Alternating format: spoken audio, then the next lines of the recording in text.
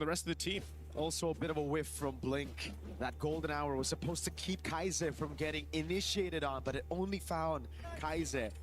Gave Coily the opportunity to just wait, go for those cables, and find the double. Yeah. This is the reason we don't see too many Gords, too many heaves now in this meta, right? It's just, if you don't have Flicker, you're dead.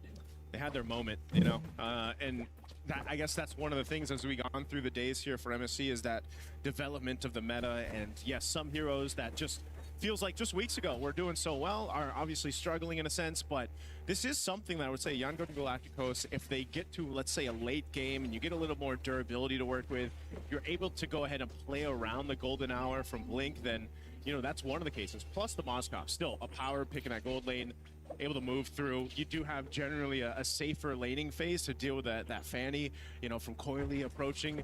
But that's the thing. It's more so of Yangon Galacticos really trying to hold on. You can see Brute Force Breastplate now picked up for Han. That's going to help him a little bit to deal with that kind of burst physical damage that's coming through. Second turtle up, though, as YG gets space to go ahead and work around this.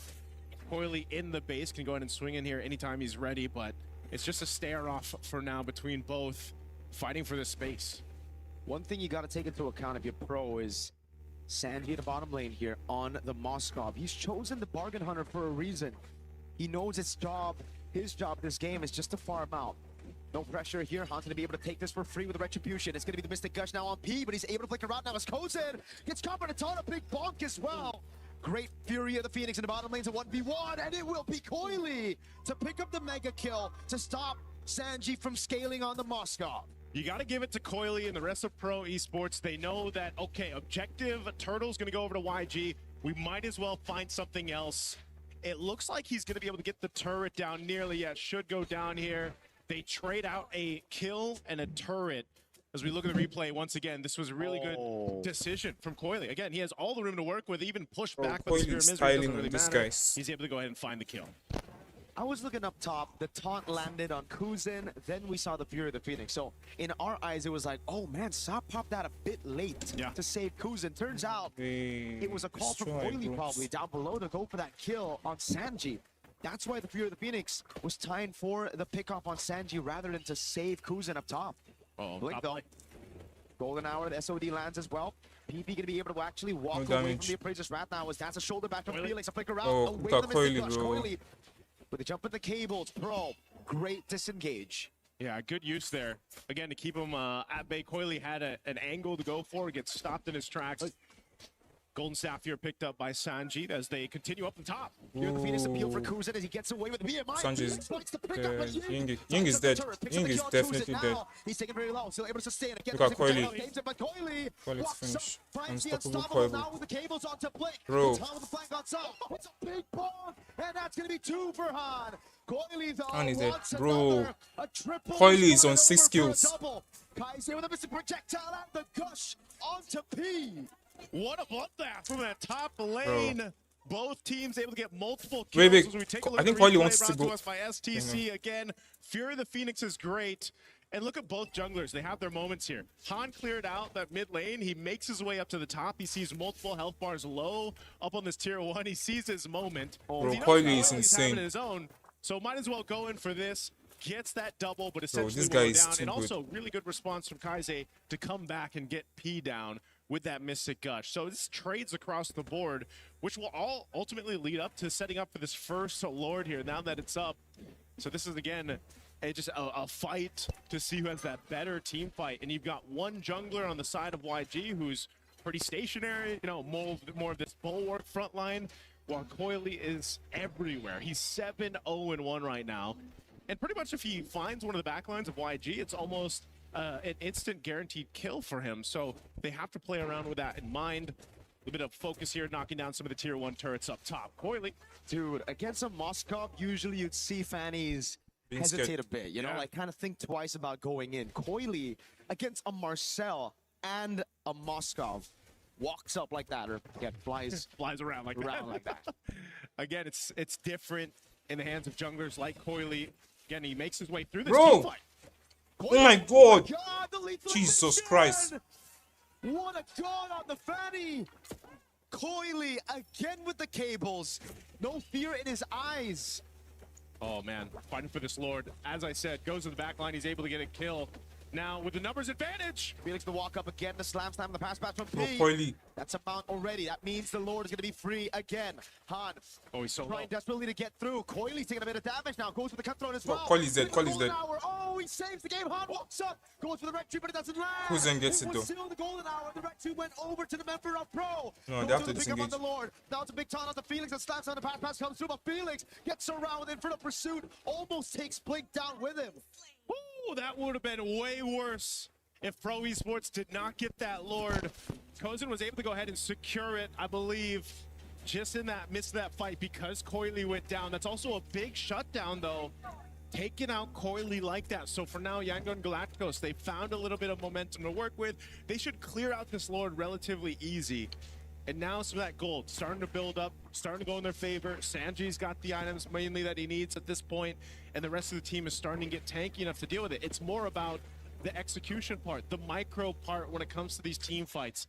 The biggest threat here too is Kaise on that gourd against Coily. If he's taken out and he doesn't have a flicker, and Bro, what's Coily? The most of defensive goes item in. he decides to go with, that's just unfortunate because your whole game plan is I'm gonna get a sun off, Mystic Gush real quick, get some people low, and build off of that. But he knows he's gonna be a target, and so now for YG they have to adjust these team fights. And it's just so sad to see the golden hour now 2 times. First time was, okay, that was just unlucky by Blink. Second time, miscoordinated by Han and Blink, right? The golden hour was there, it delayed the Lord. Coily was already dead, but Han went for the retry. Because the Lord was still in golden hour, the retry went to one of the pro members, and that's why Kozin was able to steal it away. Yeah, once again, Marcel, that golden hour is so valuable, but at the same time, sometimes it can backfire in a way that you don't expect. Now it's pretty much even across the board, except for the fact that you got a couple extra turrets for Pro Esports off that Lord take, off that Lord push. Helps open the map a little bit for them, but they still have plenty of time to go ahead and find something here. You've got some pressure on this purple buff. Uh-oh, they're gonna Oh, all no. in on P. Flicker out of the Praiser's Wrath and a Mystic Gush already. That's gonna be Coily with the damage. Oh, the mount as well. Big Fury of the Phoenix. What the fuck? Onto a choke point. Han with a taunt. Onto 2. Ying still trying to buy some time as Han pops P. Okay, they fight back again. It's been trades all game long for the past 12 minutes here.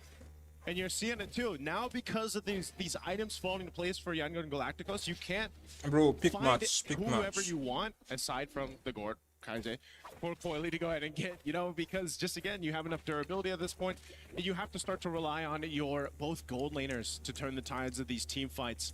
But you'll see it here. This is a team fight comes through.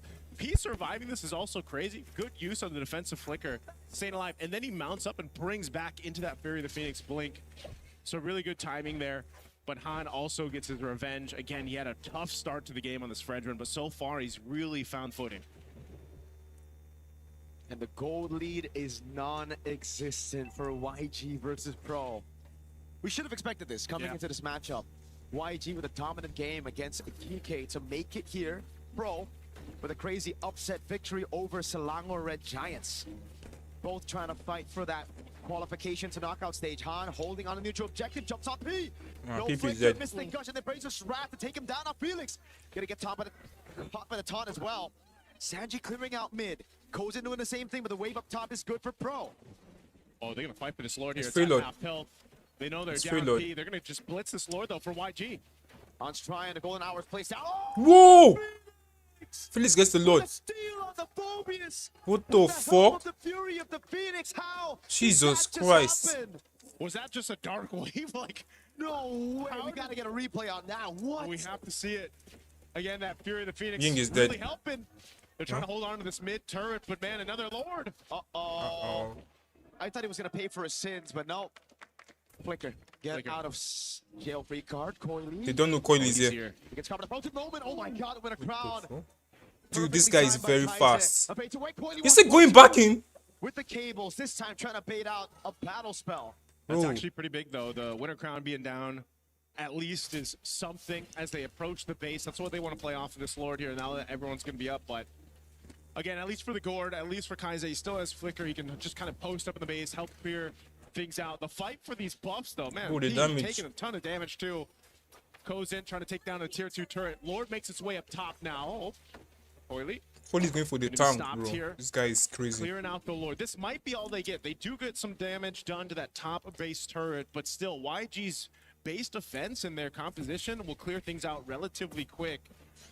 So, I mean, based how things have gone for the last couple Lords here, it's got to be the retribution for the next one, man. It's going to be so important for either team to go ahead and secure that, to get this momentum as we look at the items coming into place. There's even a big difference gold-wise between the XP laners, but Sarian Felix is actually doing a really good job of just kind of being that front line that he needs to be on the Phoveus. This is why even after those nerfs, the Phoveus still finds itself at a pretty good spot in the drafts, right? Still prioed, banned in the first phase, especially with the Assassins coming back into meta. Felix, though, he's had a tremendous game on the Phoveus so far. That Phoveus steal, it shouldn't even be possible. Again, I would have loved to see the instant replay there. How did he get his hands on it? Because it didn't really look like Coily was in a position to steal. Han had a free retry, it almost looked like. Yeah, again, at this point, that retribution battle needs to come down between the two junglers here for this next one, but both teams have been showing that they will go for pickoffs if they can. It's a bit of a tough game, I'd say, for YG too, just because you got to keep tabs on Coily. Where's he pushing? Where is he going? As you look at the difference here between the XP laners, what they've been able to go ahead and secure, of course, for each other, but Ying can essentially do the same thing. We saw that in the earlier team fights, you know, being that front line for them. He can help kind of give that vision too. Phoveus, though. Whoa. Oh, hold on. Trying to cut him. Let's try. Bro. Yeah, he's able to get away just fine. Again, Coily, you got to keep tabs on Coily. Any Fanny like this is going to play that move, but YG has the same option with Sanji. That's the thing. There's still so many ways they can play this. Again, YG, it's not like they're going to lose out on that far lane. They have a Moskov and a Uranus to play on those far lanes to match the Fanny. Heck, I think they might even be able to clear it out. Oh, wait, Bro, what the damage can't be standing behind those minions like that, man. The piercing damage of Sanji starting to hurt. Yeah, it does. Mr. Gush already dropped down too. Wait. Okay, that's some key ultimates down for YG. Did Pro Esports just get the upper hand for this Lord take? They're going to make their way. Coily already got his buff. They're going to try to zone out the rest of YG. He already pushed in the bottom lane. So now it relies on Sanji to land at SOD. PP in the back, trying to zone him away. Coily with retribution again as PP was able to zone him away as the golden hour comes through, but the SOD landed. There's no way he takes it with 4 members corralling over that landed SOD. He's alive. Jesus, it's buzzing. Now brought back to the team. He's still able to escape for a bit, but the pass is right there again. A big bomb. Whoa. Lands onto Coily, baits out the rose gold. Pro should just be happy with the Lord. Blink wants a bit more. Ying now walks up Kozin, trying to punish Flicker out from Ying. Okay, this is just has to be a disengage. They got the Lord to deal with. You're seeing how much of a push and pull it is for both team compositions now at this stage of the game to really execute it properly based on the ultimates they have, plus those battle spells. Once again, with that Lord coming up, again, this isn't the evolved one, so YG shouldn't have a problem potentially even holding on to their base turrets. Maybe they lose one on this, depending on how Pro Esports plays it as they clear these waves out.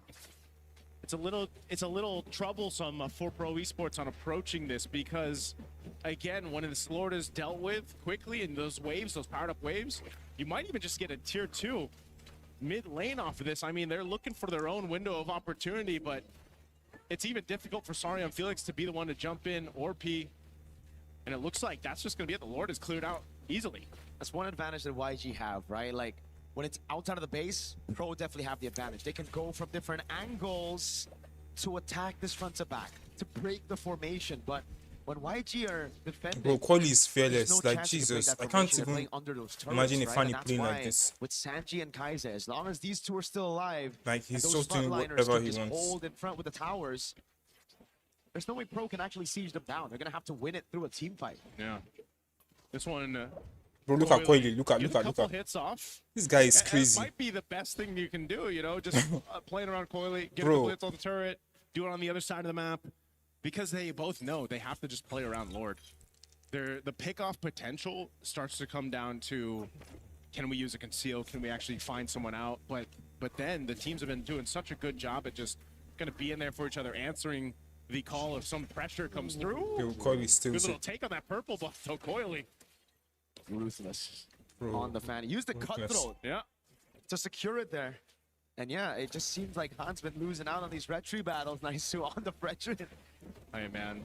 At least if he can get it for the Lord here, it's going to be 30 Quality seconds. over quantity. Yeah, exactly. You know, and that one will be evolved too. This is a very different game one than what we've seen so far throughout MSC, especially, you know, you're reminded once that Fredrin gets picked up and a lineup's kind of built around it, this kind of utility jungle concept is it's very different, bit of a different pace. Oh, gosh. Just walks out of there, blink. Coily is going to destroy them now, bro. Oh my god. He's just golden hour. Utilize this. In the midst of it all, give the slam again from P. He's able to break around for safety. Now is Coily. Wait, no one dies? For an angle to go with the bro, this guy is crazy. Just trying to bait those resources from YG. Again, nobody falls. Bro, this Coily is insane. Kaiser and P. The hell? And a flicker for P. Ying. Yep. It's all this battle of resources at this point. Coily, as hell of a start that he had in this game, he knows that he can't just throw himself into the arms of YG. And so he's going to continue to push down that bot. It looks like at least cut that wave through. YG's going to make an attempt on this Lord. It's half health right now, but Coily will be here in time to face off. He has no flickers. They know it. They're going to try to burst him down. And Taunt lands as well. He's dead. He's dead. No, he survived. Oh my god. Oh my god. Bro, Pro Esports are insane. So much time. Sanji caught in the dark wave. Now the blazing duet from Kuzen. Oh, Sanji. It's all up to Sanji now. He's going to be caught with a slam and a pass, win a nature, and also the immortality buy. The immortality buy for Coily as well. Dark wave lands. Sanji's still there. Ying trying to buy some time. As Blink is in a 1v1 against Coily. It's an all-out fight everywhere in the map. Again, Coily. There's no way Blink escapes. Blink is dead. Running away. He finally gets cutthroated and assassinated up top.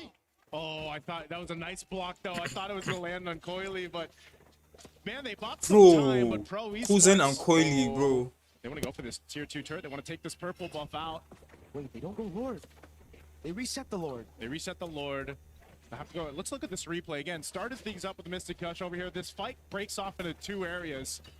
Collapsing down, golden hour used into that Fury of the Phoenix. Meanwhile, also a real cam. It looks like Pro Esports is going to secure themselves that Lord there, but you know, that was a fight that was dissected on through. And that's one of the things that Fanny will do too. You know, you were able to go ahead and split the fights up, focus on the right targets. Golden hour, it just feels weird in some of these instances because it's like, it's clearly there to stop the momentum of a fight, but sometimes it ends up just kind of splitting things off in an odd angle for YG. So now it's back to the defense of YG. They have a good composition to defend, but Pro have an evolved Lord now. At 22 minutes, it's a different kind of Lord. Wind of Nature for Kuzen. Bootless at this point for both of the gold laners. Okay, clear out these waves. Lord is up top. It's going to get that charge in. Taking out the base turret. YG has no choice but just to let that go. They're going to have to deal with the Lord, clear it out. Potentially losing some more base turrets. Conceal is going to be used from Pro Esports. So double top from Han now with the force play as well. Coily with a jump in the back line, but it's going to be the winner crown. Jesus, look at this guy. Oh my god, this Coily is fearless. Like, taken out now as Ying buys the immortality in time, keeps himself alive. Han! Han! Big ton of the Brazier strap. Kozen was able to win of nature all of that physical damage. Okay. YG lost the base turrets, but it's okay. They're still in the game. They've got some more waves to deal with here, and knowing that they're down a blink, looks like Pro Esports still wants to go ahead and potentially end the game here. Ying again, pops into Consecration, bending the mini waves over to the right side of the map. Sanji clearing it out. Kaise no flicker. He needs to play far back. Pro are still lingering. That's a bounce! The Mystic Projectile landed. The PMI gets Kozen out, but the Rose Gold was already procced. So that's all they get. Pro Esports off that evolved Lord will take down and strip the base of those turrets. Taking the discipline route, even amidst the lead they have, it's just YG still able to fight up. They're still able to do well. This is where we start to see the item swaps come into play. Winter crowns even being picked up. You've got multiple across the board here for YG. Wind of Nature sitting on Sanji. Sanji has been doing a great job just staying alive because he's so pivotal for them to actually be able to stay in this game. Kaise as well, very happy with his Mystic Gush timings, but he's got to go in a way where we saw in that last fight where he pops the Winter Crown, he Mystic Gush. It's still being used even when he's frozen, but again, it's better for him to go ahead and do that in the base. But this time, now 24+ minutes in the game, this Lord, I don't know, man. If Pro Esports able to secure it, even with this kind of defensive line of YG has, I don't think you can defend against that. Coily's still pushing in that bottom wave. He knows it's going to force someone from YG, force Sanji to go clear that out, respond to it. Holy moly. Even with the guaranteed slow push, Coily decides to shove it straight inside the base. This means Sanji's going to have to deal with it. And he shows up on the map. Goes in, utilizing the position to go on to Ying. He has to be the crowd, pocket concentration. Really That's a Fury Phoenix faded out already by YG. This could be the angle. They've reset it, and Sanji has cleared out bot. Yeah, he's cleared out bot. He's handled the waves really well. YG, this is a Lord Dance as ever. Still half health on it. Fury the Phoenix still on cooldown, so they don't have that right now. And Han's tanky enough to go ahead and sit here, like we've seen so much before on this Fredrin with an immortality to go ahead and just tank up the shots. Blink jumps in. Golden Hour doesn't land on anybody. Felix is able to evade right now as he lands the dark way, but Coily's gonna go up top. Mr. Gosh and a Blink appraise the trap. Coily in the base. Blink trying desperately to go back into the base to save it. He gets there in time, but Coily has a few minions on it. Now it's gonna be the SOD that lands. Sanji gets Coily down.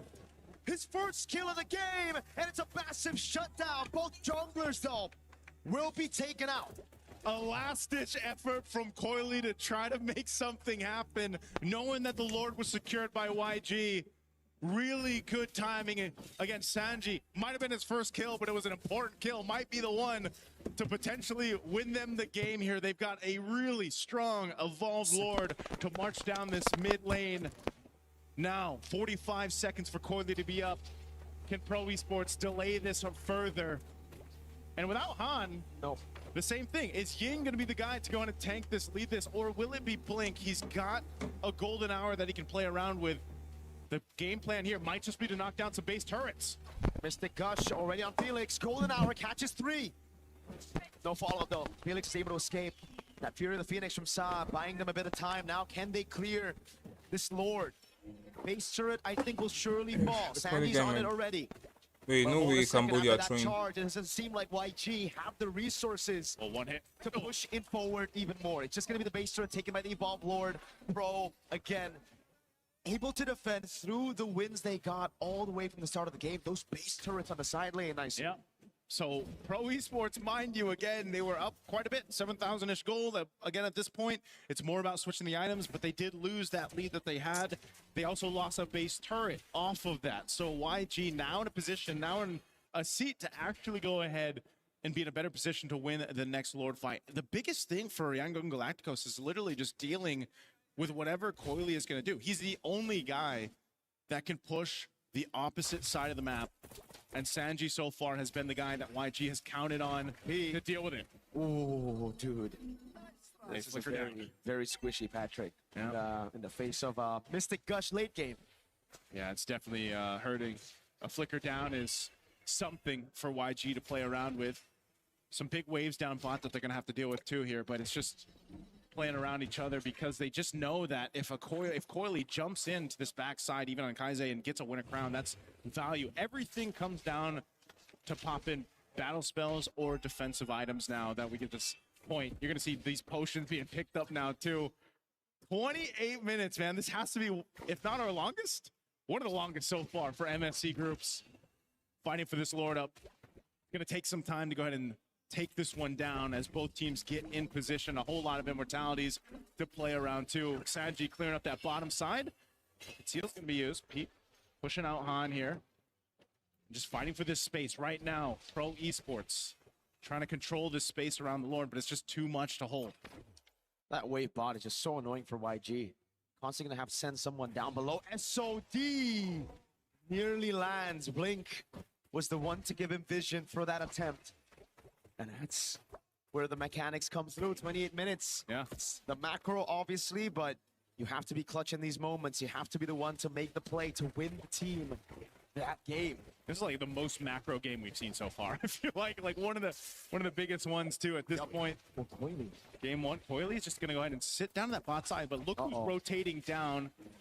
Sanji and Blink. Mystic Gush already used. Lord's gonna go for a bit of a reset there. Oh, that is a big whiff. Coily stays for a bit too long, gets caught by the Spear of Misery from Sanji. it had to be also that snapshot, right? I mean, they got him on the wall there too, that spear. That is a huge pickup, and now without Coily for 60 seconds, a whole minute. YG cleared out the waves, and they know they have the space to work with for this Lord. And it's Gush. All in onto P. Fear the Phoenix. P. Immortality down already. Blink now coming in as well. Good taunt and the Pierce from Sanji. Ying taking very low. Cruising to look for the play. Flickers in the Blazing Duet and the Wind of Nature as well, but Blink is able to get out of the way of the Blazing Duet. Felix, 3-man Dark Wave, has to flicker out. Big bomb with a missing projectile. Goes in at the Immortality, but he's going to go down to Ying. A big bomb sends no Han, way. or rather Felix slow. Pro esports But have now it's thrown. Sanji with Wind of Nature. That's an Immortality already down. It's now going to get flickered down, but he buys the Immortality in time. Wind of Nature, everything with the Wind of Crown as well, but it won't be enough. It's a big wipe for YG as they come back in game number 1. Talk about a defense from Yangon Galacticos to Bro. hold on strong, even Jesus when down Christ. for the majority of that Bro, game. Pro esports are. A composition built around base defense. Well, you see exactly what that can pull off here. Really good timing, really good Bro. game sense to make that play in the bottom Cambodia, lane, what the hell find are you guys Coily, doing? and then make something out of it. They knew that they either had an option. If we get Coily out, we could probably just get the Lord, and if not that, then we could just win a team fight. Not having that threat anymore, and so Yangon Galacticos knew what they had to accomplish. They did it perfectly with this lineup. Took some time. They really had to buckle in for as we look at the highlights from STC with this one again. Very strong showing though from Pro Esports. Coily on this Fanny, phenomenal. But eventually, it kind of falls to a different point of the game. You know, you're not able to go ahead and just swoop in like this, get kills. Han really held on, built up that durability. And, you know, you got to give it up to Yangon Galacticos to hold on together. YG winning this game with an unorthodox composition. Yeah. We have to say this. This is meta. A few patches ago, this was the best composition you could go for. But in the current meta, we've seen more assassins in the jungle. Coily had an 8-0 start to the game. Yeah. Yet it was the utility jungle of Han. Yet it was them coming back through crazy steals, honestly, crazy mistakes as well, but then adapting and downloading the pro movements as the game got to that late stage. We knew this one was going to be a good one, man. You know, I'm expecting it to be a 3-game series. Both teams just have each other's numbers. They're playing so well around each other, whatever they decide to draft. You know, and again, it's all about that execution factor, and it was executed really well by Yangon Galacticos. So let's go ahead and throw it over to the panel to see what they have to say about game 1. Thank you guys so much. Great matchup there to kick off our second series of the day. It was Yangon Galacticos with the defense of time that somehow, some way stalled out the efforts of their opponents and made them think that maybe that Fanny, that assassin, isn't at the top of this meta if we let Marcel available. The other news that I want to give you, 4 games Marcel has been let through, 4 wins. Might need to stay on the ban list from now. Welcome back. My name's Rain Day. Brigida Lefel joining me on panel. That was the longest game of the tournament so far. Yep, it was. And it was off the back of a really good defense. It's a Moskov and a Gord who was just always defending until the very end. And I think I really want to credit a lot of it to these 2 players just because of the fact that I don't think this was Han's best game. So it's amazing how they're able to stall. That's the word. Stall it long enough. I mean, you mentioned Han. I want to get your just initial thoughts, and I'll start asking about that matchup. No, I mean, like, here's the thing. You came in, I would say, at the right meta where there's a lot of assassins, where the game is pretty dynamic. But imagine this is basically our life for the past 2 years. We're in tank jungles, really, our thing. this so is it. almost every game goes above 20 minutes. Because something about tank junglers, they can just hold on for dear life until eventually you make one good play, and then you win that way. 30 minutes and 2 seconds. I said the longest. Well, it says 1 on there, but maybe it was like, 1 and 59 or something, hundredths of a second. I think this was really a good showcase of the matchup we highlighted with Coily and Han. I think Coily actually played quite well, but also I think there was, like you maybe had mentioned earlier, just this meta's past, a glimpse of what your life used to be. Maybe that's just not. I mean, maybe you just can't let that be played in this meta. Maybe you have to force assassins in this meta, otherwise you're in trouble. It By the way, let me just say, look at the buffs there. How many times Han has been denied of the buffs? The orange buff, he only got 12, and then Coily got 17. The purple buff only got 15. Coily got 17 again. And look at the objectives as well. Like, I gotta say, 4 Lords was taken by Pro Esports. Only 1 from Yangon. So this is a really not a great game for Han, and yet somehow, some way, again, with the Gord as well as the Moskov, they were able to hold out long enough until that moment finally came for them. Yeah, I agree with you. There might be a bit more question as to whether or not this pre-patch quote-unquote meta is still actually effective currently. Because I don't even want to point out anything about the draft that we saw from Pro Esports, because they were able to really make it work. They found the early game, secured it in their hands, and you saw highlights after highlights, especially from Coily. But it just boiled down to that one mistake down bottom around the 28 or 29 minute mark, and eventually another one from one of their carries, Kozen too. So these were the 2 players who could just not afford to go down, but in that sequence, it was the both of them who unfortunately had to. And you could no longer defend that siege if you were Pro Esports. It was a style that they ended up needing to draft around, having seen the Fanny come out, the talent of Coily, and he put it to great display. He showed how effective that character could be, but it wasn't enough. Leading the entire time, Pro Esports stumbled at the very end. YG maybe made them stumble, and they got the win. Game 2 is upon us, but Tlph, before we do that, break down what you saw in Game 1 that led us to this longest game of the tournament so far. So I agree with Brigitte. We don't have to look at the draft too much, but I feel like we still have to talk about 2 things here. The reason why I say when it comes to the late game, it's going to be a skill matchup between the teams is because if you go to the late game, the Moskov as well as the Gord is amazing just because they clear the lanes very fast. The Moskov has an added advantage where even while he's clearing the minions, he can attack enemy. In comparison to what Pro Esport has, I would say the weakness of him trying to end the game was having this Zetienne. Zetienne is pretty good at sieging, just not enough, I would say, firepower to make the Uranus, worried, to make the Fredrin worried. So the front lines really don't care that much getting attacked by the mage, hence not giving time for the Claude to actually attack the turret for himself. So now we're going to be looking at some clips here. We're going to look at the early game, and this is the effect. One of the reasons why, yes, I'm standing up, but as long as you're comfortable, right?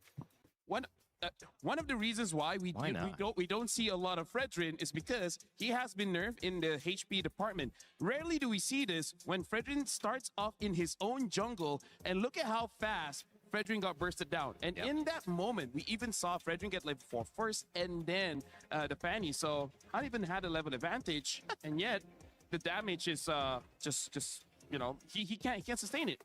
And then going for the second thing here.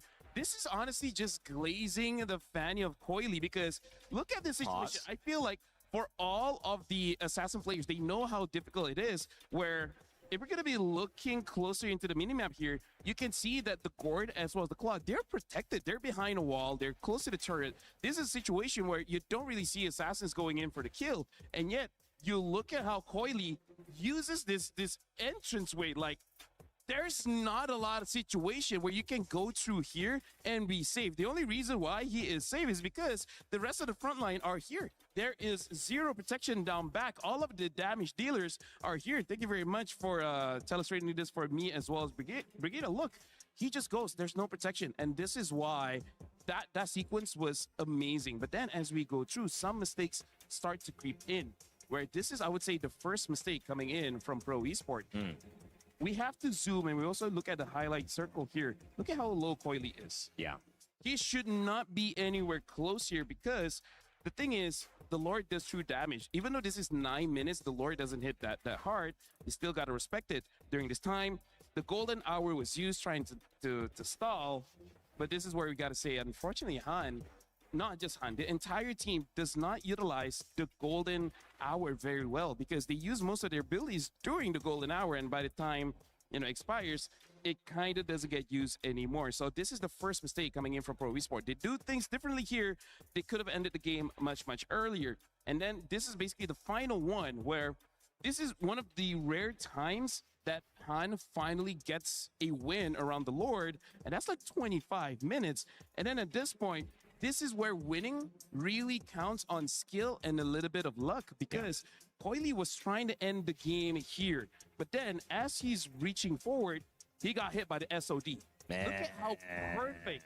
Look at how perfect that hit really was. And then Coily was next to the base as well, so he will get stunned up if the SOD did not hit.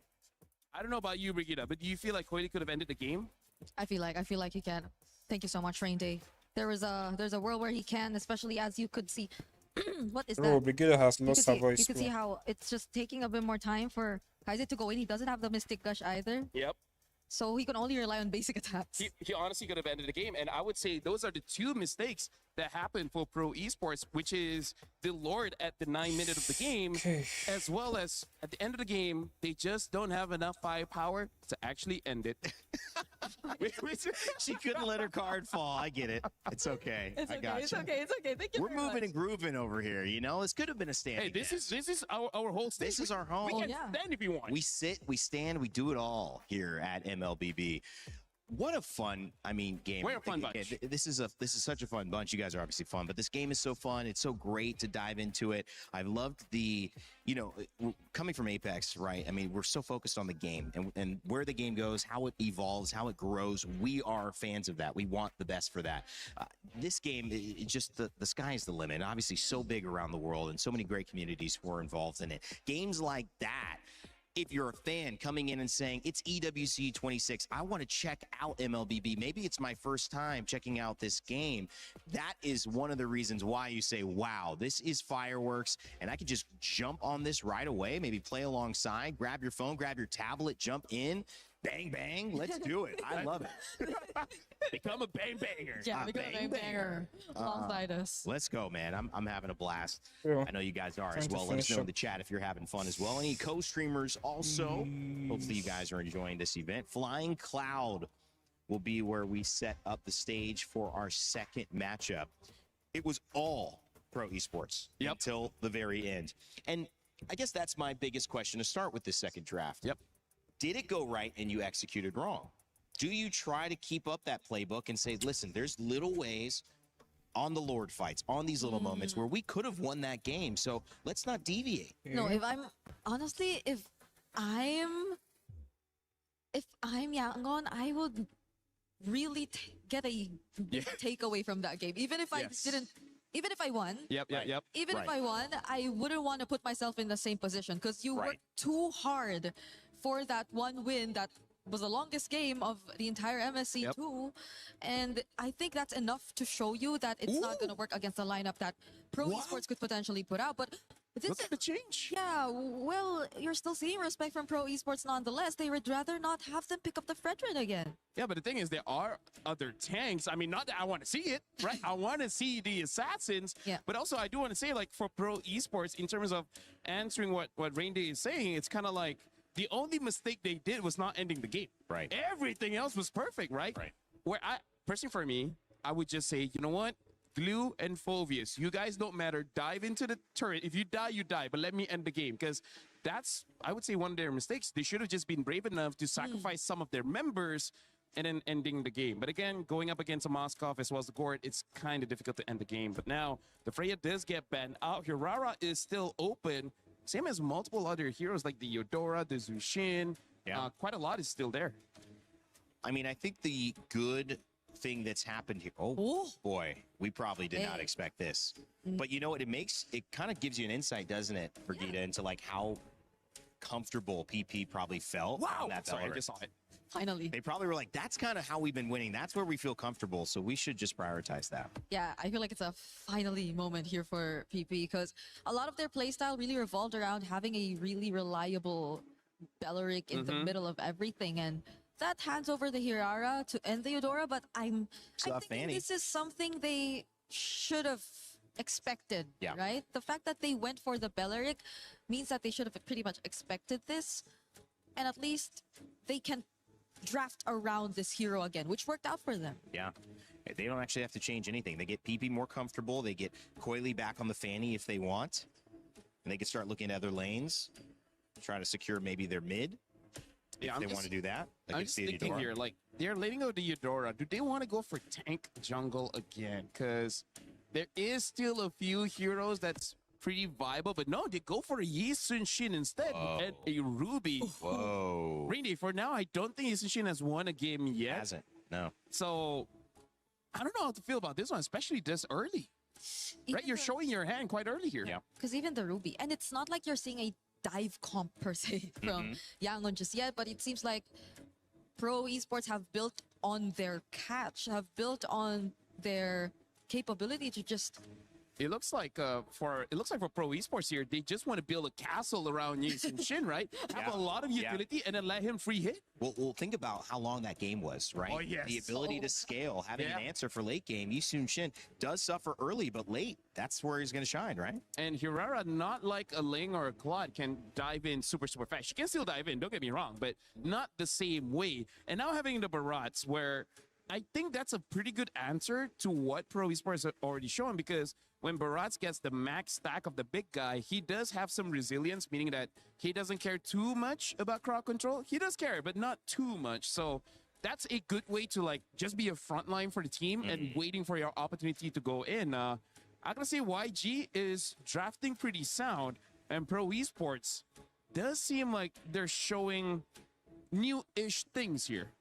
Yeah, I agree. It's also making me wonder, because I think the probability of us seeing a double fighter lineup in Pro Esports is pretty much very high. Yeah. But for YG, on the other hand, who are showing a HAURORA right now, I'm wondering, and a Barretts too, I'm wondering if they're planning to even consider that round as well. Because if they do, then that's going to make things, I guess, that's going to allow them to play around the HAURORA, yes, but the range, I think, is going to be a problem. Melissa. I feel like Melissa would work well against the fortress that Pro Esports is building. Yeah. As of the moment, they still have that option. They can pick it up. They banned out the Carmilla. Interesting. We haven't seen a Carmilla just yet, so maybe they got some information about what's going on with Yangon Galacticos here. Right now, they can pick up their gold lane if they want, because they don't have the gold lane as well as the roamer. And I feel like showing either or doesn't exactly expose your draft too much. Because it's not like, oh, you show Melissa, I'm going to pick up something like a Farsa to kill you. There's multiple ways to deal with a pick like that. And you know that the Yi Sun-shin is going to the jungle anyway, so there's less things to worry about. It's, at this point, really just a potential... What if Yi Sun-shin gold? Oh. I don't like it. Hey. But, who knows? Oh. Ixia. Okay, Unique hero. Another new pick again. Okay, We're going deep here. if they're going double fighter, then the other fighter has to be a backline. Yeah, like a Lapu, Benedetta, Yeah. Yuzong. There has to be someone to reach that Ixia, because, well, it can I also think be the CC mage. is okay. I think CC is okay. Yeah. If you want to put CC gold, but Ruby EXP against Barats may not be a good matchup there. Or if they don't want to do that, then maybe the mid lane too can compensate for the range, for the reach. Eve probably is the safest. Yeah. We don't see much Farsas currently, so We see one loss, but we've seen one. let's see. Oh, All right, they pick up the Vexana as well as the Uranus. I feel like I Vexana, like this. has one win. But do you remember how I was mentioning that she is pretty tough against Eudora? In my limited experience. I mean, you're not wrong. You're not wrong. But I'm just saying it's like a matchup that does okay, which it means you're not going to get behind, and you might be able to pressure her out so she doesn't get ahead. Another element to the fortress. Just add a Lord as well. Right? This is a clear fortress for Yi Sun-shin. This is a, I don't know, walking battalion? Walking? Not all of them walk even. It's a strong vanguard for sure. Last pick coming in from YG. it's all for Coily now. Synonymous with Myanmar at this point, and trying to do another historic run. The Matilda. Wow. So Another unique hero. a lot of defense coming in from Pro Esports and Yangon Galacticos. They have a lot of ways to approach the fight. I gotta tell you, Brigida, I do not know how to approach this draft. Yeah. So I'm gonna look at this like a fan. This seems like a fun game to watch. Yes, it does. I think it's just very specific for Yangon. They can go very specific with their targets, but Pro can go a little more heavy on team fights for this game. Well, I'm the pro analyst. I know exactly what's going to happen. Vexana's going to beat Eudora in mid lane. I can't believe you guys don't know it. My Grandmaster rank games, I already figured that out. Okay, let's send it to two guys who have a better idea of what might take place here. Game 2, trying to tie it up. Nice, Mirko, what's going on? All right, let's go. Hey, we appreciate that right there. You know, I see you climbing the ranks there, but let's go ahead and jump into this one. Bro, I'm It's trying me to and finish Mirko up to bring you the the action thumbnail. right now. Again, it's interesting drafts across the board. Another unique pick. Yangon Galacticos, last game paid off with patience because they turned the game over on its head, got the victory. Now, Pro Esports, I like it, man. This is all playing for your Yi Sun Shin. Maybe that's what it's going to take, Mirko, to get him a win because, yes, the YSS hasn't really won anything. Nope. Been used twice already. P already has to use a Revitalize early as well. At least there's one thing, right? YG technically only have one frontliner.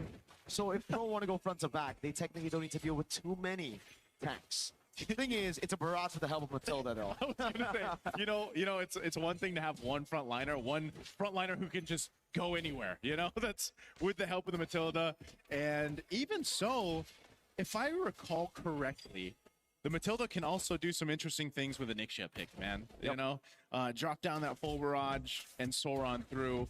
So I feel like for Yangon Galacticos, the upper hand here, aside from just Sanji, okay, that was all right. Burn the flicker. One of the upper hands that I was gonna say. Oh, hold on. Whoa, A Purify First out. blood. First blood for Hans still, despite the Purify from Felix. So that's an upper hand, getting the first blood, but it's also just, again, mobility options that they have to play around with this composition. Taking a quick look at the emblems, you can see where they're going with this. Again, the Matilda is going to have a whole bunch of mobility to work with, and this being Flying Cloud also kind of brings everybody back to the team fights really quickly. The Barrett's being the one tanky guy, you can see him. You know, he's got the tenacity, he's got concussive blast, he's on the tank emblems. King knows his job for this one. HAUSA's going to be able to take that gold crab away from Sanji. Obviously already won that lane earlier, but Sanji can just walk back up in Flying Clouds very easily. That's the thing. Doesn't matter if you really pull your opponents here this early on with the Flying Clouds map. Oh, big chop by Ying, spits him out as well, gets a stun, and look at the peel from the rest of the team. Felix able to stop that from happening. The pick up on Coily, but he's a bit too low to participate around this turtle fight. Yeah, I really like that sound effect there, Miko. That was a good one. Now for the turtle, fighting it off. Not sure if they're going to get in range. Han gets the turtle secure. Okay, circling Eagle. Oh, not on Sa. He was already a free kill, I'm guessing, for Blink. YG go up 1,000. Up 1,000 gold because they've got a couple kills in their favor. A turtle, a little bit of extra gold off these gold platings too. So this is all really starting well for Yangon Galacticos, and I think that's why even our panel was kind of mentioning this with the composition that Pro Esports brought to the table. You know, playing around your YSS, you've got enough bodies, I mean, even an extra one with the Eternal Guard to protect you and give you space. But if you're not able to go ahead and utilize that and let Coily get farmed up here, scale up, it's going to be really difficult for him. I mean, look what Han is doing to Coily's jungle. Hey, if he can win on a utility jungle in this meta, imagine what he does on a Hirara. I wonder how he feels after going from a Frederick to a Aurora. Hey, to be fair, I think Hans just chill with it, man. Like, I don't know how many heroes he has in his pool, you know? Like, we've seen him on a Fanny as well, and then the Frederick, and now it's going to be the gank onto Kuzen onto the bottom lane. Oh my Kuzen is god, the dead. full barrage as well. Oh, with the Kuzen guiding survives. win. Kuzen still No, able he's to dead. stay alive for a bit, though. Good Eternal Guard on Blink, but he's able to flick around. No and gets the guiding win way. out away from the Bro. room. Able to get away off of that too. I mean, that's dirty to see, but He's in and Yangon out, man. Galacticos, makes it work. Again, they said this is going to be a fun composition to see in motion. Well, there it is. You do something like that. Looking at the replay brought to us by STC. Brings it a little bit too far, you know, but still able to cap out a kill under the turret, and then good flicker usage there to stay alive by Sanji, and then guiding wins on out from Blink. That's a tilter, bro. That is... After losing that close 30-minute game, this is usually what happens, you know? After you lose a close 30-minute game, it might be a quick one in game 2. We saw the Burmese fans earlier. Yeah. Up on stage. I got my sound effects approved, by the way, by the king. the king yourself. The young man from the Philippines. Yo, shout out to the king, man. Shout out, man. We'll see you really soon. And now for this second turtle up here. Pro Esports has control of it, but they wait for Coily to get in range here. Little poke back and forth right now. Both teams, Ying playing up that front side. There's the Mount Shocker. Pulled in the Dino, the Eternal Guard as well. Bull Barrage comes around, the red tree is good for Barrage. Coily. Dives onto Han, untargetable for a bit, able to escape with the help of the Flask of the Oasis. So it ends up being a big win for Pro finally, XP and Turtle. Yeah, that's something they needed. At least get the objective secured. You don't want to let this scaling happen even further for YG. Up 2,000 gold at this point. That's a Skypiercer also picked up for Han. They're going to go ahead and just keep Kozen back here. You know, one of the things too, speaking of this, hold on, Circling Eagle. Kozen is dead again. Oh, done. Oh, God. Oh, God. Yeah. I was going to do the caca, but... Welcome to the That was- Thunderdome. that We was- need a Thunder effect, man. no, I don't know how it's going to work. I don't know if Leo's going to approve that one, but that one's not. he'll come up with something better. But that is the interaction that you can expect. One of many that Yangon Galacticos can go ahead and play around. And so for Pro Esports, you know, that's one of the hard things about it is like, what way is YG going to approach our fight? You know, or they more so just kind of have this universal, straightforward approach. We saw it where they're able to go ahead and bully off Yangon Galacticos off of an objective. But even so, if that ends up being the case, you know, once the Lords come to play, the approach is going to be different. So Pro are just going to take it slow, but YG scaled pretty well as well with the Ixia, right? Yeah. So, I mean, we're just going to have to find out again. 2,000 gold lead for YG. We've seen massive gold leads turn around like in the a last one. very, very good games like yesterday, Falcons Yeah. Meta against IG. They held like an 8,000 gold lead. IG were able to come back through forcing Falcons Meta to make mistakes. Seems to be the case, you know, whatever team makes these mistakes kind of gets punished on them. The teams so far that have been competing throughout MSC, they all do that really well. Once they see an overstep from the opposing team, they're able to go ahead and punish it. Now this is also just the nature of the compositions you have, you know, with Eudora. I mean, there's a reason why the Eudora is picked up so much. One of the top picks right now in that hero pool. Last Turtle, though, again, playing around that stun that you have, the mobility that Matilda brings, YG will wait for their own moment. Goes in. Oh, the chop missed. I think it's going to be pulled back as well. Oh, great taunt to read the flicker too. But it won't be a kill. They're just buying time right now for Coily to get his hands on it. When Han walks up, great CC from the Circling Eagle, a blink. Bro, Steal it Pro away Esports now, are going to the locking lower him down brackets. for Sanji to get a few shots on that full barrage. PP with a walk up, a taunt that doesn't land.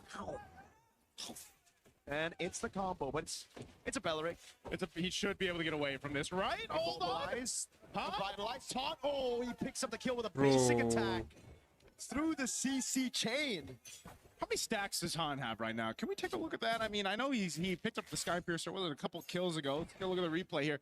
This looks like it would be so good for Pro Esports, but Blink with that Matilda coming through on the Circling Eagle and then Han able to swoop on, get that, and then capitalize a kill.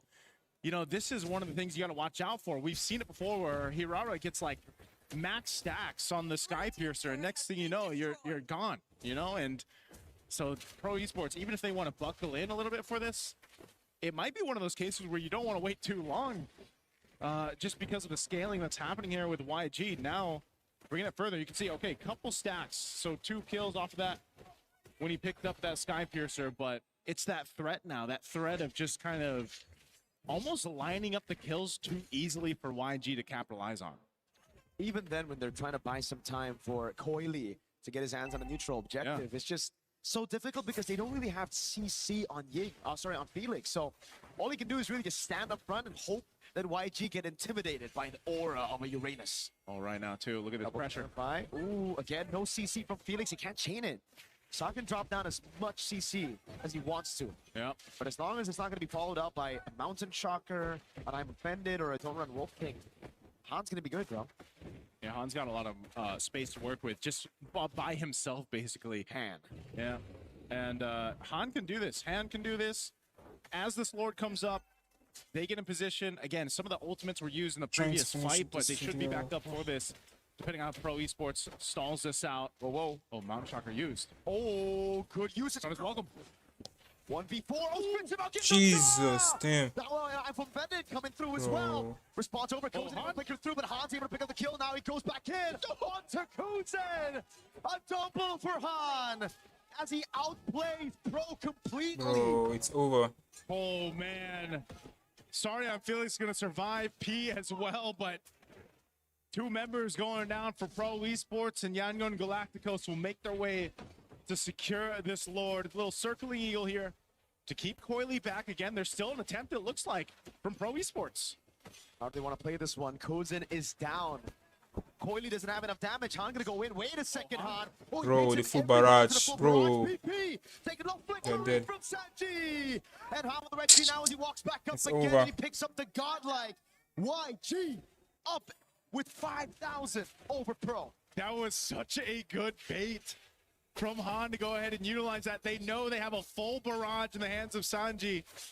And so just line up Pro Esports into it. And you know they want the Lord. I mean, look at this replay here. Again, Han popping that winner crown.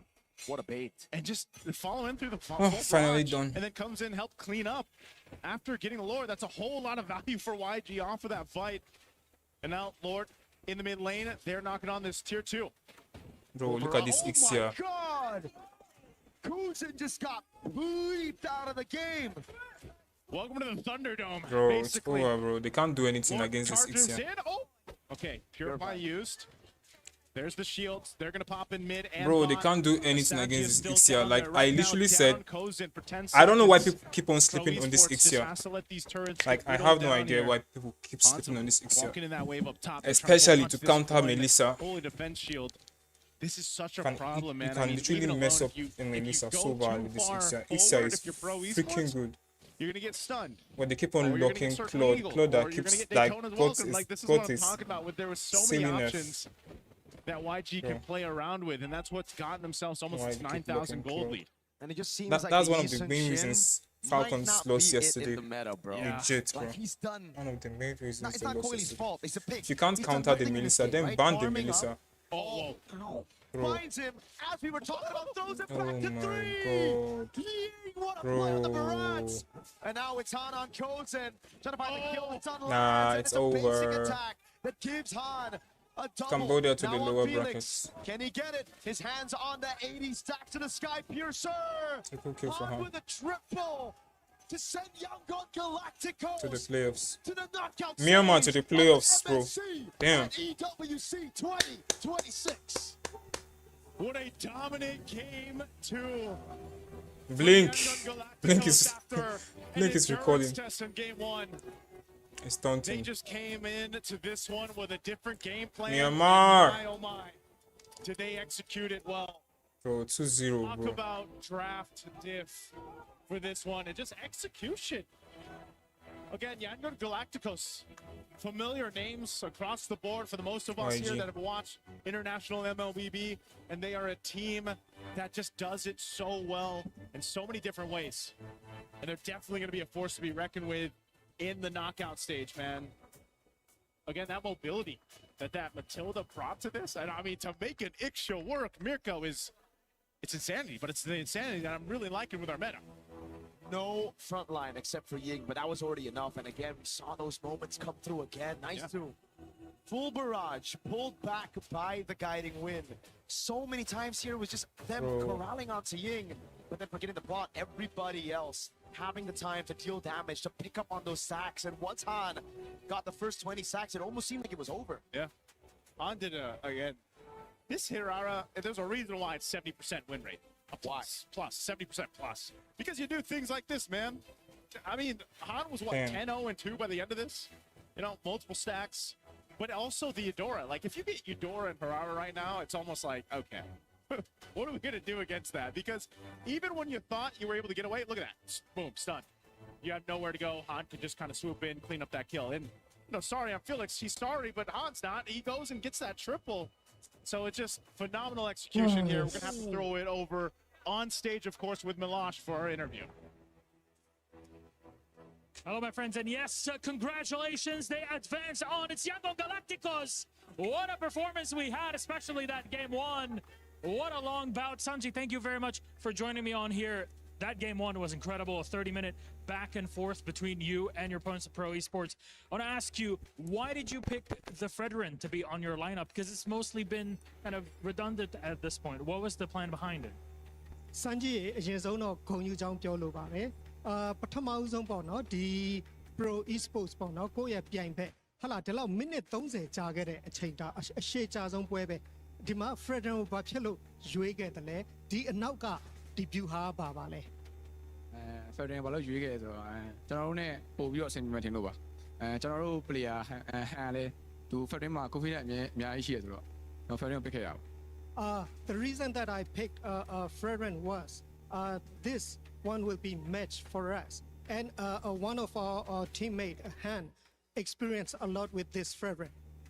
It worked out really well for you. Now, this was the longest game we've had so far here at MSC, but how do you bring it back? Because there was so much back and forth in that game. How do you bring it back given the pressure that there is in this game on you?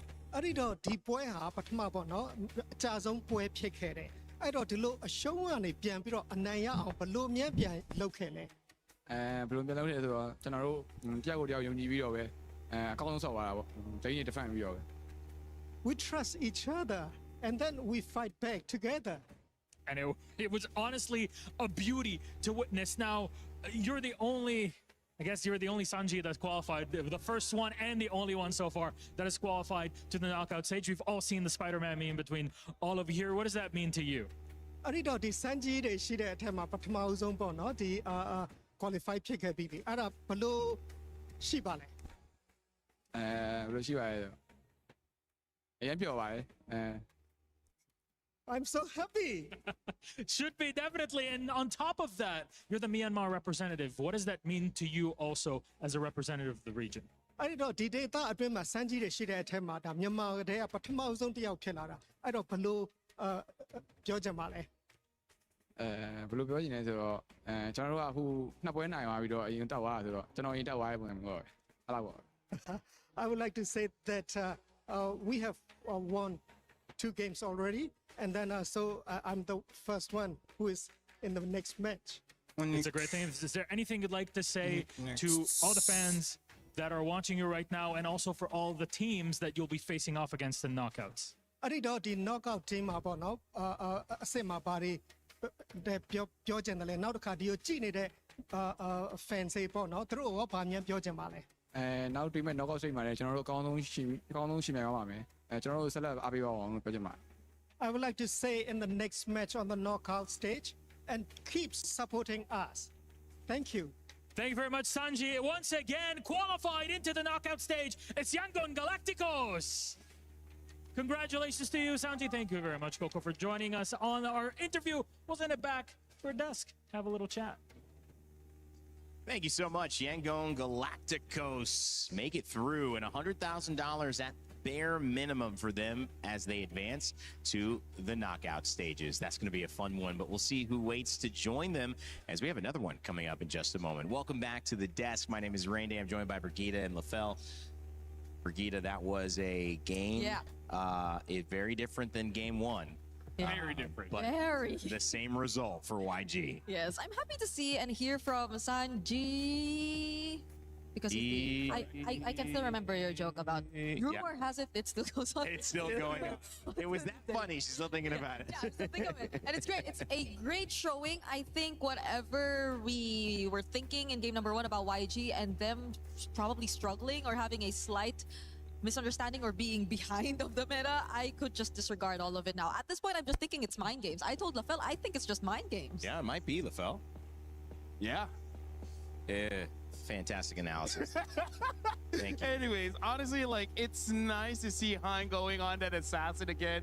Because on that Predator, I think even he was like, Coach, no more.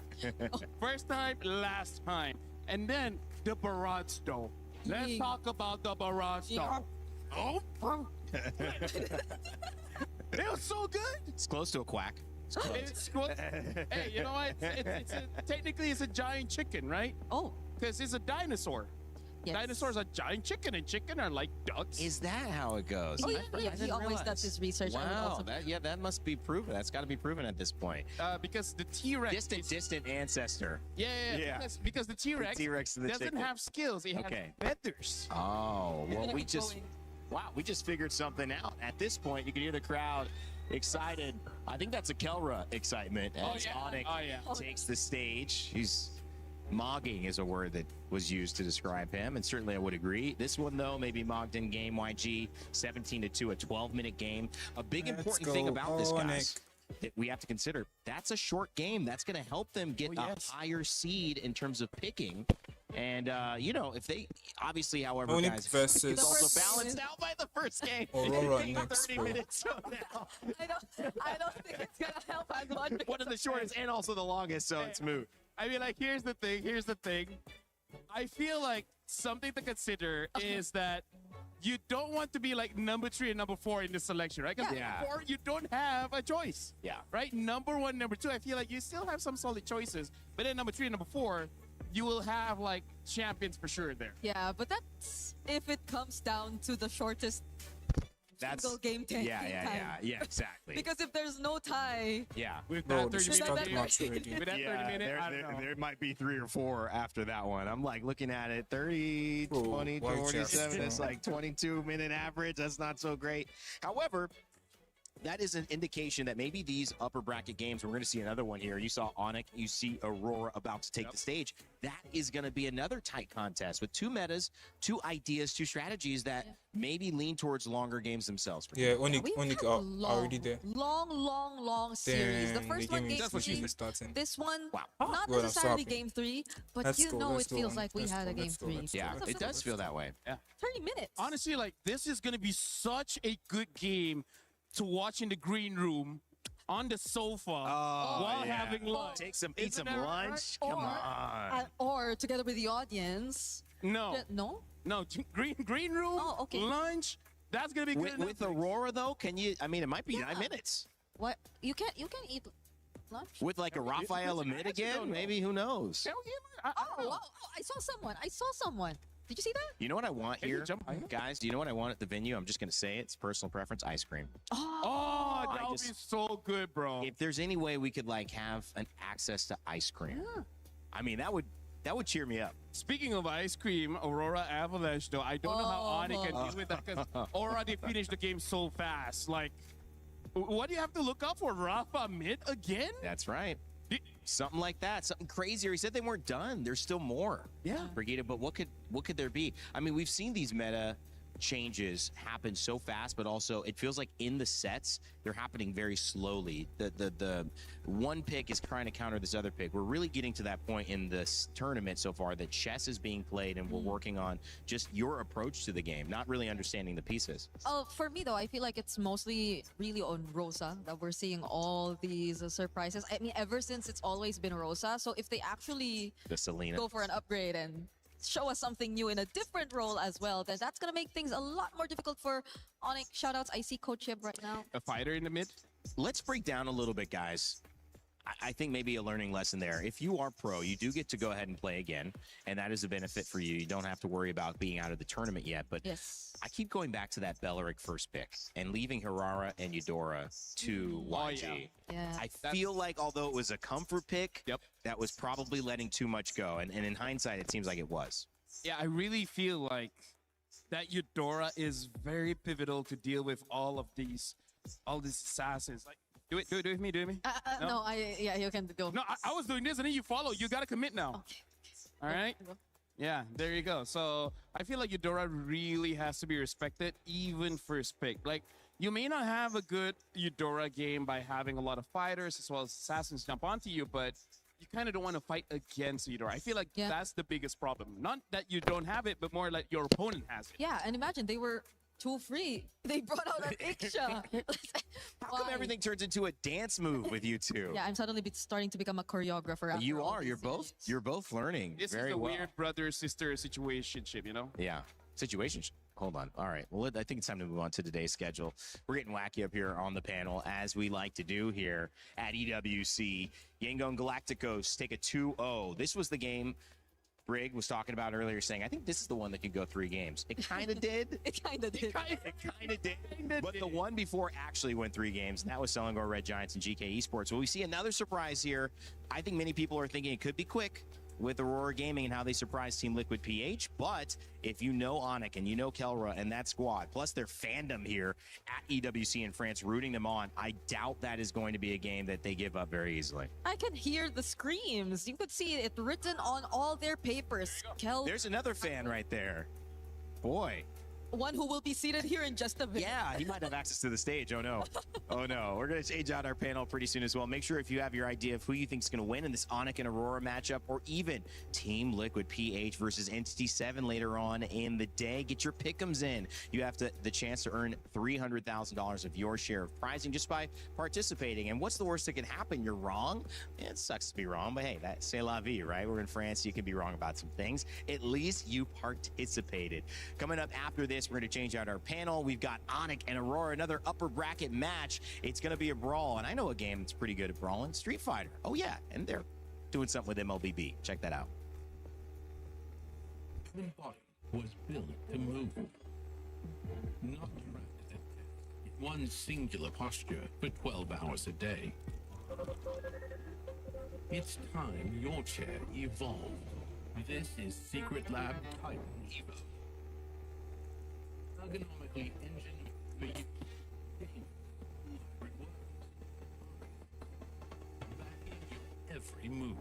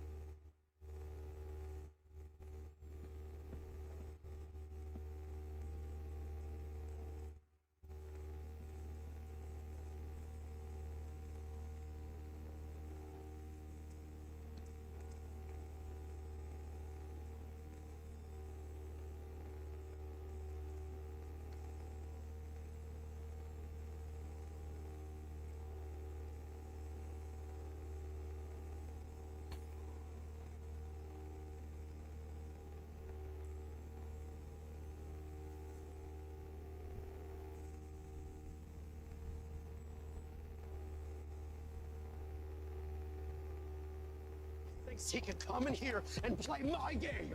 He knows nothing. Either one, you're done.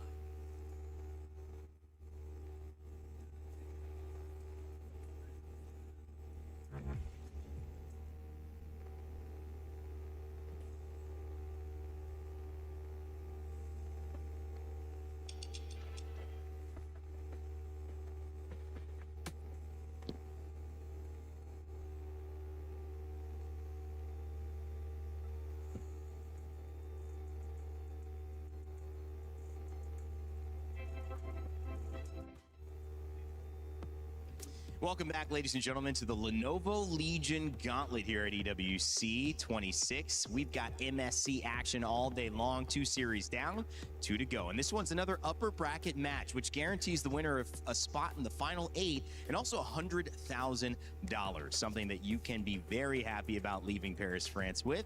For the loser, they're still alive, and they will face off in an elimination match later. But of course, I'm joined by 2 amazing panelists to talk about all the storylines that'll be developing. Renmar, and this time, Gideon, my man, off the desk, joining us on panel.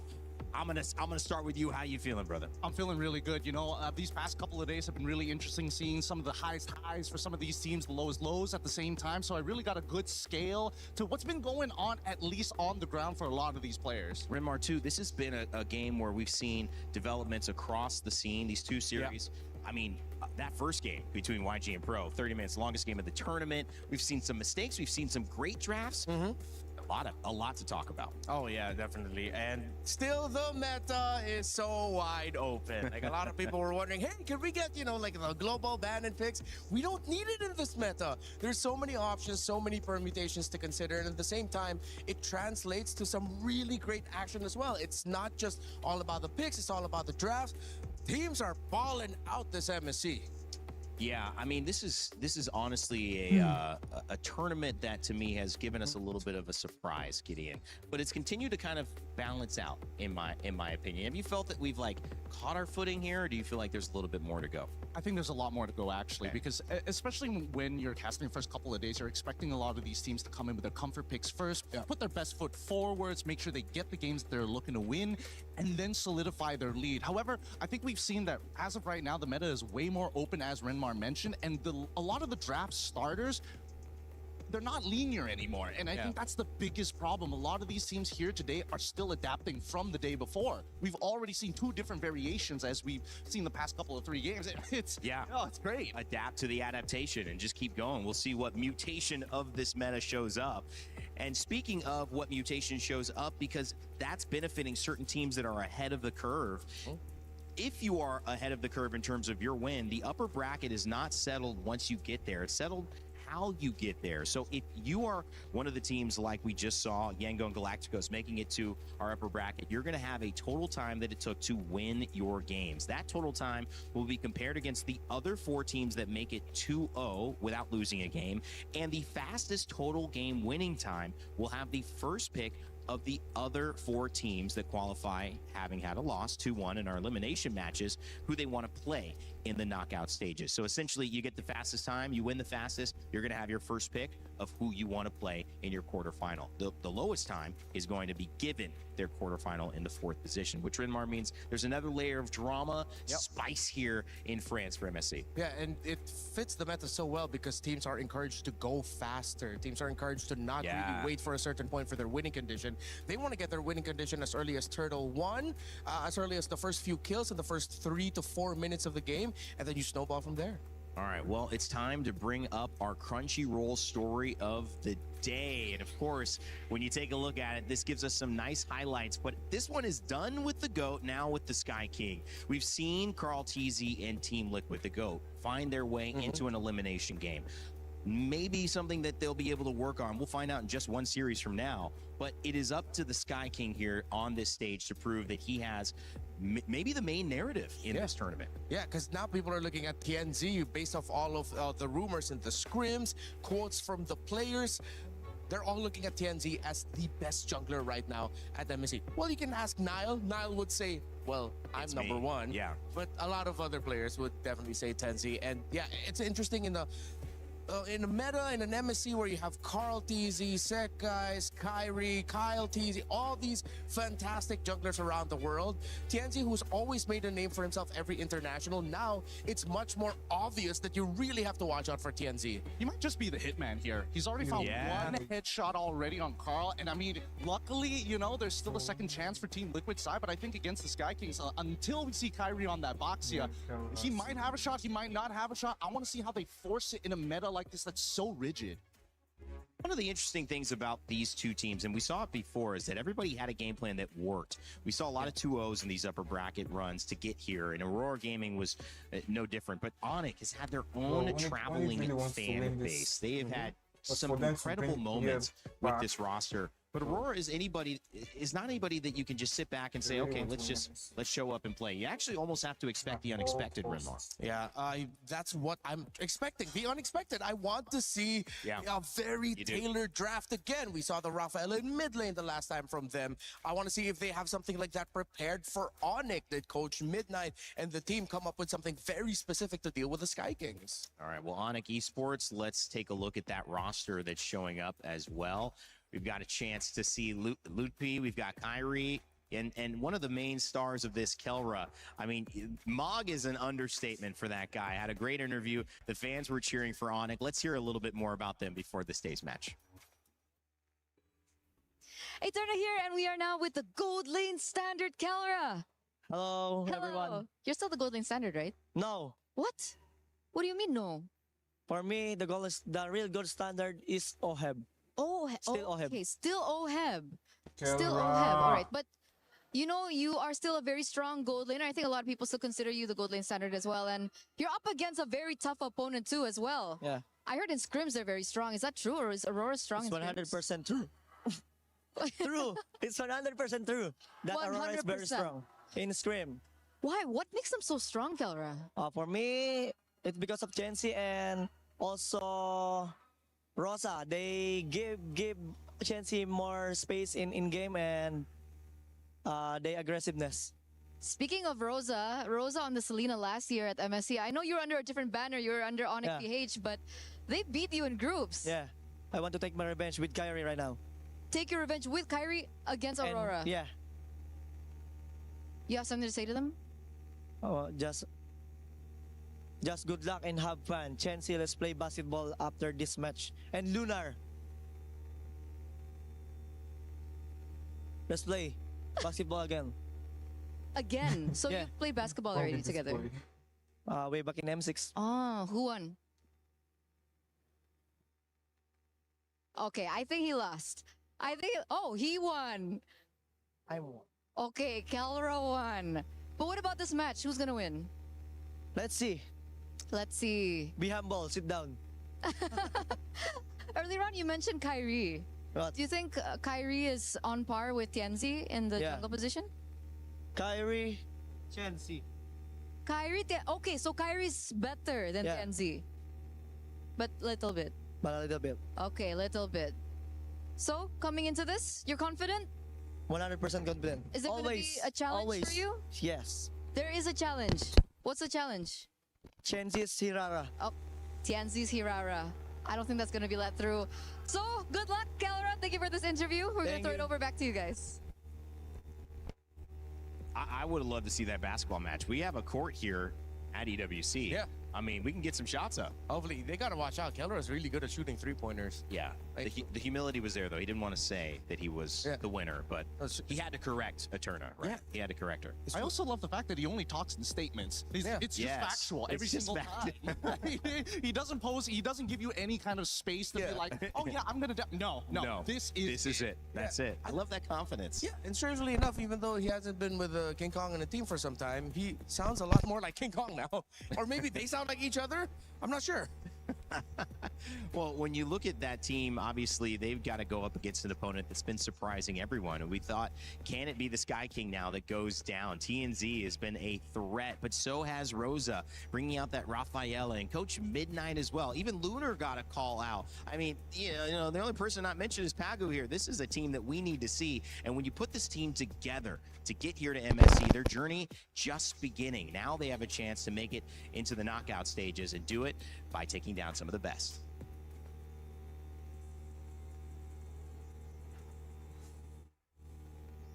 Sezon 7 Türkiye şampiyonu Aurora ESPORTS oluyor.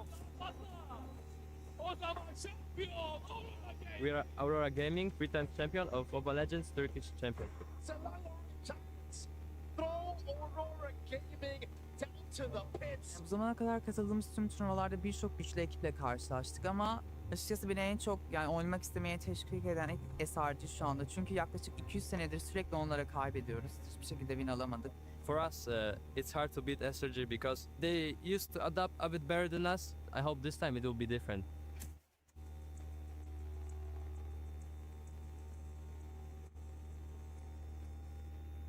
M8 Türkiye'de olduğu için MSC bizim için önemli bir hal aldı. Çünkü M8'de bu MSC'de gerçekten başaracağımızı düşünüyorum. Kesinlikle çalıştığımızın hakkımızı vereceğimizi düşünüyoruz ve kesinlikle bize karşı güvenen herkesin de güvenini kıracağımızı düşünmüyorum ve kesinlikle bu sefer birinciliğe oynayacağımızı düşünüyorum. Finale kalacağımıza inanıyorum. I want to prove that we can compete against the Southeast Asian teams and we can actually be the strongest team. To do everything they can to defend, but Aurora Gaming have locked on the base. What can they do against this force of nature? The upset of the day happened. The champions go down.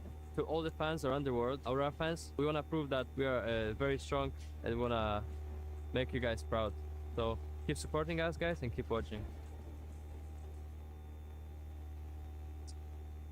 Well, Turkey very, very happy with that result. Aurora Gaming looking to continue. Rinmar, with everyone knowing you're putting up a surprise, I mean, can you keep surprising people? I still think we can, and I still think they can, but for a lot of people, you know, I feel like if this was at any point in time, it would be very unexcited. But I think it's one of the first rare times where we've seen Aurora Gaming is leading a prediction against ONIC. I think there's some amazing. It's some really good arguments here. I think that this is one of the few times that Aurora Gaming are coming into this with the perfect storm. I mean, our international at the end of the year is going to be in their home country, so this year is going to be huge for them. On top of the fact that the meta actually supports a lot of their players in their previous history. They played it before, so they've got a backlog and plenty of wealth when it comes down to creative drafts. That M Series being held in Turkey. What a great place. A stop off normally when we head to Riyadh. However, this time around, it's all Paris, France. Aurora Gaming representing Turkey, trying to keep surprising their opponents, and they'll face off against ONIC, who want to represent not only the yellow, not only the fans here in the building, but their shot at taking down the team that looks untouchable. Will Kelra really claim the gold standard in this matchup? Because if he's going to do so, it puts ONIC in a dangerous position. Getting ready for our third series of the day, $100,000 and a spot in the top 8 knockout round on the line. It is ONIC versus Aurora Gaming, both 2-0. Somebody's going to lose, so let's kick it off. Thank you very much, guys. And oh, wow. First off, before we even talk about match 3, let's touch on match 2, because the first game went on for half an hour, the longest thus far in MSC. But the second game, it flew by in a blink of an eye. It was clear that the first game was kind of the big, I guess, the piece that broke the camel's back. Because in a moment like that, you're thinking, all right, a back and forth 30-minute, there's no way we can continue having this for game 2, for game 3, and that was indeed the case. It's so exhausting mentally to keep that up game after the other, and honestly, it just worked out well, right? Myanmar moves on, we get to see them in the knockouts, but that's for later, Rose. Because now, in the present, we are gonna be watching the third match of the day, where we will see the Sky Kings going up against Aurora Gaming. So ladies and gentlemen, join me in welcoming ONIC!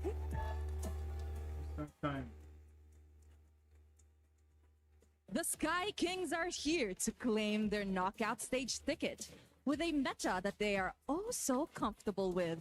Is that enough to push them through the day? All right, Sky Kings, not bad, not bad. They're great in their own way. They got fans here even all the way in Paris. There's always somebody looking to cheer for ONIC, but I'll raise you one. On the other side, a team looking to prove themselves. Please welcome the King Slayers, Aurora Gaming!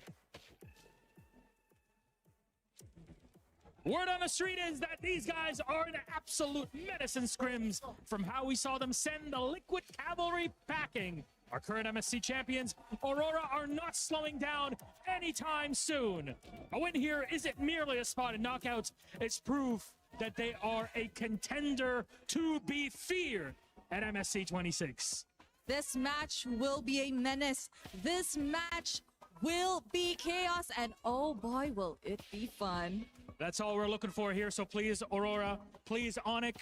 My friends, you may place your keys, take your seats, and captains, remember, quick handshake before this one. Rose, if you ask me, this could even be a final in its own right, and we're gonna get here. There we go, respect between both of our teams. Let's see, will it be the Sky Kings? Will it be the King Slayers? Our panel, break it down. So exciting to be in a moment like this at MSC, where the fans are ready, the audience around the world is ready, the players certainly ready, and I know my panel is ready. Rinmar, Gideon, it's time to break down this draft, start talking about what these thoughts could be, what else could catch us by surprise. Could be a performance, could be a lineup, so many different ways. I think first starting off with Aurora, you have to look at the gold lane in Siggy Boom. Great on the Freya, great on the Paquito. That's one thing that ONIC needs to look at. Next, of course, you're going to be trading around the centerpieces in the center of the map with the Romid trio. But then you also have to consider, wait, what are they fielding for Rosa? Are they really gonna go on with the rumors that we've been hearing that there are some teams still considering fighters even in the mid lane and then just shifting around there? Is that a knockouts thing? Is that gonna be a group stage thing? We don't know. It seems like the more we talk about the draft and consider the permutations, it's more difficult for ONIC to think about Aurora. I agree, but we have to listen to, you know, what not only the fans have said, but what we have on data so far. So far, the permutations when it comes down to that mid trio has been devastating. Do you attack the jungle? Do you start attacking the supports? The big Belleric Atlas Valentina trade is still up in the air, and I think right now Coach Midnight is already thinking about it in his head. How could I either blind pick or have flex picks in that particular area to keep teams on their toes? 2 champions, 1 pick. Make sure to grab your My Champions pick in game right now. 5 winners, 10,000 diamonds each. Scan that QR code. Events live until July 27th. Good points they're getting in as well. I mean, talking about that Atlas and that Valentina conversation. Also, I think it's just a matter of how far do you go into the assassin pool, because we started off with AURORA and Ling, and then we started getting AURORA Ling bans, and now we've gone into sometimes Marcel's, which has a 100% win rate after being let through 5 times, to the Fannies being much more allowed versus they were banned earlier on. And we're even seeing YSSs, which have a 100% loss rate every single time. So Gideon, I think, still trying to figure it out on that backside of the assassin bans too. Well, I think the backside of the assassin bans, it really just boils down to whether or not AURORA is in play or not. I think Yishin Shin into the Ling has been a matchup that a lot of these junglers have faced off before in previous metas, that it becomes somewhat a little bit more comfortable. And honestly, the matchup hasn't really changed in terms of item progression or even power spikes. But is it tempo? Is that the problem? I'm glad you mentioned this. I'm looking at Remar. Both of us agree. It's all about tempo. That's why everybody is looking to pull yourself together on that flicker, just to make sure you're just 1 second faster, just 1 moment quicker to catch you off guard. I could be in the club, though, that is asking, may we no longer see Claudes in the YSSs? I don't know. It's just not doing it for me in this meta. The YSS feels cursed. The Claude has less than a 30% win rate right now with multiple picks, and there are 2 very talented gold laners in this matchup. You have Kellera, you have Siggy Boob. I know they could do a fantastic job with the Claude, but I feel like this meta is such a dangerous spot for him right now.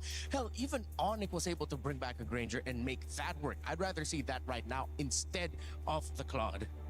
Well, these early bans are going to set the tone, and what they've done is answer at least one question. Marcel, not allowed. Neither is Atlas or AURORA or Zushin or Paquito, which has been kind of a flex potential gold lane or EXP laner that's picked up in that second phase most often.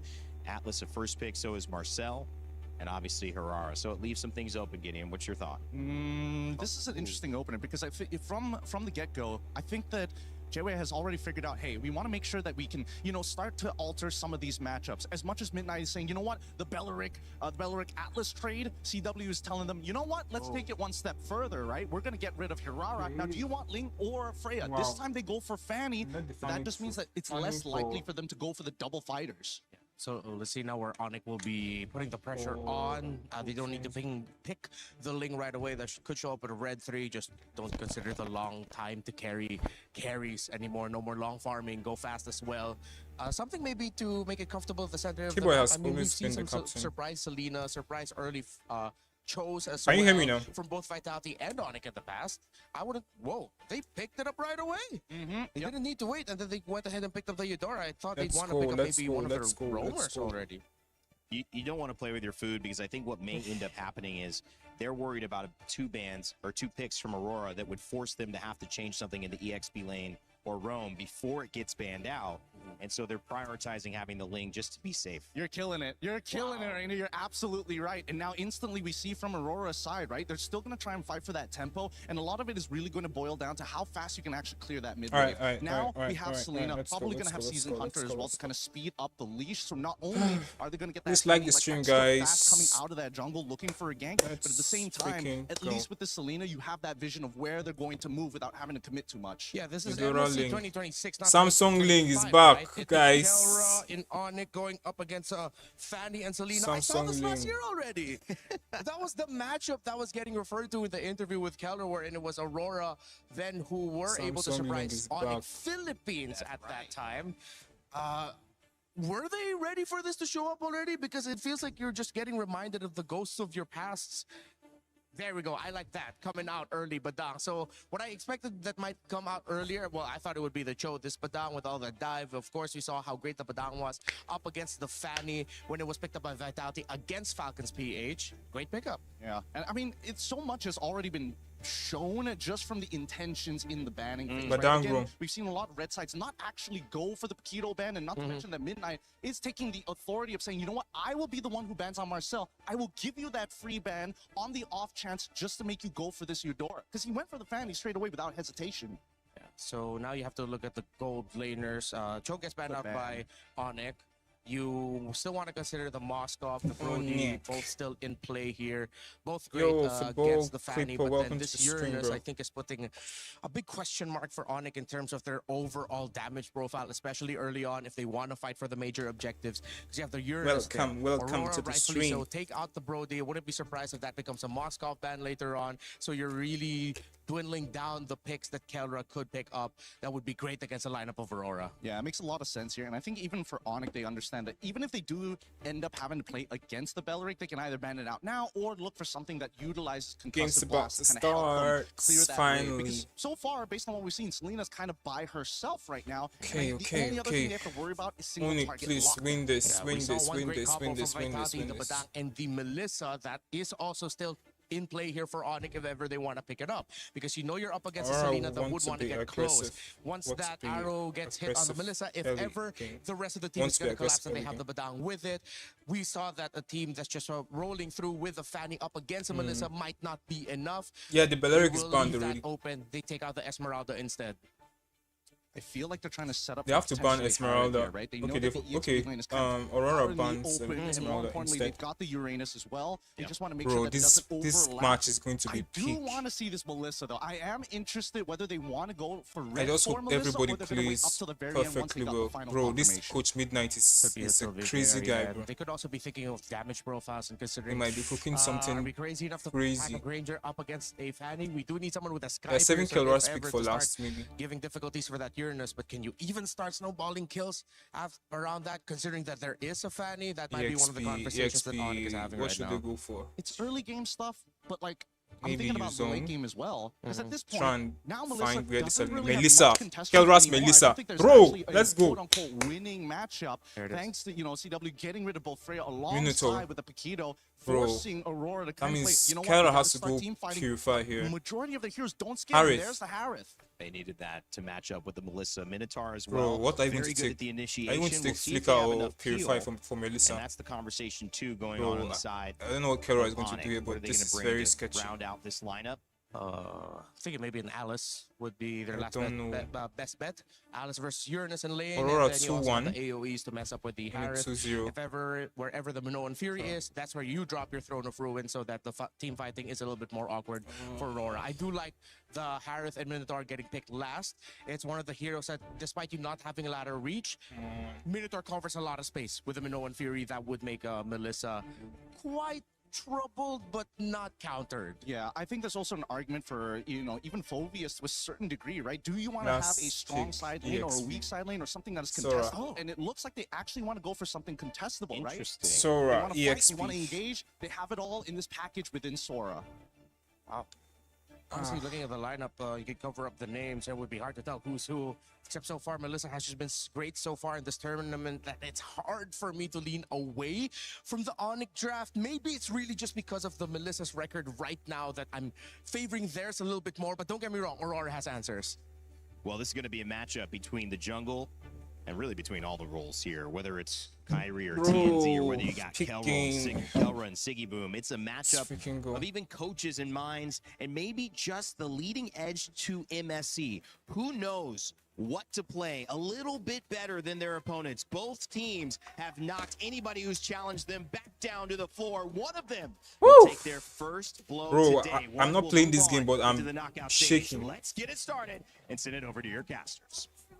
Thank you so much, panel. Here we Coach go. Midnight for you, bro. This is the most anticipated match of the Bro. day. It's the battle for knockout stage.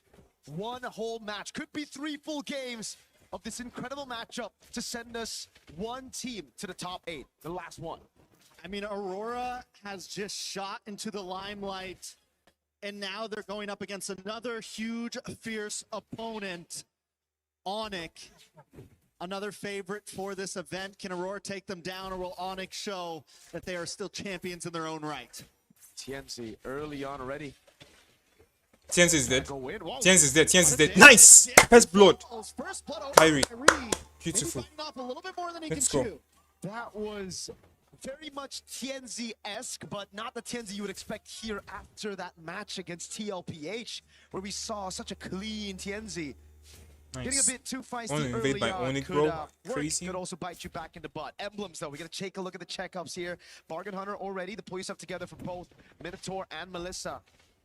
It's also the Wilderness Blessing here for Rosa instead of what we've seen from Moreno, Flicker. the Bargain, or sorry, the Bargain Hunter, or even the Season Hunter for a lot of different Selenas. Keyboy doing really well with these walls, though. Even that earlier catching TNZ, the wall just came out of nowhere, able to stop him, and Kyrie immediately capitalized on it. We Nice, just the freezing waves. saw it once again to slow down Pagu, to, if you're going to come into our jungle, be ready to possibly be taken out, and that is what ONIC has already shown Aurora.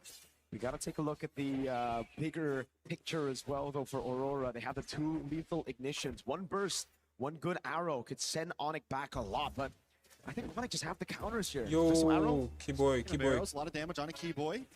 Brings him down to about 20%, but Kyrie maybe looking for the re-engage here. Why is Sans He's so there as deep? well. Wants to dive in, not going to fully commit. Aurora's Damn. learned their lesson. They're going to Bro, this Sans. No purple buff just yet for Kai. He's going to be delayed quite a bit here. Tenzi should be able to get it before Kyrie, and you can already see Rosa here trying to maybe force out a retribution, but knows that it's a bit too risky to go all in. Arrow lands. Jesus, no! Rosa oh my god. Why he should have red trade, bro? But Lunar taking a lot of damage. Loopy able Loopy to is get dead. TNZ. Want to engage as well. Nice! Keyboy tries to stop him. TNZ can't be No. stopped. Damn, the Gets heal on a from Pagu Pagu. in a little bit of danger under the tower. Kyrie With doesn't Keyboy want to without run away. Tempest Blades does come Kyrie down. without Kyrie blue in bad buff. position, though, under the tower, has to back out. Nah, Keyboy go back. wants to chase Keyboy it is from dead. Keyboy. Bro, the heal from the For Mino. diving Tutti. No purple buff on the Ling, and you can see instantly a massive Damn. mistake, I'd say. In those blades, he couldn't catch all three, and even couldn't catch two. Caught one, and that was about it. We take a look at the skirmish again. Early on, it was TNZ going in a bit too aggressive down the bottom lane. Live view. All right, TNZ doesn't go for the kill. But then it starts off with the purple buff being stolen away here. Keyboy as well wanted to go for the pick, but this is why the Minotaur is so good at making him miscalculate. You can see a bit of frustration there for Keyboy. The heals from the Minotaur, it gets bigger as you get lower. All right, so each team has now made their small mistakes and recovered from it.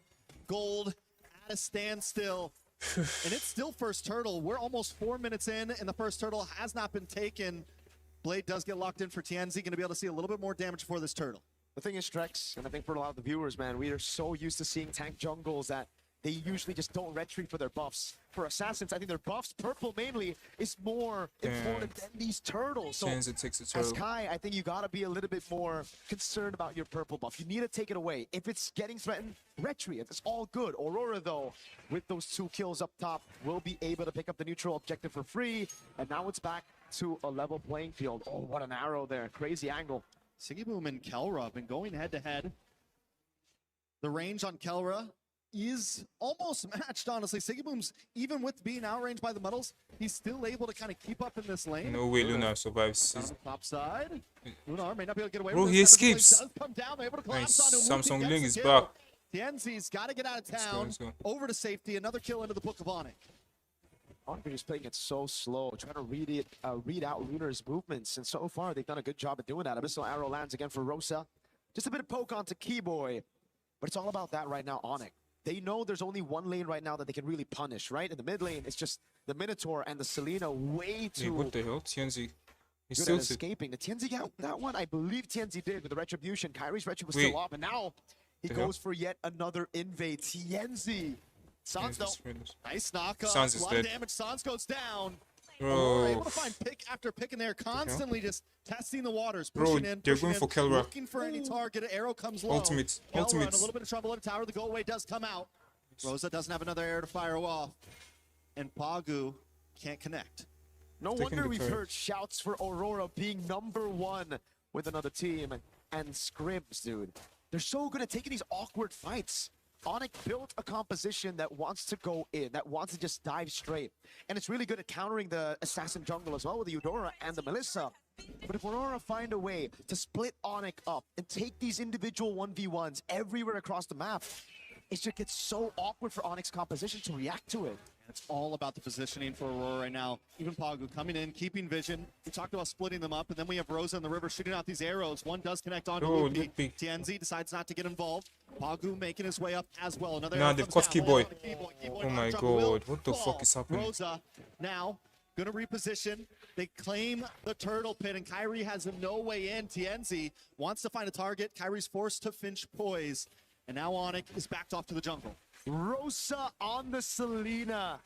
An absolute beast. We saw them knock ONIC Philippines down to the lower brackets of the group stage just last year in MSC 2025, and it was also with Rosa on the Selena. Lupi in mid. A lot of damage. Lupi Boy, trying to bend. ultimate Big Minoan Fury. scam, Multiple Jesus. members.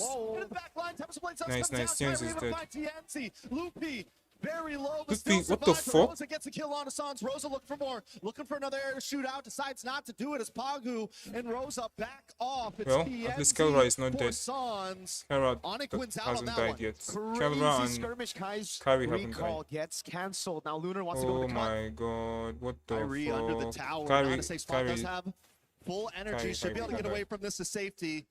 But the tower will fall on that top side. Again, it's AURORA just making these moves proactively around the map. Yeah, they went in under that tier 1. It was a bit of a mistake, but it was a risk that they were willing to take to push their lead even further. They didn't lose too much. You gotta remember right now that even if TNZ dies, Lunar, or even Siggy Boom, they're not gonna give out any bounties. It's all about Rosa. He needs to stay alive, but the others can die. If they can pull out these gambles. And ONIC are still behind. A whopping 3,000 gold behind. Kelra's not given space to actually farm out, and it's because of these arrows again from Rosa.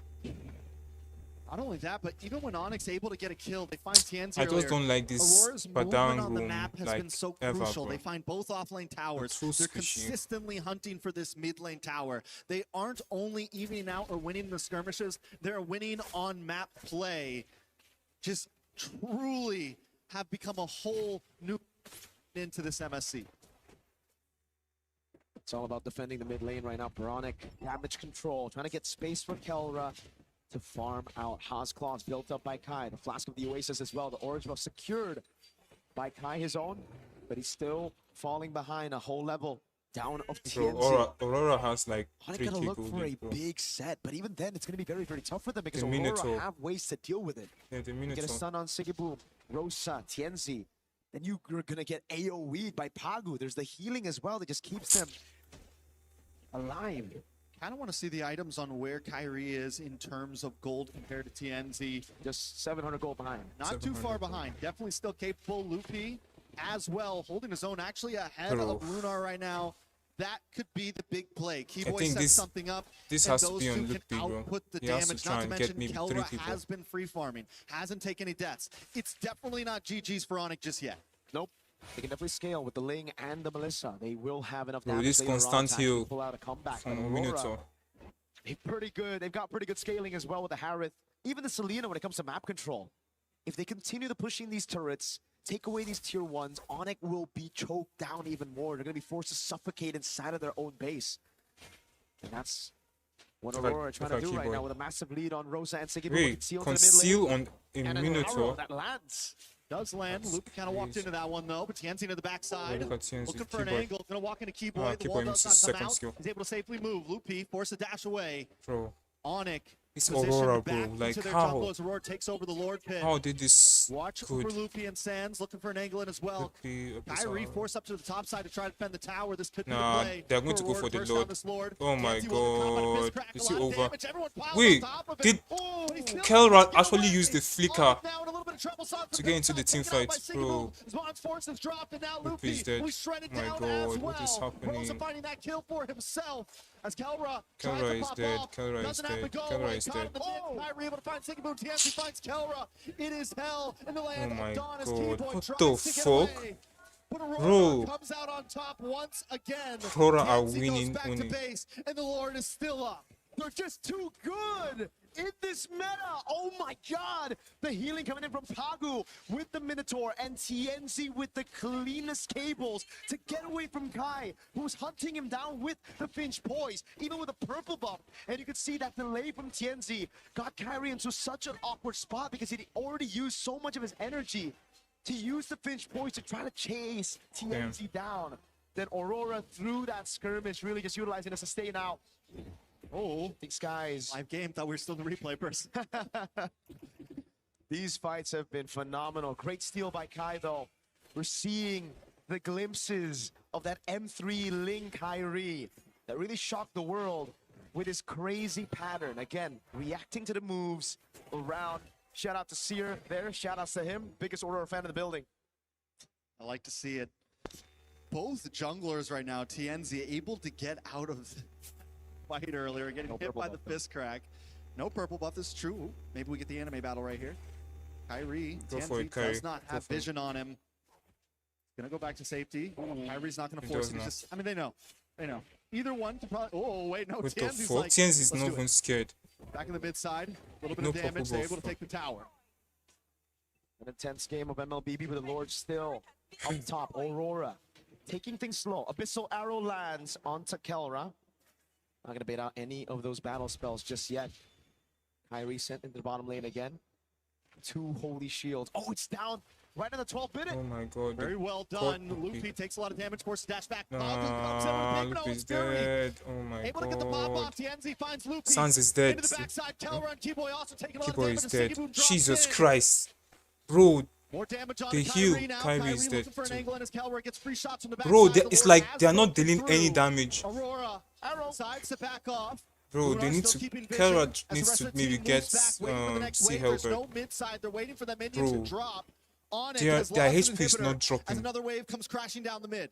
These arrows are landing like it's a point-click stun. Sans is dead. He doesn't have flicker. Takes him out. Kelra forced the dash Bro, back. what the They've fuck? broken through. Still 2 towers on the bat side. But Aurora doesn't want to let up just yet. Lunar backs off. Rosa keeping an angle, waiting for those arrows to come through. And this is what I was talking about, man. Aurora, they have the scaling when it comes to map control, especially if they get these turrets. Another arrow lands on Kelra. Mans has no damage on minions right now, and the Abyssal Arrow will just constantly keep on coming. And so you're going to have to react to Pagu Lunar up front, and then the arrows. Look, P. On Sports does drop. Siggy wants to go in. Kelra is dead. Oh my god. That was Jesus. Sans is dead. Bro, it's over. It's Kyrie against the world, along with Kelra. Jesus Christ. Rose into the back line. He wants Kelra. The go away comes out. He dashes Bro, back. this Minotaur. Aurora, not They're not. just Kelra is dead. one more inhibitor, and Siggy Boom finds Kelra. Aurora Gaming under the tower. My god. Take out ONIC and take game number 1. Rosa on the Selena. An absolute masterclass from Aurora Gaming. We've heard the shouts. We've heard the rumors of how strong they were in scrims. And they're doing it. They're pulling it off on stage. Clearly the #1 thus far. Aurora Gaming just looks better and better every My game God. we see them play. Dude, it looked like Rosa was playing with Eudora's second skill with the range of Selena. It's definitely disgusting at this point. And every one of them, you've got Rosa, Siggy Boom, played an amazing game up against the gold standard. TNZ, even after taking deaths early on, was able to pull through and still be a menace. Midnight Parating Handa. We're going to throw it back again. Nope. Towards us. Get towards us. Towards maybe a few words from our boys. What do you think about the early game, though, right? A few mistakes. TNZ went in a bit too aggressively onto those waves, onto the creep up top. They took a fight under tier 1. But then everything just fell in place.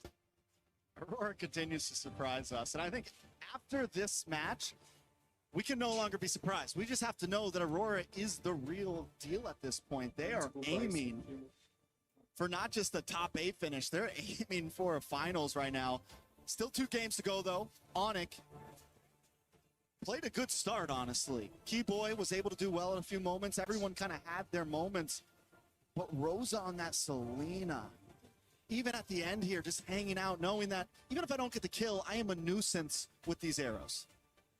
Is it crazy to say, but this team gives me vibes that I haven't seen in a long time. Prime ONIC Philippines of M6 vibes, no? Okay.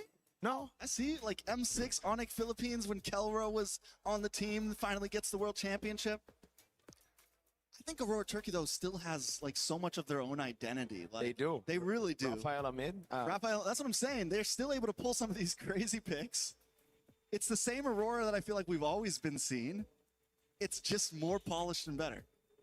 That's crazy to say, right? Because all this time, it always just feels like Aurora, they've been good. They've been kind of like creating the meta here and there. They were the ones that started the Harley as well at M7. But they were always so close, yet so far from being a top team. By top, I mean top 2. Because clearly, I think in the world, they're always going to be rated as like a top 4, top 8 kind of team. They will always be the ones to make it to knockout stage. But now they look elite. They look like monsters. I'm speechless, honestly, by it, because I think a lot of us came to this day wondering, was the other day just a fluke? No. I mean, we heard good things about Aurora, but can they keep it up, right? Can they take out not just a Filipino region dominance, but also a Indonesian dominant team? And they have now defeated both. Damn. I mean, I'm stoked to see it, man. I always love to see these new regions, pop off earlier. Yangon Galacticos off of a disappointing M7 run, doing a really good job and now making it to the knockout stage already, being one of the first 4 teams to qualify into that top 8. Now Aurora going through, I think, the hardest first 2 matches you could expect from a team in the group stage, going up against Tlph in their first match and then having to meet up against ONIC ID. Speaking of ONIC, though. Speaking of ONIC, we have a guy. I think we have a guest. We have a guy, a dude. You know him? I've heard of him. You know him? I don't think I've ever done an interview with him before. That's cool. Oh, there Hello. he is. My guy, King Kong. How you doing, Hello, bro? guys. Hello. What's up? What's up? What's up? King Kong, first question, man. Instantly, I gotta ask you this question, right? You see the meta right now. You see all these assassins. You see the Selena in mid. How sad is it that you're not here, dude? Because it really feels like it's your meta. Very, very sad. I had to bring that up first. I gotta bring it up first. Playing assassins. What would you have done in the meta, though? Like, would you have dominated this scene? I don't know. I guess we'll never know. I guess we'll never know. Any tips for the sister team, the brother team, ONIC? Did you watch that game? How we feeling about it? What went wrong? Oh yeah, I watched. Give us I your watched game viewpoint. 1. Advice: maybe just be aware of Aurora's early game dominance, especially the first minute of the game. Earlier, I think they were aware, but it's just that Rosa's Selena, mind blowing. It is mind blowing. You played with a very, very good Selena as well, one of the best in the world. Any advice to deal with a Selena for ONIC, or maybe just for ONIC? Advice for Selena, maybe. Let me think. 1 second. I think just ban it. Just ban it? Just straight up. Just ban it. Just ban it. Makes a lot of sense. No advices, just ban it. Just ban it. Okay, that's the advice for CW and Yeb. Let's see if they actually take that into game number 2. But now I want to ask your thoughts on Aurora Gaming, because they have looked phenomenal right now, right? They beat Tlph. Very phenomenal. Yeah. Very phenomenal. And now they're on course to actually getting a 2-0 win against ONIC ID. So thoughts on Aurora? Thoughts on Aurora? Actually, our preparation for the next season, every time we have a scrim versus Aurora, our scrims convinced me that as of now, TNZ, best jungler, TNZ. Whoa. Mechanically. Best jungler. Best jungler. All right. Better man. than you. What about you? Yeah. Would you? Better than me. Wow. Better than me. Yeah. If I will base on our scrims, because we don't do scrims with Team Liquid, Team Falcon. So for me, yeah, TNZ. All right then, man. Thank you so much, King Kong. It's always a pleasure to have you on the mic, man. Always great, always charismatic. Thank you so much. Thank you nice so hair, much. by the way. Good Oreo hair. You call it out. Thank you so much, Sir Mirko. Thank you so much, King Kong. And with that, Trex, I believe I'm gonna throw it over to a segment. Yeah, Brigida's got some confessions. What confessions? Let's see. Play is in our DNA. Whenever we let it out, it becomes our superpower. Now imagine an entire city being built to supercharge it. Qiddiya City, powered by play.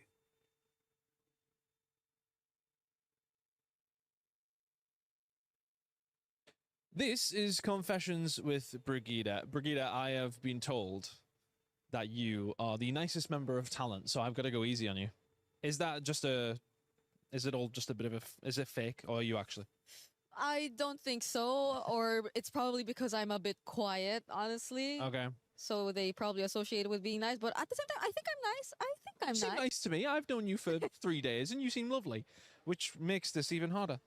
Okay, I need to use my hand for this one. What does this mean to you? This means a little, like when you try to use body language, right? You say, oh yeah, it's a little. But does it not have reference to something in particular? Yes, it does. It does. It's, I think, referencing a birthday greeting photo I made with someone. Yeah. So I was making a pose. That's the reference, Chris. But what did the... I don't understand why... What did this have to do with anything? Same question. I don't know how it got so big. It was just a birthday greeting. Right? Right. Right. Right. Right. So I hear. I heard Khalid has a new name for his ultimate as well. What is going on? Where are these questions coming from? No, he did not change his ultimate name. It's still Raging Sandstorm. Check it again. Make sure you got it right. Raging Sandstorm. Okay. Okay. Who's your favorite minion? This is so... Okay, my favorite minion right now... it's See, Bob. I don't know them. You're going to have to explain. Bob. Or maybe Henry. Or James. Since the new movie just came out, guys. Please check it out. Wow. We're not promoting movies. Okay? We're not doing that. Okay. It's not what we do. I heard you're a big BTS fan. No. I'm not. I like girl groups. I like Twice. I like La Seraphim. I like aespa. I like ITZY. I like Eugene's. It says that you look like Momo? Do I? I probably haven't checked. I don't know. Yeah, but that's an honor to be considered someone who looks like her. She is my bias. So I probably try, or my makeup is probably inspired from her. I maybe need to start redoing my makeup to make me look like somebody. I can do it. What kind of thing do you think I would... What would work? Maybe here? eyeliner? The eyeliner, yeah. Eyeliner? That's for the next one. We'll try. We'll do that for the next one. Do you normally open the MLBB chat on stream? No. No. I don't. I don't. Whoever made these questions, I am going for you, I swear. You will have your chance at revenge. Don't you worry. Okay. You will have your chance. Thank you. Brigida, thank you so much. Are you still going to be the nicest member of talent after that, or? I still am. Good. We always stay good. We always stay nice. Nothing can change that. Good. Keep it that way. A lot of people are haunted by their past. I'm inspired by it. They're not just playing for themselves, they're really playing for their entire family. They have defeated their demons. They have crushed the curse.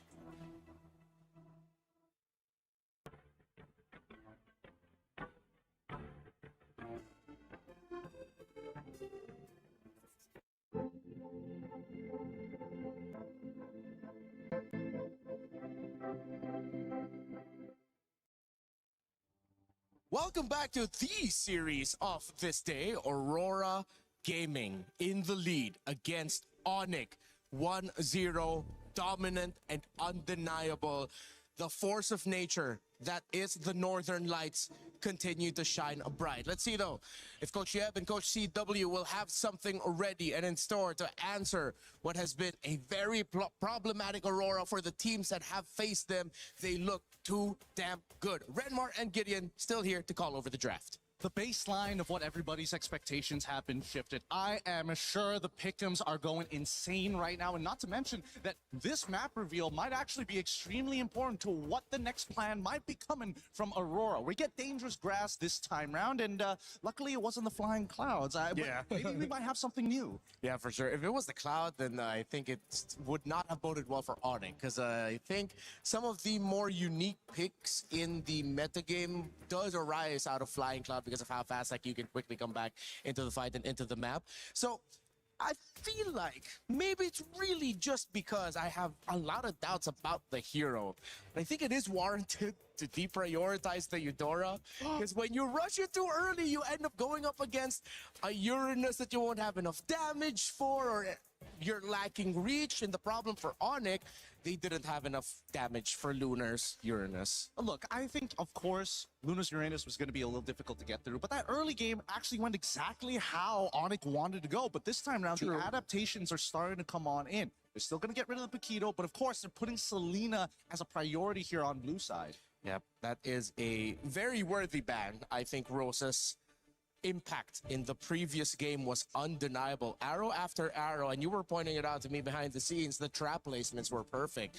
Constant vision reading. And I think maybe that's why ONIC just couldn't get a footing in the game 2-3 minutes into the game. After the first minute where they got the kill on Tianzi, good.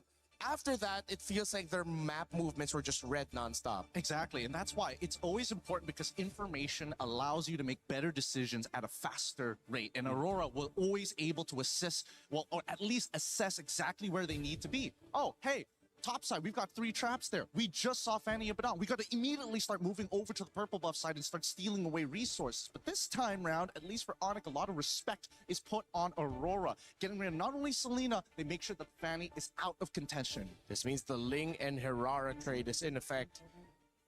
And Aurora will keep it open. Which one is it going to be, ONIC? Are you going to get the Ling, or are you going to get the Hirara? Because you know Aurora will get the other. It's the Hirara for ONIC. Yeah, knowing Kyrie, I think Hirara makes a lot of sense, especially considering that they're working a lot on the early stages of the game against Aurora.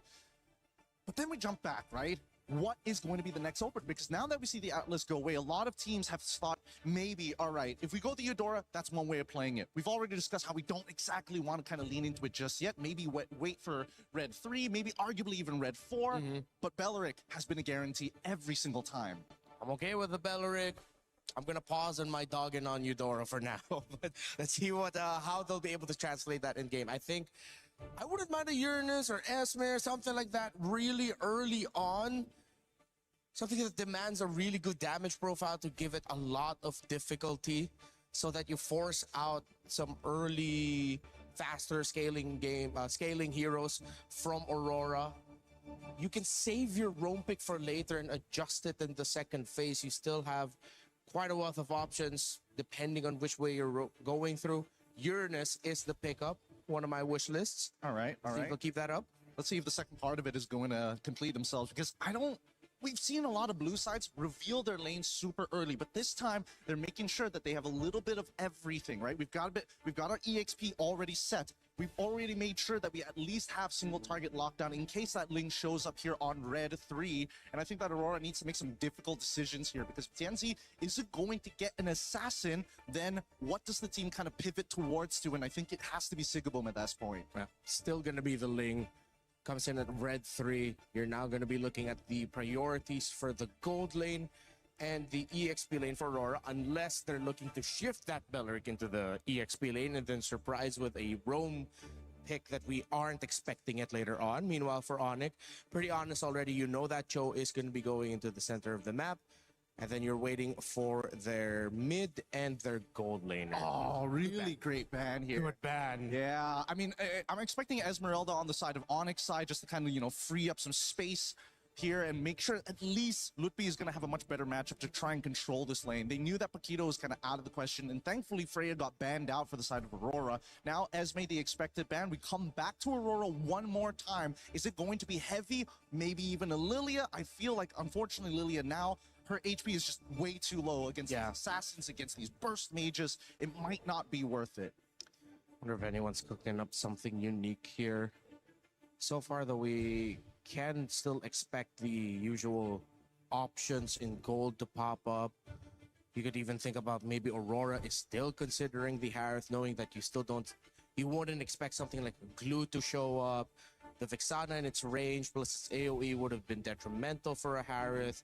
Maybe if you take away a minute, no? Okay, they'll take out a Brody. So you still have Moskov, Harith available.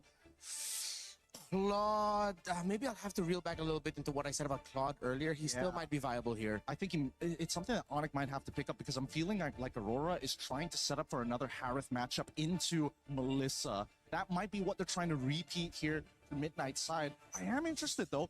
ONIC, getting rid of the Brats, get rid of the sandbags, and now all that's left is going to be the Alice and the EXP. We're still looking for a means to not only engage upon your opponents, but not to mention that there's like a decent amount of iframes. We don't get the Harith, but at least the Claude gets locked in for Aurora. Yeah. If Aurora will make this work, they play Claude, they play Ling, they play Eudora. I think they need a little bit more tankiness and then a little bit more sustain would be great.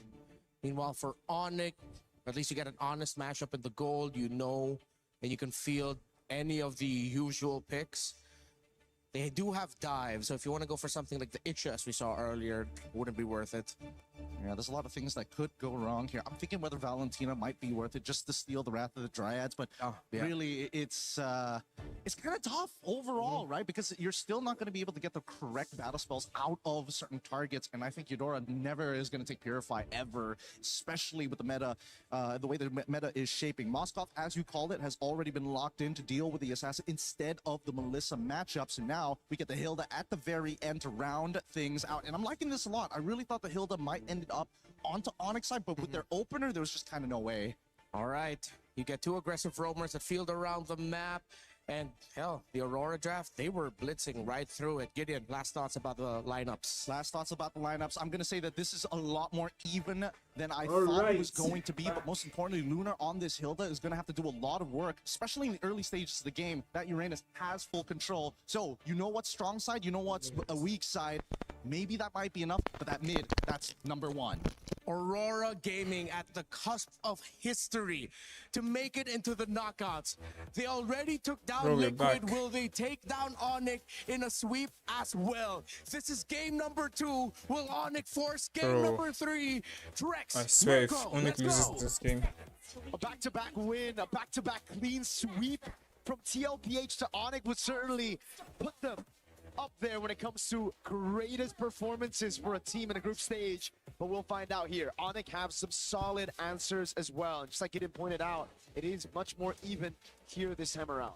Yeah, this seems like a much more straightforward draft from both teams. It's honest, it's simple, the game plan is there. There's nothing cheeky, there's no crazy Selena, there's no weird healers on the field.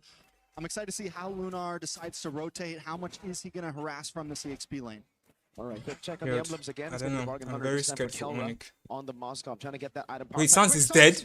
The damage on What? Sans, first blood already, but Tianzi in a little bit of trouble. Oh, this Sans is dead. Nice. With a kill of his own. Jungler for mid lane. Feels like a win for ONIC, and now Kyrie's looking for more. Dashing in the mid side, get some good damage on a Rosa. Pazu as well, but Kyrie can't get the finish. But still, they may have to go back after this lane. B-boy.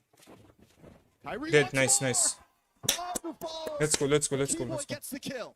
Deja vu to game number 1. It's ONIC who strike here early on, getting the lead. Please, ONIC, don't do Last time this. it was a 1-0 pickup on Tianzi. Just like in game number 1, it seems like Aurora are going to have to force, or are going to be forced to climb back in this Kill game this Luna, bro. already. Like, what the hell? No purple buff on the Ling, but everything still is relatively calm, right? Some pretty good picks here and there. Hey, is Kyrie trying to take his... I mean, overall, they're going to go back and forth. It's the same thing we saw last time, like you said, last I'm legit 2-2 scared. in the first 3 minutes. Like, if ONIC loses this game, they're going to the lower brackets. So it's going to be ONIC versus SRG. No, it's not going to be ONIC versus. It's going to be AURORA versus SRG. Last time. What the hell? Kyrie, though, it's sad that those kills had to go into the pocket of Keyboy. 2-0 and 0 would have looked a lot better in Kyrie's hands, but still, a win is a win in the book of ONIC right now. Turtle is up. Tempo-wise, AURORA have been able to keep up with ONIC, and the thing is, with ROCKSTAR staying alive earlier in that skirmish, he'll be able to get level 4 before Sans. Sans has gone to the XP lane, soaked in the entire wave, and still isn't 4 just yet. He'll get 4 very soon, and that means TNZ will almost a steal. What a crazy SOD to be sending there. Sans steals the Wrath of the Dryad. Lunar again with a tempo in the bottom lane. ONIC on the turtle. Yeah, Lunar to find this ROSA. Looking for a possible steal here. Oh my god. He's going to try to open things up. Kyrie still takes it. Does come down right next to Kyrie. Kyrie's still alive. Good pick. Nice. Nice. Tear them apart, bro. Kyrie is dead. Kyrie is dead. The Keyboy is still alive. What the hell? Lupi is angry. Nice. Let's go. What the hell? A big win from the Sky Kings. This time on turtle number 1. They learned from their mistakes. It was an insane utilization of the untargetable by Kai again to react to Pagu with the Wrath of the Dryad Flicker combo. Then he outplays the situation, gets away, and baits everybody into this skirmish. Kyrie with the retribution and the play. And now it's ONIC who are leading with tempo and Nice. Great reaction though, Sigiboom. He did rotate quicker. Kelra was right behind him, trying to rotate over, and that's why Sigiboom couldn't stay for a bit longer for Lunar to deal enough damage over on Keyboy, and then the dive happened. Yeah, at this point, ONIC hasn't taken a decent lead. Still no kills into the pocket of Kyrie, but Lupi being 2-0 and 2 on this Uranus can be a problem. Yes, they have the hard lockdown with Pagu, they have the small stun with Rosa, but still it doesn't feel like enough to deal with a well-fed Uranus. And Lupi's going to start harassing into this jungle. He's going to start becoming a problem for TNZ, a problem for Rosa. Despite that win for ONIC, the lead is still pretty much non-existent. Just a 1,000 goal lead between the two. TNZ still level in XP against Kyrie despite dying 2 times. But Keyboy wants to pick off Rosa again. Now it comes down to who utilizes the Wrath of the Dryad better. Sans has been on it 24/7, always. After getting that level 4, stealing the Wrath of the Dryad over. Kyrie with a jump up top. A lot of damage. Nice, Sigiboom might not be able to get away from this. Use the BMI, and in comes TNZ. Just to try to ward him off. Kera still has his ult still. Is there as well. They're the blocking. disengage is clean from Aurora. Oh, fuck. That's a massive win for ONIC. They were able to bait out the Purify of Blazing Duet and the Tempest of Blades with the Retribution as well. This should be free for ONIC. It's free. But it's always awkward. Rosa. Boy, trying to get the knockup. No. Win. Gets a kick, but it goes the wrong way. Well played by Rosa, but another utility gone. Flicker off At the least, map for Rosa. yeah, Flicker gone. Lupi now. It's free turtle. Nice. They can still engage. ONIC doesn't just want the turtle, they want a little bit more. A lot of damage on Pagu. The does come out from Sans. Nice. Pagu is dead. Free top turrets. Lupi continues to zone. But look at TNZ, bro. TNZ is going to go for Kyrie's red, I think. Wants a bit more now as Sans rotates over to mid, but that is a Hilda. Lunar's still going to be able to survive right now as... They should try and get mid. Pagu wasn't... Oh, wait a second. A dive, perhaps? No. Lunar gets away. The SOD thrown into the bottom lane, but TNZ is still able to clear it out. Purple buff going to be threatened now. ONIC know what they need to take, but they will play it slow. Oh my god, Sans is dead. What is Lunar this? gets the kill, and now Aurora's going to just... I mean, at this point, they just want their purple. You guys are in our territory. They don't want to fight. They're just trying to gain some ground on the map. And this is where you get to see Rosa and Sans be a lot more vulnerable than in previous metas against tanks. If you walk up too aggressive, which is both their tendencies, you are going to be punished. This isn't the tank meta where you can actually stay up front and then just escape. This is the assassin meta. You get caught, you're dead. Keyboy setting up for something. Nice! Chance is dead. Yes! And that's another kill into the hand of Let's go. Back onto that Piercer. Wait, what is Rosa doing? Oh my god. Kyrie is dead. He dropped everything on Kyrie. Yes, Kelra. There's no way. Forcing them under the base. Beautiful Lupi. Goes down. Kelra getting the kill, and now Lunar's in a bad They spot. tore it juggling. Looking for the knockup. Pagu also hiding For under the Kelra. tower. Nice. ONIC are moving on to that Very tier 3 good. of the boss side as they push. This should be Aurora a 3K back goal once again. lead. Oh my god. It's so beautiful to watch. Chaotic MLBB, but amazing They tore it nonetheless. juggle, bro. Aurora trying to respond over by being proactive after TNZ got picked off, but then again, it's ONIC improvising their way into a team fight win, just playing and threading the needles over these turrets, finding those skirmishes, and Sans doesn't literally have just brute forcing an their ult way yet. into a team fight win. And that's what it's been for so many games. We saw it in the last series, SRG. Still it- They no, brute it's still- forced their way in, and now ONIC They should showing just try and be that getting they this can go Rosa. toe-to-toe, Sans, play the just same type of flicker, game get Rosa, bro. I think as it's the others. Last it's turtle over. on the map, Aurora. No one has a Probably won't even Purify, fight for only this. They just want to Sigiboo. go for the purple. Nope. I think they're gonna have to give this away unless TNZ finds a miraculous steal. But Come on, on the hands ONIC. of Keyboy, I don't think you're gonna try to actually 3K walk up plus there. gold lead. There's been a couple of times already where he's been caught by the Jeet Kune Do. Keyboy just has a way with the Cho whenever he's up against an assassin, and that's why TNZ, the man who's been popping off 1 second. all throughout MSC, is now 0-3 against ONIC ID in game number 2. Yeah, Aurora can't really start these fights at this point. They have to kind of let ONIC come to them and look for the bait. They have to get Keyboy a little bit too deep, or Sans a little bit too deep, to where they can respond Nice. and envelop. This is the ONIC I know. enemy. Like, ONIC, on come the on. other hand, has been able to Hey, catch Pago, they should be careful of Pago, time bro. and time That again. flicker Lupi ult, gonna take a couple shots. Should Kelra, be why is this so... okay. Bro! Doesn't have the consecration right now, but still not a huge problem. Oh Into the my backside, god, I was like TNZ with flicker 10 out, plates, does flicker lay down out. onto Nice, Keyboy, nice, able to nice backside bait, while Kelra. back onto Lunar. Kyrie, way the dragon jump in. A nice Wait. way the dragon TNZ goes down. Nice. Every time Aurora tries to make a play, ONIC responds quicker, and there's Keyboy. Nice! Let's go. Zoning the rest of Keyboy the is team recalling back, on them. another kill is double for Let's go. Sans. As ONIC advancing, Holy Defense goes so down, but in the backside, Keyboy Nice. once again setting up Keyboy the is dead, fight for Keyboy his is dead. team. Yeah. What a Wait, shut down. able to still Wait, get a so shutdown, but Keyboy has killed goes in with the Jeet Kune Do, killed them a lot. baits out the flicker from Nice, Rosa, nice, but nice. finds the Jeet Kune Do on Pagu. So at the end of the day, it's still a forced Nice, error. nice. They're Ah, still thank able God. to utilize all of their 5K resources plus well gold enough lead to for punish ONIC. Aurora and their awkward movements.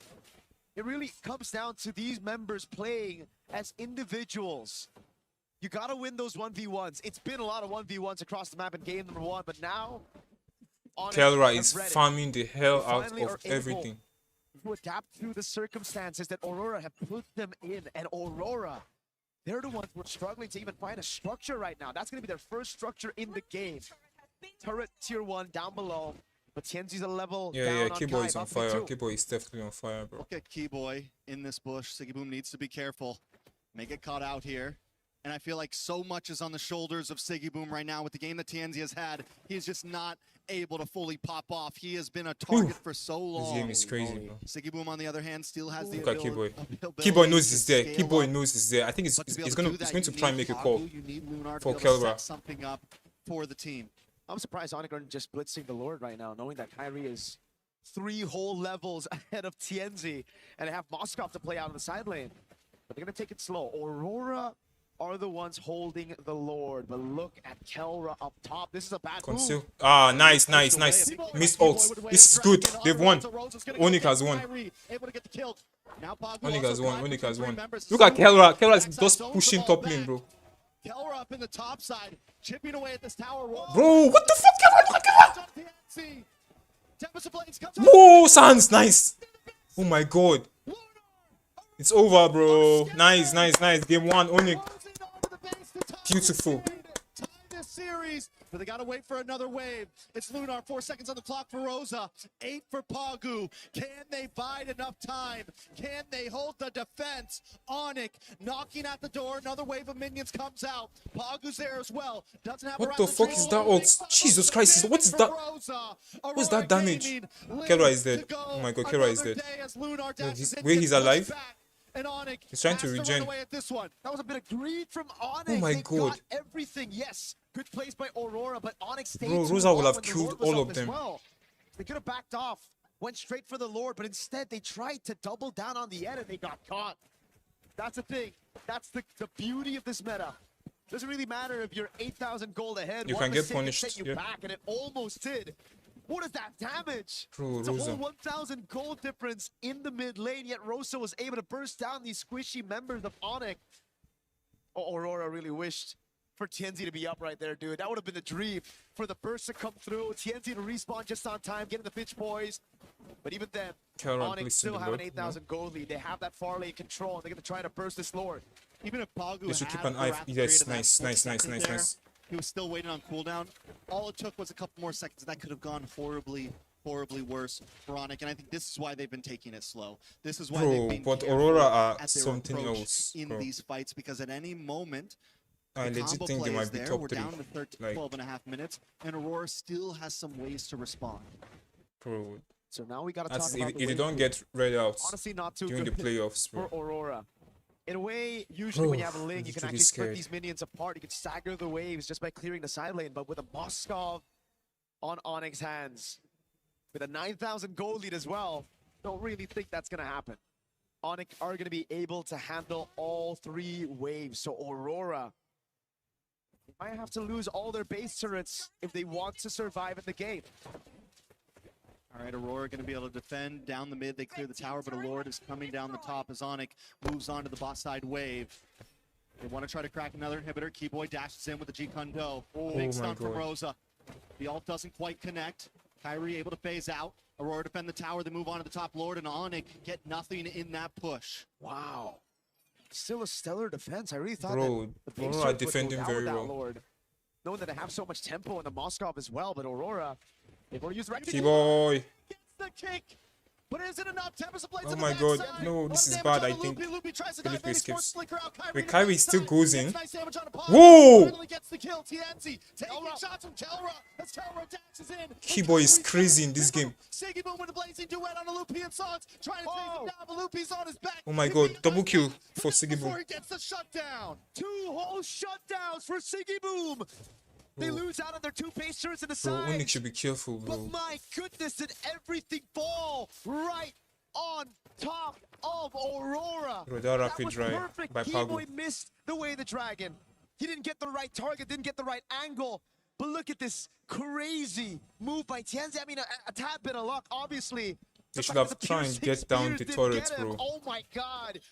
That was a clencher for sure, even for Siggy Boom here, who had to walk past following through the BMI. Back last Oh my second, 2 God. members down. ONIC now on the defense. Aurora back in the game. Trex, 10,000 gold leads in this meta. It doesn't really feel like the normal 10K. Yeah, it doesn't. Doesn't at all.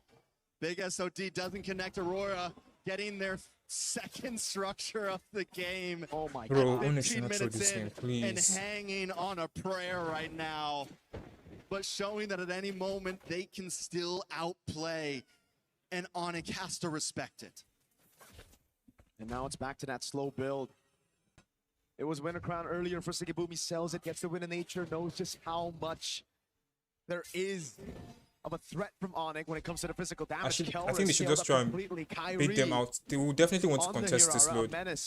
Bro, I'm very, very sure they want to contest. Aurora will want to contest Not this as load. many stacks on the Sky Piercer, but that survivability of his. Now Aurora, the key boy. Do they read it out? Do they do? They should find this housekeeping Rosa, bro. properly, This right? Rosa. Pagu's done it. Nice, but nice, it's nice. Rosa.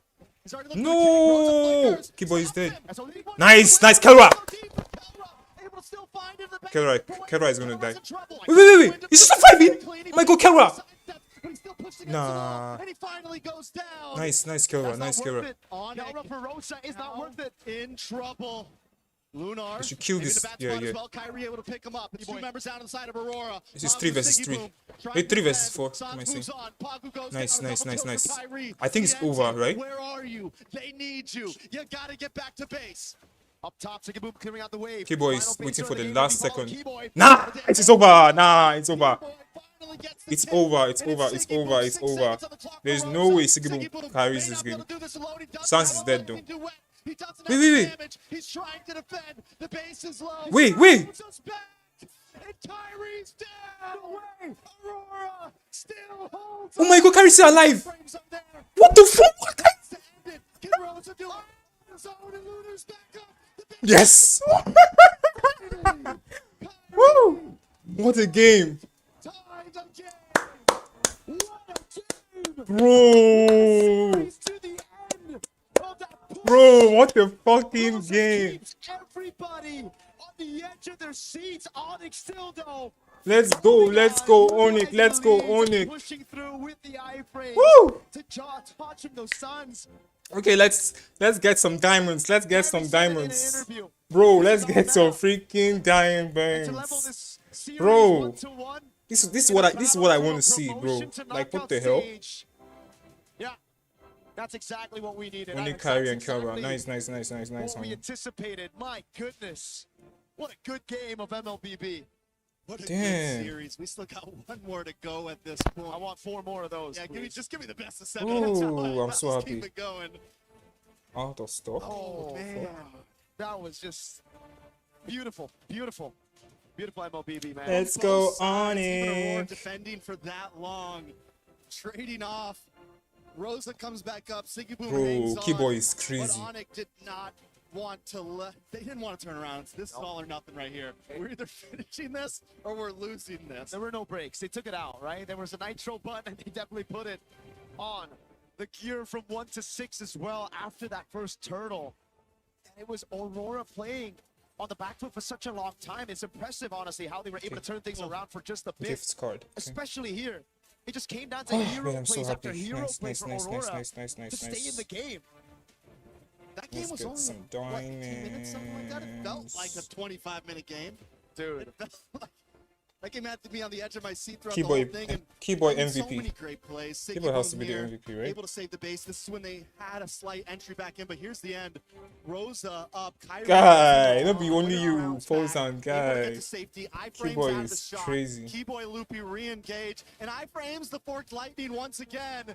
Bro, Kyrie like kept on The sustaining. SOD landed. We're going to throw it to the panel to dissect Woo! this game and break it What a all down. freaking game.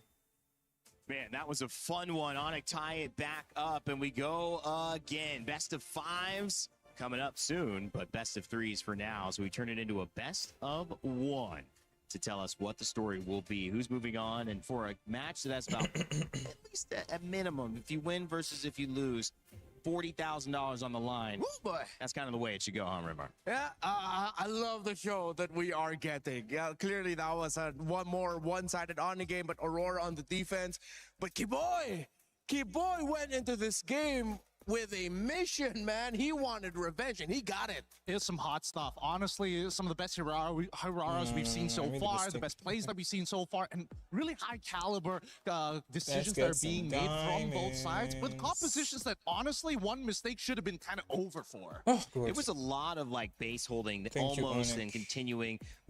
Gideon, was this on in your mind more of the fact that ONIC was making a moment that shouldn't have been a moment, where they needed to be more aggressive? Were they less patient? Was it just really good defense by Aurora, even though they should have died in some of those earlier moments? What do you think about those base defenses, how they kept going? Well, I think a lot of it just I know. really boils down to how you kind of envision your opponent, right? I think they understand that Aurora is coming in really, really hot right now, and if they drag the game out any longer, the higher the possibility that maybe they were going to drop the game afterwards. Obviously, there were some moments where maybe the most correct play was to go down to the Lord, but why risk it when Tianzi has been this close every single time to stealing away neutrals? So just pushing and pushing, saying we got to end it now. This Bro, is it. ONIC We are throw it all crazy. against the wall. It worked. I mean, it was great to see ONIC bounce back. And Rinmar, I know you got some plays that you've lined up for us in terms of how that game went. What did you catch when you were looking at game 2? Well, I was looking at the draft first and foremost. Gideon and I had some very important discussions about it. Trying to purchase some looking at the diamonds, draft, guys. of course, our priorities Give me a over the second. side for ONIC. We With both really gems. liked that the choke came out early. So the orders have been a little bit twisted, but then just keep in mind, all right, Gideon, I need your help out here. All right. You don't need to put your armor on me, but I like it. So I like it too. It's great show vision. Okay. Somebody take a photo of actually- this. Smile. So the Joe actually came out of the first phase alongside with the Hirara, and the pick Kyrie, that the best I really current liked coming out of jungler, the first phase probably, was bro. the Uranus. ONIC knew that Aurora needed to pick the Ling at the third slot. Okay, here, we'll start dropping codes and for that's diamonds, exactly what they okay? did. Just because if they wanted to we'll match drop the about Esmeralda into the 5 Uranus, they can't. codes for diamonds, If so they you prioritize guys the check it Esmeralda out over in the the Ling, they're losing chats. the Ling, and then suddenly they're down on Assassin. They needed to rush the Ling at red Okay, 3. I've dropped the first They code. ban out the Esmeralda later on. Now, I feel a little bit vindicated with my, I wouldn't call it hatred, but dislike for picking up the Claude and the... Yeah, you do. Eudora early it doesn't on, work. especially with the Uranus up, but Gideon made a fair point that it was the Cho coming out early that was really good. You want to hop in real quick as to why you really like the Cho coming out? Because the beautiful thing about the Cho is that it forces a lot of gold lane matchups to be skewed in one favor or the other because of Flicker. Sometimes, especially when you're facing off things like Harith, or when you can get run down by someone like Claude, having Flicker is the make it or break it in that laning phase. So here, especially when it comes down to first phase Cho, there was a lot of value because you see Sigabum now has to take your fight. First diamond. All right, so now let's go back Another to the first play that I want to point. break down here. This was like the first big team fight for Turtle number 1, Another if I'm not code. mistaken. So this got stretched out, and you can see the difficulty here for Aurora when it comes to fighting, especially What the with hell the are these presence guys of the doing? Uranus around. You see how Is he much touching his hell hair? that he is giving them with the fuck? movements that he's making in the fight, but then most importantly, the impact of Kiboy on the Cho. Those two together early Okay, on more gave a lot of diamonds, problems another for Aurora in the team code. fights because of the single target lockdown Another of the Cho, code. the AoE that he has, and if ever Aurora miss their timing, miss their opening in the team Another fight, it's going to be code. the Uranus slowly punishing them with the creeping damage that he provides. And the final play can't that hear I me. would like to break down, if ever we don't get to see the really awesome final fight in the Siege, is this one. This was the dagger fight that solidified the lead. See, Kiboy, again, starting it out, Can't you guys hear me? marking TNZ, marking Aurora really well, and that forced Aurora to respond. But with Kyrie holding the bush, he would get spotted out in AoE, but watch out for Sans coming in with a Valentina ult to get the kill there onto Sigibum, and then Kelro landing the SOD in time to join the fight and deliver the dagger. That was the win that solidified the lead and the win for ONIC. I hope it was ONIC. Otherwise, we're here for no reason. Hope you guys It's can a hear me 2-0 though. Aurora. Like- Just kidding. It's ONIC. They tied it up. It's 1-1. And, you know, that was a great breakdown, Ramari. And also, you know, you mentioned Mozkov and that's SOD and the fact that he has played such a big role in this tournament. It Okay. feels like it's I been the think this is the decider in last so many one. different games, whether it's been the main thing or whether it's been that extra thing that just pushes them over the edge, especially with the Hararas, with the Chos, as this instance you said. Valentina worked out pretty well in mid as well and kind of like stabilized for them. And, you know, I just wonder, what do you think? The lane continues to go down in win rate. We see the Harara go up in win rate again, Gideon. Do you really think it's that matchup? I mean, other question, how do you enable the lane enough to where you start moving this around back in the other direction? That's a great question. I think a lot of it comes down to priority, right? That's why we see a lot of these highly defensive plays coming out from a lot of teams who's like, oh, you know what? Because Hirara is actually so good at clearing these waves. Yeah, they're early redeem on, codes, especially at redeem level codes. 2, they look for these fights. So it's a game of rock, paper, scissors. It's either I invade, you defend, or I attack your mid lane, try it, make sure I get some battle spells, or maybe I trade junglers. Either way, it's about punching above your weight and getting as much of value as you can with as minimal discounts as possible.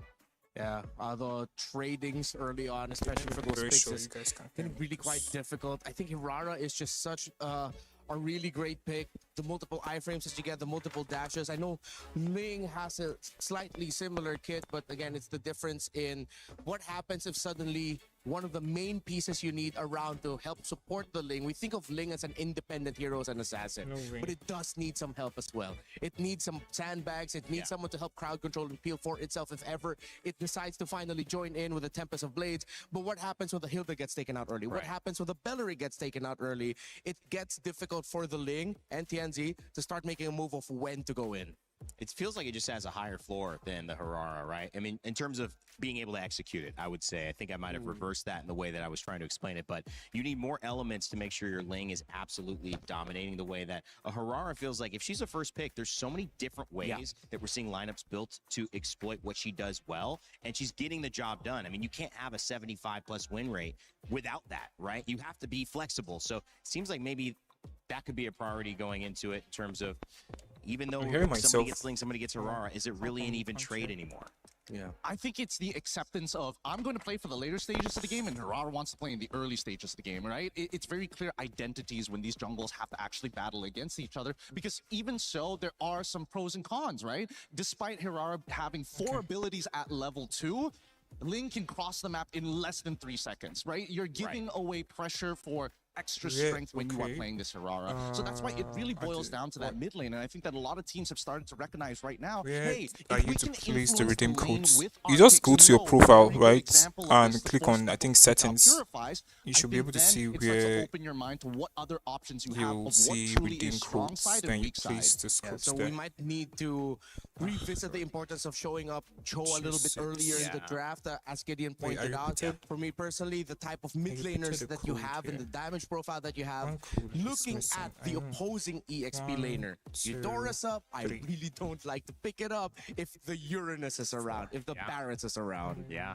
ONIC coming back from that first win. We thought AURORA was going to continue on doing what they did. Early, quick success, and now ONIC has forced Siggy Boom, and the first time AURORA's coach, Midnight, to come up with another plan.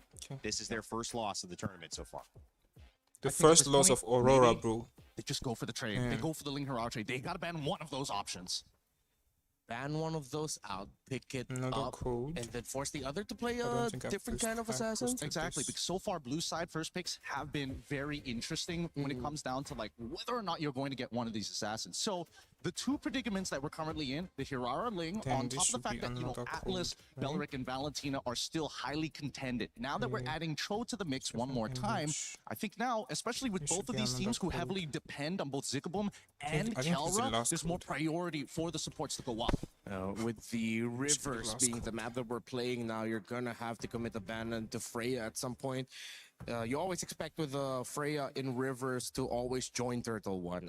That's a given. If it's not gonna be the Freya, then it's a really fast rotating gold laner to see if That's they the can last code. build an early lead, similar to the Claude that might want to join in, or a Moscow. You SOD Let's in for go, Turtle One, ONIC. and then you just walk back right quick through the river as well.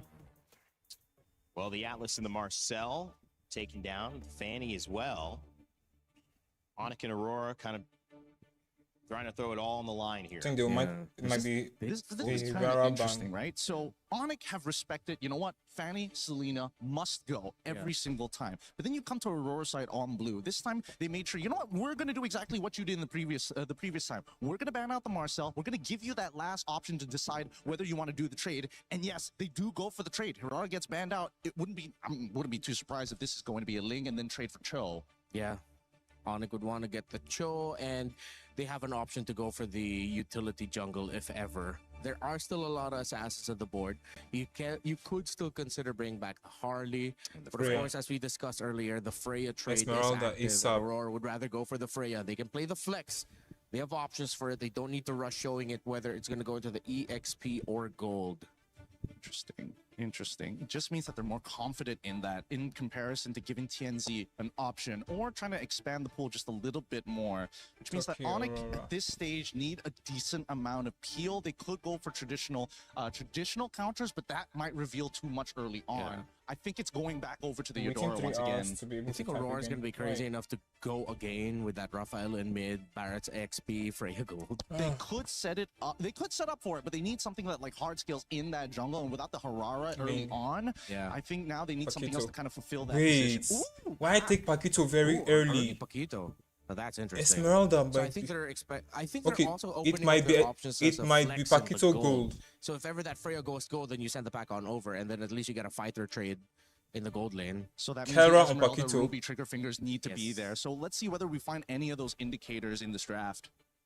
Then, if you're already getting rid of Zushin, I would have imagined that they would look for something a little bit more peely, right? Or at the very least, the Cho at some point of time. It makes a lot more sense now for AURORA than earlier, now that they've shown the Ling. But even so, I still think that there's a lot of value in it. It also makes sense to take out the Jushin if ever you're going to be going for like a full dive, because you guys do not want to get like all crowd controlled up in the air by Jushin. So that might have already been a tell by AURORA that despite this looking like a flex, this could be a close to mid-range style of composition for AURORA. And yeah, here we go again with the So Uranus it's coming out Freya early. gold They lane. get the Beleric. I wonder if they're trying to bait out and signal to ONIC like, hey, commit a ban into the Rafaela in the second phase. We did it before. We'll do it again. It's a tanky lineup right there as well. A lot of front line presence. You mentioned Rivers rotating will be on the docket. Yeah. Bro, And the interesting thing is that they're trying to... all in, bro. I feel like they're trying to get in the head of ONIC because within the draft lobby itself, they got Rosa to pick up the Uranus. So it's like sort of telling ONIC, hey, maybe you want to consider that this might actually be going to a mid lane, and then we're going to be pulling out a lot more surprises. So draft lobby in-game, interesting mind game stuff going on right now by Aurora, potentially. Yeah, it's putting ONIC in a pretty awkward position because last time they didn't have to worry like too much about certain things, and they were also actively banning out the Keto. Now they kind of have to take it away to deny options. I wish now, they went once to again, Lunox. you get this Eudora, and I the wish same they went to problems are going to Lunox. occur. It's great when you're trying to peel away this Freya from you before her ult gets ripped, but even so, that pressure we've seen many, many times, you lose that out fast. It is a question of sticking to what is good, what is available, and trying to make it work. But also, it's a question of how can we not get surprised. Eudora is certainly not a surprise, which means maybe Aurora expected this. You would have probably thought, okay, Eudora Ling available, so that's probably what they'll go to. But do they have an answer? Something sneaky? Bro, I don't like this Onyx I'm lineup. thinking whether I or not swear. this could be a potential Kimmy angle as well. That's another thing that I'm Aurora? scared of. Yeah. Oh, they're banning out the Guinevere just to make sure that these neutral objectives are going to be less easy to contest for, especially since you have anti-CC with Violent Requiem. Esmeralda, really good ban here. And this is an admission from Midnight. It's like they recognize that both sides could actually lean into the double fighters. Yeah. So now, that might actually be a bit of a reveal of where the Uranus is already going. Because if you ban out the Esmeralda, it makes a lot of sense that the Uranus is going EXP, the Freya gets sent to go, the Beleric is at Rome, so now you're just waiting for mid and jungle. Because I was thinking, I wonder if Aurora drafted That something would be a surprise. Yeah, exactly. Like, is it crazy flex that the Beleric could still go XP, that the Uranus could still go jungle? That's what I'm thinking, like, is Uranus jungle going to be up to speed to the lane? And then I realized, no, it's going to be way too slow. Is Uranus, Rome, Beleric XP, Freya Gold an option? Uranus, Rome, a little bit kind of funky. It would but be Beleric XP definitely good. Oh, they banned out the Rafaela. I love it. I love it. This is a position that Midnight wanted them to at least say, hey, recognize me, look at me, right? Get rid of the Rafaela. And now that you've committed to it, I want to see what the conversion is going to be at the end of the day, right? Because, again, Midnight's got a lot of plans, and at the same time, he's shocked us in the first couple of days. If he's got something else in that pocket of his, I'm interested to know why. I do like this. Fighters to talk about. We'll see if that ends up becoming a reality for either of these teams. Teams still in that final ban phase for Aurora. What will we take away? Terry, the lineup's going to be a lot more. It's going to be real hard What the fuck? to get through. And now that they've already locked the Eudora from Southern side, they don't even have the option of Gord to lean into after trying to deal frontliners. What does that leave us with? I'm just hard to fast There's not a lot forward. of good support options here as well. I mean, you can sort of go Badan just to like slow peel stuff, but after game number one, I think that Keyboy is gonna have to take a step back here as they get the Barats. Wait, so is Paquito gold lane? I wonder, are they crazy enough to send that Uranus to XP? You pick up. Oh, no. The Ling is throwing me off. I'm thinking if there's any room for a surprise like Mathilda somewhere, an X-Borg somewhere, but then with the Ling, you're gonna get slowed down in your jungling if you try to go for something cheesy in the jungle. Bro, Kelra is I'll be playing honest with you, Paquito gold lane. Matilda is looking real good for either side. Really? Yeah. YSS. Man, guys, a little controversial here. Whoa, Luigi. And not a unique hero. Oh my god. Here we go. Bro. Interesting. So they want Midnight. map pressure to be able to kind of, if we're a little bit slow on the turn, the Loyi is able to teleport multiple people at once to a target location. Yes, it is reveal, big whoops, but it's still a way to kind of think they should go maintain Minotaur pressure. here. Oh, I lose priority? It doesn't matter. I'm still there. Like, this don't you could be guys an think interesting Minotaur is good approach and a here? different way of thinking for Aurora. I think Minotaur is ONIC, good here, to be they honest. expected this one. I mean, final pick, they have a chance to respond, but I mean, first time we're seeing Luyi in this tournament, and YSS again has not won a game, been played about 6 times. This will be the 6th. We'll see if that changes here. I think Let's see if they'll Minotaur make it might work. be better. You see some cursed options so far. Minotaur, and think I told you guys, this bro. will balance things out in Yeah, terms of yeah. like the cursed option curses, I guess, with the Eudora So, getting picked, now Luyi will knowing that be the Uranus is still open, the freaking YSS getting picked, knowing that open, bro. it's gonna be a little bit slower. She has to because there's a choose. Barrett on the Is she other going to side. take Oh, Purify or interesting choices, Flicker? but with the Loyi, Because this might be Ling the can X dive her, factor. Minotaur can dive her, Whoever Paquito flickers can first dive her, loses. bro. Like, Pretty much. Kelra. Well, Well, it's going to be a flicker battle. This could be over in a flicker as well, because you see these two teams, how good they are, how effective these drafts can be. But only one is going to move on into your knockout rounds. One will still be alive and will join another elimination game. Let's go. They decided, bro. ONIC, please win this. ONIC trying to take down Aurora Gaming. Let's send it over to our casters. Mirko and Trex. Here it is, the final game of the series. It's Mirko and Trex to bring you the action of this game 3, and conclusion awaits us. The climax, here we go. I'm not ready for it, Mirko. I'm not ready for it. We got a Lu Yi. Midnight's either cooking or overcooked with this one, but so far he has been a chef in the draft. Let's see if this one is going to pull it off. Mirko, any thoughts on the way this draft turned out? Okay. Just against these very low range targets, the Lo Yi makes a lot of sense. I'll be honest with you. Back in the day as well, when it comes to the utility jungles, man, like the Barat's over, everybody who wants to stick together, they kind of get countered by the Lo Yi, right? So it's AoE damage that Aurora are playing around, and they have a very good front to back. If they can somehow get the tempo, which should be kind of like the win already, just based on the composition here, on those side lanes, they can play around Rosa early on. So we'll find out. Again, it's the Wilderness Blessing with the Braves by Rosa. Even though he's on the Lo Yi, does a lot of good damage on ONIC's composition, still got to get that safety net, man. A little bit of sustain. Tenacities across the board as well, though, but nothing too crazy aside from that. Harry does use the retribution on that Litho Wander, wondering if Aurora's going to try to capitalize and harass onto this orange buff, but ONIC already smells it coming. They're going to move in, try to push Aurora away. Tienzi might want to get involved in this one. A little bit of damage on a Lupi. Yep. Nice Mountain Shocker, good stuff. Oh my god, Jesus. Well, but they all get pushed onto the tower by Lupi. So well done to disengage by him. Aurora's forced to back off. God. And that's what I'm talking about, man. These melee targets clumping up together. It's just so good for Rosa to find the constant yin-yang reactions on him. And it's gotten a free golem. He should be able to get this one. See which way it goes. Oh. Nice. First blood. That's the hot sky. First blood, I think that's 3 games Beautiful. in a row. First blood's on to Tienzi, but Rosa does find Sans a quick trade. Hasn't been the best 2 games for Tienzi, man. ONIC really have set their sights on him. But Rosa has done a good job taking down Sans. Now it's 1-1. Tempo up top for Aurora. So Tienzi should still be able to get the orange buff and make it in time into the turtle. So let's see again what happened here. It's just Sans with the flicker in, dude.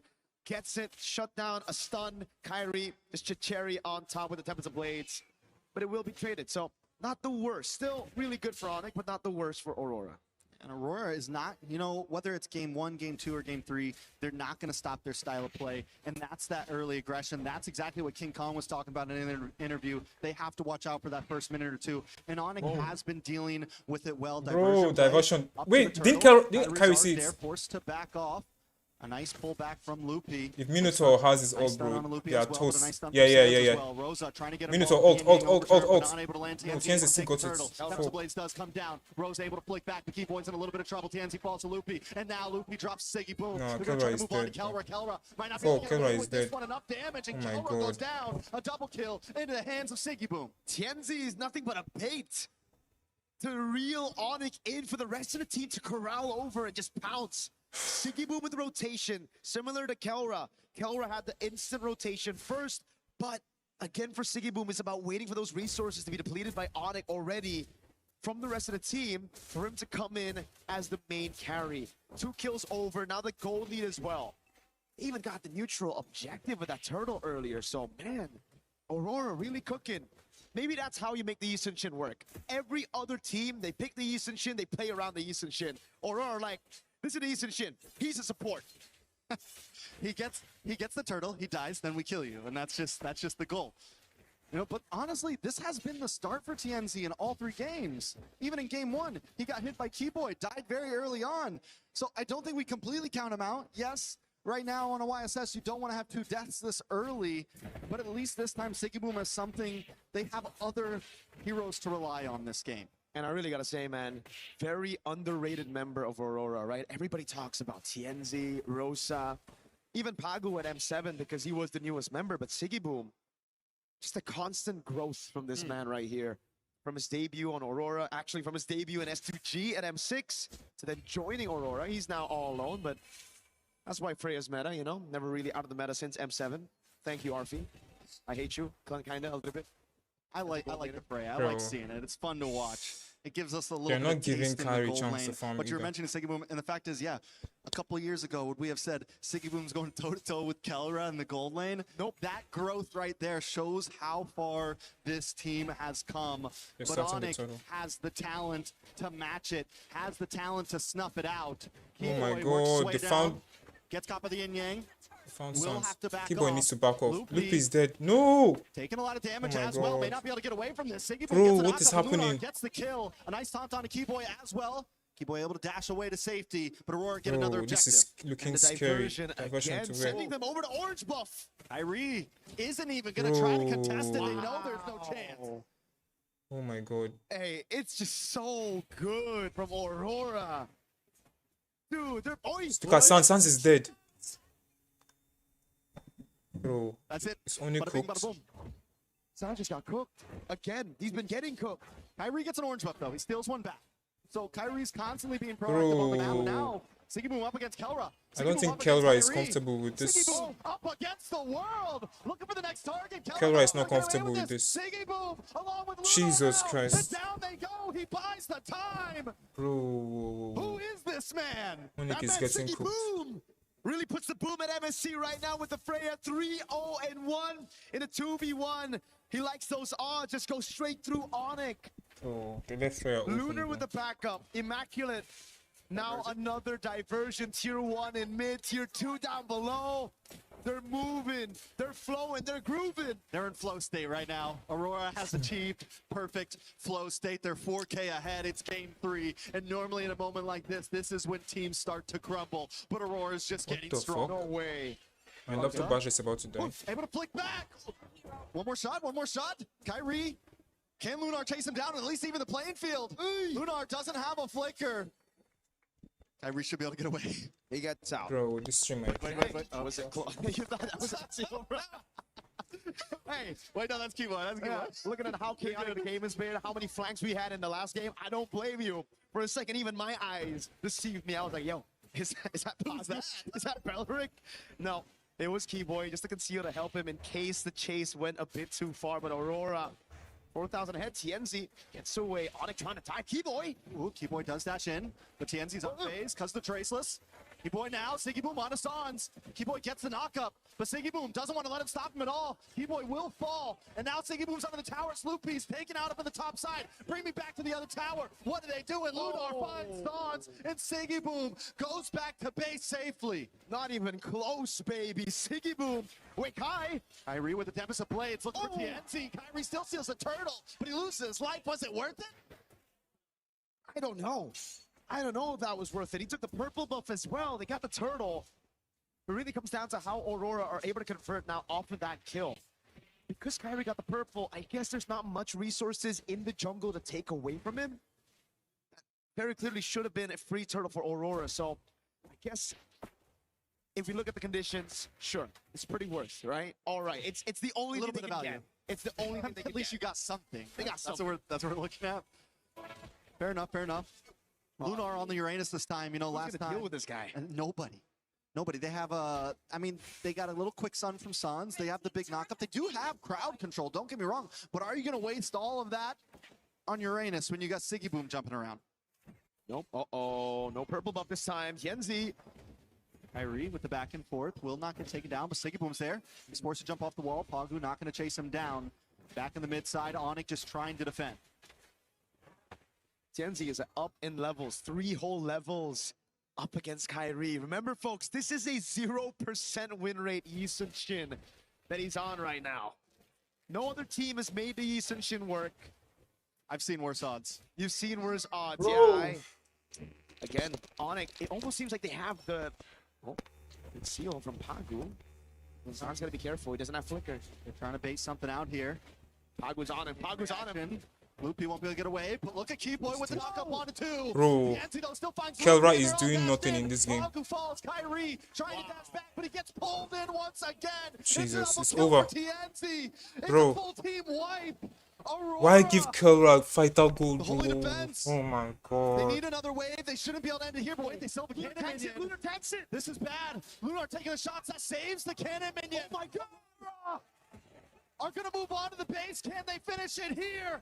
They have entered it. Another team crumbles. Jesus Christ. Another team falls. And Aurora walks over into the knockout stage. First it was Liquid. Now it's ONIC. Jesus Christ, Aurora, bro. Aurora with a statement, a declaration as they make it Oh to my the knockout god. stage. Winning on a Eastern Shin that looked unwinnable. 0% win rate before TNZ got his hands on it.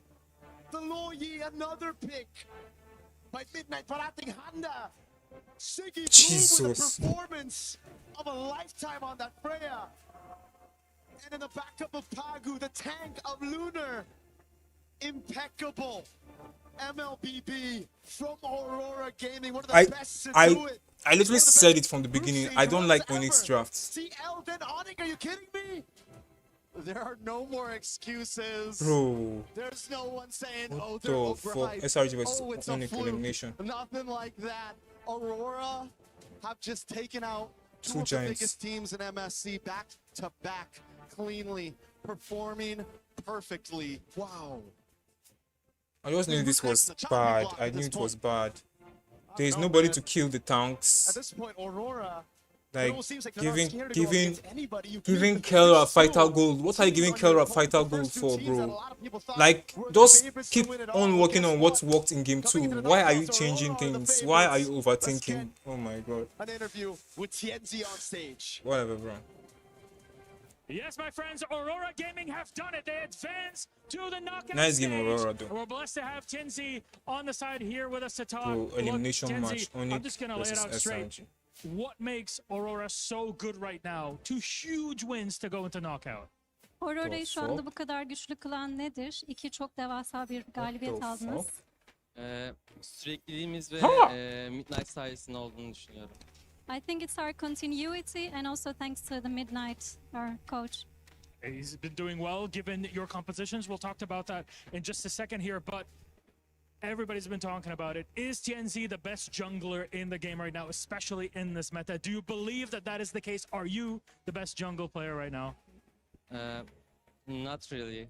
Yeah. So humble, why? Yani bence diğer jungle'lar da fazla iyi ama bu iş takım oyununa bakıyor, o yüzden Jesus. iyi değilim yani. I think the others are also great, but this is also about teamwork, so I don't want to just focus on myself to say that I'm good. Very good, very nice and humble. Now, it is a team effort to advance to this level and make it to knockout. How do your teammates also play around you in that jungle to enable you to farm as much as possible, to prepare yourself for the big team fights and eliminations like we saw in Game 3 here, where you were very effective as a team? Ve burada ekip olarak çok etkili oldunuz bu gördüğümüz eliminasyon eleme maçlarında. Ve ekip seni yani bir sonraki maçlarda nasıl destekleyecek? Daha etkili bir şekilde rolünü yerine getirebilmen için. Daha iyi olacağını düşünüyorum. Böyle komplarda jungle oynarken rakip takım çok fazla jungle'a fokus atıyor. O yüzden oynaması da biraz zor. Biraz daha iyi oynamam gerektiğini düşünüyorum bir de.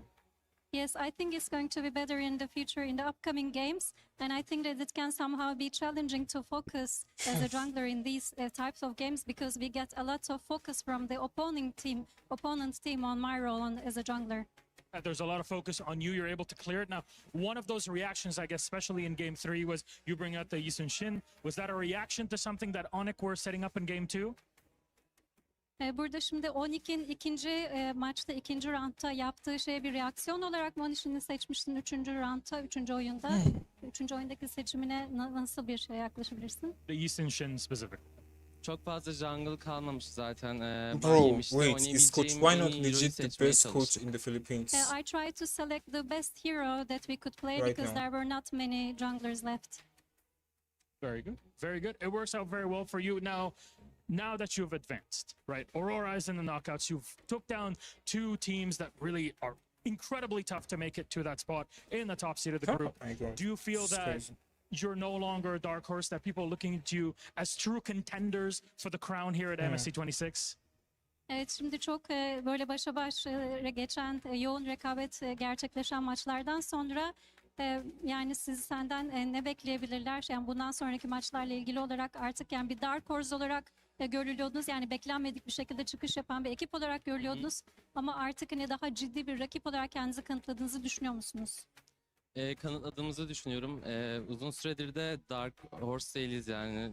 Diğer STR takımlarla birebir olduğumuzu düşünüyorum. Diyeceğim bu kadar. Yes, I think we have really proven ourselves with the game that we have played at so far. I think we have also not been a dark horse actually for a long time, so I think we are very much comparable to the other teams in that sense. There you go, seeing ourselves as one of the greats. Thank you very much, Genzi. Congratulations. Teşekkürler. There it is. It's Aurora Gaming advancing to the knockouts. What a story. ONIC, they're going to have to work through it. Panel, what do you think of that? Thank God. I love it. The Turkey A representative getting ready for Turkey and the M Series. We'll see what happens all the way over there. But right now, we got a tournament that they just advanced the knockout stages in, and that means $100,000 at least for Aurora Gaming. That's not a bad game of MLBB. And I love the humility as well. I'm learning that that's kind of a bigger conversation here than, you know, some, I'll say it, braggadocious pros that we have in other esports. Yeah. It's kind of a pleasure to see the difference, and also the fact that everybody is really focused not just on themselves, but the fact that this is a team effort. And yet, in the same face, Renmar, the second that the comment Dark Horse comes out, he says, whoa, wait a second, whoa, we're not quite, I think we're very comparable. And so, yes, hesitant to take too much of a leap forward, but if anyone puts them down where they don't belong, they're ready to correct it. Yeah, so something I'd want to share about Coach Midnight, he's the type that if he knows he has players that have an ego, he would want that ego to thrive in a Bro, this is healthy actually fashion. crazy. But he Falcons are in understands the that lower if brackets. He looks at his team and sees Falcons maybe pitch they're are not in the about lower the ego, but brackets. they're looking about they're more about looking Um, at their efforts Tlph together are as in the lower 5, brackets. as 6, including Now the sub, ONIC, like what they can the do lower as a whole brackets. team.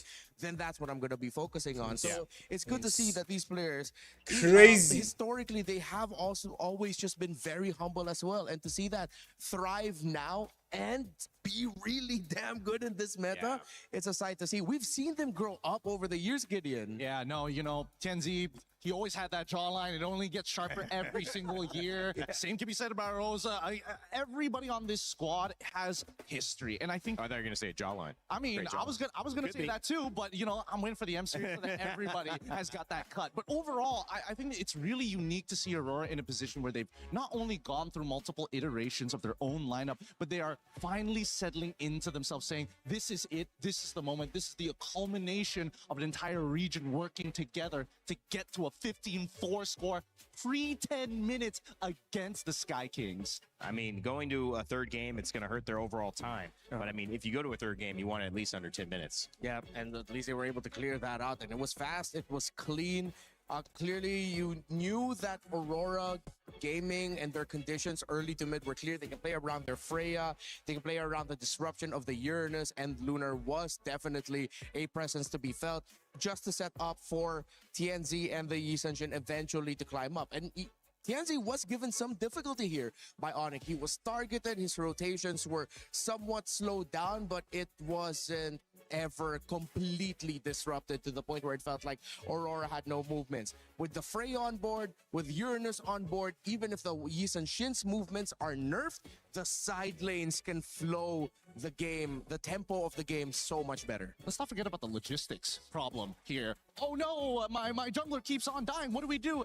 And now you're really utilizing Rosa here on this low E, being able to not only teleport you from buff to buff to save you the walk time, but always continuously reaching further and further on those conversions when they do actually get those picks. And that's why I really love seeing Loyi come back in this particular game, playing from behind instead of ahead for the first couple of minutes of the game until they really started to ramp up and hit the nitrous button, because then they took everything. Gets me excited about when we start heading to best of fives. I mean, that's going to be fun, because then you're going to have adjustment adjustment after adjustment. Now, after what we just saw was a great and first time seeing Lil Yi that worked out for Aurora Gaming. Renmar, I want to get your thoughts. You've got some telestrator lined up for us. Yeah, okay. So we're not going to be looking into the highlights of the game specifically or a lot. We're just going to go back into the draft. I marked here for you all what the first 3 picks were on both sides. It was Freya, Blue 1, and then Belleric 2-3 alongside the Uranus, and then the Paquito as the first pick alongside the Eudora, and then they picked up the Link. Again, okay, maybe I wouldn't once push the issue about picking up Eudora when the Uranus is open, but I feel like the pick that actually delivered the death knell was, well, 2 of them specifically. You get the Barretts over here, which would eventually get picked up at the red 4 slot, if I'm not mistaken, and then the Loyi that Gideon got to mention. So the interesting thing about the Loyi, besides the fact that with what Gideon mentioned, with it being able to deliver the team around the map faster if ever the Yi Sun-shin's rotation was nerfed, look at it from a team fighting perspective. You have the Paquito in the gold lane that I feel like was decided very early on by ONIC, but then there was a reaction from Coach Yeb by the end of the draft where he realized, man, I need to pick to round this out. They picked up the Minotaur, because in every team fight, once they were all fighting as 5v5, there was so much difficulty for the Paquito to get close. Even the Barretts didn't feel chunky enough up against all that shred and the burst that the Loyi has. Then it got to the point where Freya has damage, Yi Sun-shin has damage, and ONIC cannot fight comfortably. They're fighting under a lot of crowd control. They're fighting under a lot of damage. Look at the composition of Aurora, and you can just imagine how much of a nightmare it is to deal with that if you are the Paquito. There is just way too much to deal with. And if you are one of the main damage dealers, like I needed 3 circles just to make the point really felt, that the Paquito would have struggled in every team fight. Add to that as well, if you cannot get the early game domination that you need with the Ling and Eudora, you're not going to get a good bridge into the mid to the late game. And what stops early game dominations most frequently? It's lineups that have the Uranus and the Belleric. Those are tempo stoppers for lineups that want to snowball fast. That's an amazing breakdown. Thank you, Renmar. And thank you for the attempt to hold the microphone, Gideon. He just went by himself there. He ripped it. He ripped it. He didn't like your hug before? I didn't realize that. I was like, oh yeah, I was holding my mic. Thank you, though. Thank you. Hey, man. I'm just All a bench warmer here. Today's schedule coming up on your screens in just a moment. We are almost done. We've got one more series, and this is not an important one at all. Just kidding. It's Team Liquid PH, who are your champions of last year, going up against Entity 7. The GOAT, Carl Teasy, will he find a way to come back after a loss against Aurora Gaming and stay in this tournament, or will this be the end and we will guarantee a new champion? Entity 7 has a lot to prove, considerably the underdogs in this matchup. However, Gideon, we have seen a lot that we didn't expect in this tournament so far, so no one's counting anyone out yet. Absolutely, but it's about the level of polish coming into this tournament, and so far Team Liquid has shown that they're a little bit behind on what they were going to. Well, I don't know if it's they're behind or whether they're like holding back on what to show in these tournaments, because remember, our format isn't like, oh, we go through a round robin of a group stage. No, it's Right. immediately, you got 2 lives, you mess that up, you don't get a second chance. So I think Entity 7, if we need to see something good, first off, foundation and polish. All right, well, let's make sure you guys are watching, because you can get your pick'ems for that final match. If you haven't done so already, before it gets going, let us know who you think is going to win. It's going to be Team Liquid PH. It's going to be Entity 7. We will follow along with the fan vote and give you guys information on where it stands before we head into game. Before we do that, we're going to get the teams back on the stage, take a little bit of a moment away right now, and let you listen to the Saudia radio comms from yesterday's matches when we come back, our final series of the day.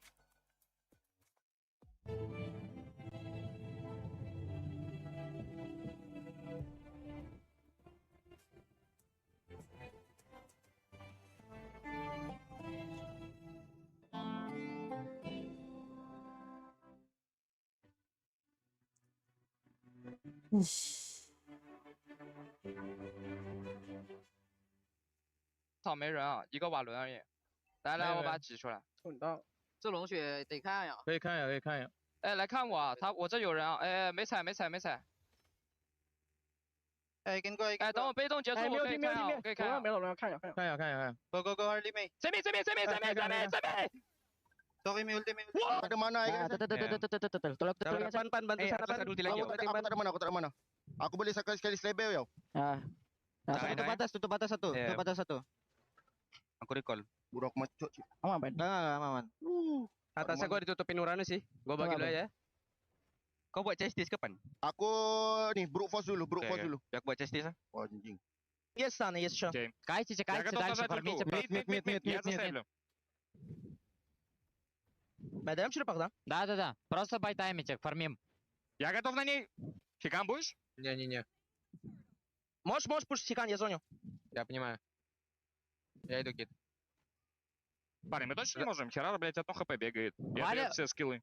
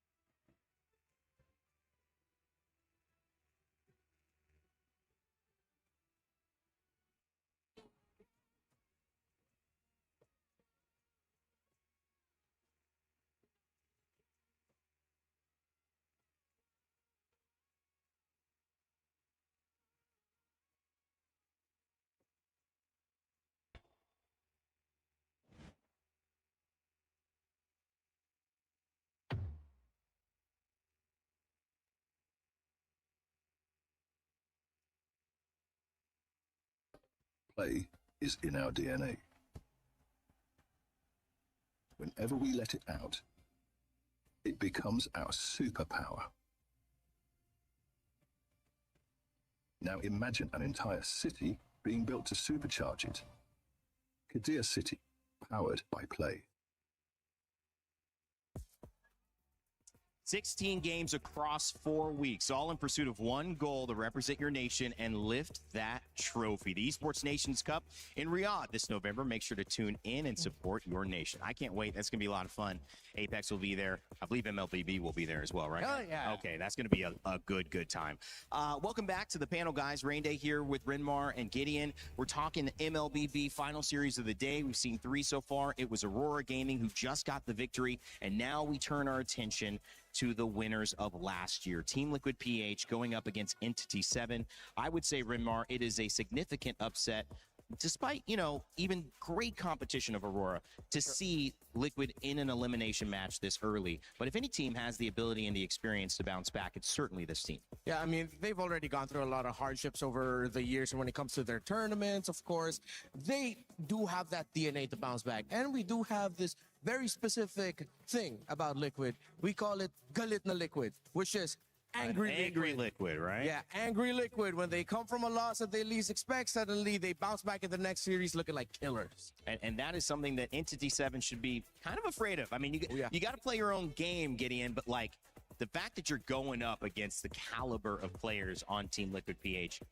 it's got to mean you can't just play your own game, right? You got to be aware of who you're playing against. Oh, absolutely, 100%. Especially, you know, at least there's a lot of material to kind of look through to see how Liquid is going to play in the first place. And I think that, unfortunately for Entity 7 in that region of the world of the Americas, the Scrim partnership and caliber of practice that they can get there in comparison to coming to this international and seeing who is available to play, it's going to elevate them no matter what. So I think this is a great experience for Entity 7, but at the same time, if by a chance of God, or if they have a new plan to take down Team Liquid and it works out by winning this series, God, must that feel so good. LATAM representative, even though they're representing the totality of the Americas right now, they took down the NA rep. And this is the first time LATAM has been on this international stage. It's exciting because, of course, MSC has brought us many exciting things as well. And there's Team Liquid arriving, the GOAT, Carl Teasy. You know, there was a lot to dissect about the loss, but there's also a lot to dissect about the history of somebody who knows exactly how to get the job done on any and all international stages in MLBB history. So, again, so many big narratives. We're going to have to somehow focus down on the little things. The hostess meta is still, again, surprising people here and there. Yeah, I wonder if Liquid are going to approach this similarly to how Falcons men approached their previous game, and they forced the meta to go back into something just a few weeks back with how they got through the wild cards, trying to force to bring back those utility jungles. Will Liquid have evolved in the, what was it, 1 or 2 days since we last saw them, and then suddenly show off that, okay, no, we are definitely up to part of the meta. We just needed a little bit more time. A lot of questions that I'm excited to see how they're going to answer. Yeah, and especially seeing, well, I've been in the scene for a very long time, and Aeon, an ex-player now turned coach, seeing him smile walking out of that bus makes me a little nervous. There's only 2 times I've ever seen him smile like that. One, when he was already looking to win a championship locally, and the other time is when we saw an absolute destruction of a Malaysian team versus a Singaporean team that he was playing on. It's the exact same look, and it's already making my spine just crumple up and fall. I thought number 2, you're going to be like, you know, eat McDonald's or something, eating some type of burger. I was like, yeah, he always smiles when he gets his thing he likes. But at the end of the day, that's a great storyline to pick up on. He's going to be going against Entity 7 and want to make sure that smile, unfortunately for them, is wiped off their faces if they have anything to say about it. Latin America, of course, the ability to prove themselves on this major stage would be massive. But just getting here is an accomplishment. Here's the road that they took to EWC, and it was anything but easy.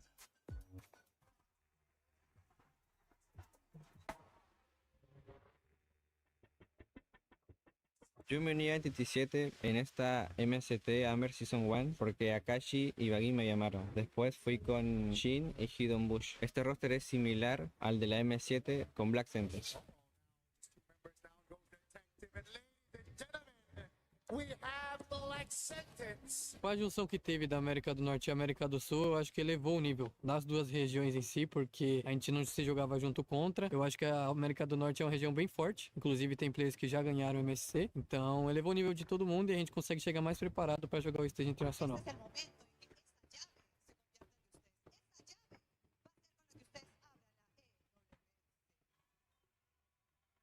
Norteamérica y Sudamérica no han encontrado un avance porque creo que deberían mejorar los tratos por parte de las organizaciones hacia los jugadores, como también apoyarnos más y dejar de odiarnos entre nosotros, porque al final somos una región y hay que apoyarnos mutuamente. A última vez que eu joguei em evento internacional foi o M5, acabamos não indo tão bem, mas eu acho que deu para pegar bastante aprendizado, pegar bastante experiência internacional de evento presencial. Eu acho que dessa vez vai ser diferente. Yo creo que este roster es mejor que el de Black Sentence porque con la experiencia a la M7 fue muy buena, como también la sinergia que tenemos con el nuevo equipo es muy buena. A ONIC é um grande time, eles estão sendo campeões faz bastante tempo na Indonésia, tem jogadores muito bons, ainda mais que entrou o Kelra. Eu acho que eles são muito fortes nas lanes, eu acho que a gente se pegar alguns heróis que tem pressão no começo de jogo, eu acho que a gente pode lidar bem contra eles. Para todos mis fans, espero que puedan apreciar a este nuevo y mejorado equipo gracias a la nueva competencia MCT Hammer. Eu acho que os fãs podem esperar bastante coisa de nós, mesmo que caímos contra time forte e se ganharmos caímos contra o atual campeão do MSC, eu acho que eles podem esperar bastante coisa da gente. High expectations for South America here. Yeah, they are looking to show off a little bit more of their playstyle. I feel like they got the short end of the stick. They went up against ONIC, now they're going up against Team Liquid.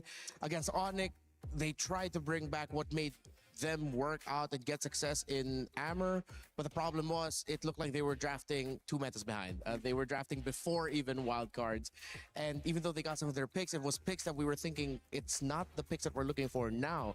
So maybe they learned a lot from ONIC. They said they learned a lot from their previous experiences. Hopefully they learned from the ONIC matchup. Well, honestly, I think they've got a lot of ambition going behind them because it's totally understandable from their POV that it's like, not only are we looking for organizational support and the fact that, you know, they've combined the region to raise them up, but they have yet to have that amazing international finish to show, yes, this region has what it takes to play against the best. So again, this may not mean much for a lot of people out there, but for those players up on that stage facing up against Liquid right here, right now, if they can take even one game away from them, that could put that extra chip, you know, that one extra chip to say, these boys are worth investing in. And that's what I'm hoping that this game and this series raises up the region as a whole. Yeah, and we started off the day with a result like that. We didn't expect that it would get to the point we were wondering, is GK actually going to eliminate Selangor Red Giants?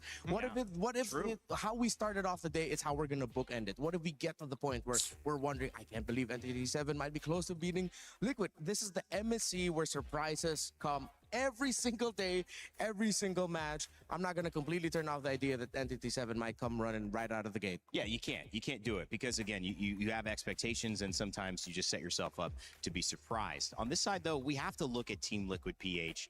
And when you look at this roster from Sanford to Sanji to JP to Teddy to the GOAT, Carl Teasy, who back at MSC 25, I tried to say this in a different way, but said, yeah, I've done it. I've accomplished everything that can be accomplished. And accepting that honor is a very good thing for him to say, this is where I am at now. Where can they go from here? Because as defending champions, of course, they have high expectations and high hopes. They're going to work their best. But what if they learn from that earlier loss this week? We had a chance to sit down and talk with Sanji about it. We're now here over with Sanji. It's so good to see you again, Sanji. Yeah, good to see you again. Good to see me again. That's great. It's mutual. So, Sanji, we didn't get to talk to you after your match loss yesterday. What did you think happened in that match? I think we're surprised. Their drafting is so good, and now we're very confident. You're very confident now because I think a lot of the casters, especially the ones on the panel, they were talking about the early game. I feel like TL usually dominates the early game, but Aurora gave you kind of a hard time, and your upcoming opponent, E7, likes to play the early game. So, what do you think about that, Sanji? Now our enemy is like. We read it's like, and before we face Entity, we have a Scream, and we know that's their gameplay, and they love the early game. And Aurora, we're not having the info. That's why we lost. Okay, so you didn't have a lot of info on Aurora, but upcoming against E7, you're confident? Yeah, I'm very confident. Very confident. So talking about the picks, you mentioned some surprise picks, and I think a lot of us were also very surprised. Rafaela mid lane, Sanji. What's going on in the mid lane? I don't know, maybe a lot of heroes came back, and I think even if you pick like Angela or like Matilda, I think it's okay. Okay, so there's a possibility for those two heroes to come back in the mid lane. Have you heard about the new rumor? Fighters in the mid lane? Yeah, I heard. Is that something that could possibly pop up here in the meta? I think it's possible because of the strong mid. So that's why fighter is good also. Okay, but do you like it? Do you like this meta? Does it suit you, Sanji? Yeah, I like it. You like it? Yeah. So are we expecting some crazy picks maybe coming up from you? Not for me. I think for my teammates. Okay, we got a little bit of info there. Thank you, Sanji. But after that, obviously you're coming into this. Do you have maybe a message for Entity 7? I think good luck and have fun and give the fans the best team. Oh, best show? The best show. The best show. Okay. Thank you so much. This was very fun. Sanji, good luck on your next match, and we're throwing it back to you guys. Not enough info. I mean, that makes sense. I would say that Gideon is a real thing that looked like they didn't get a chance to play because they were just so in shock at what was coming at them. Yeah, understandably so, right? Yeah. Even I was dumbfounded when I saw that lineup just come up with the Rafaela in that mid lane and absolutely just dominate the earlier stages. But I, for one, have already admitted many times, especially after M2, that I cannot doubt the GOAT. I'm actually contractually obligated not to doubt the GOAT ever because I doubted him then, and from that point onwards, it has just been uphill for me. I've been so glad that I'm standing behind Carl TZ and watching his games. He is an absolute monster for a reason. I'm on the other side. Every time I predict for Liquid, something bad happens. Every time I predict against Liquid, they start steamrolling through their opponents. So maybe this is the time for me to say, I think Entity 7 is going to win.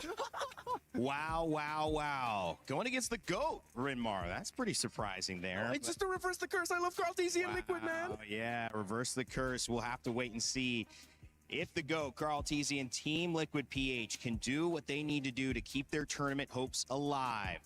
The representative from the Philippines trying to turn this early loss into some information to grant them all they need to rise up to the top of this mountain and claim the trophy, standing in the middle of the Lenovo Legion Gauntlet for MSC. All of it on the line as Entity 7 do it for South America. Can they surprise us yet again to end the day as we throw it over to the stage to begin our final series? Ooh, final series of the day. But before we even touch on that, the third match of today was insane. Aurora Gaming is on fire, a 2-1 win up against ONIC. And guys, really, a 9-minute and 41-second game? Yeah, that game 3 was something else. We got so hyped up into it. There's the comeback. Game 3 is going to get even deeper, and then there's an entire team wipe. And the game falls apart for ONIC, and that's just how the story sometimes goes. That's how ONIC crumbled at the end of it all, but that just means Aurora Gaming can advance on to the knockout stage. Sorry, that's just how it is in competition. ONIC's run is not done yet.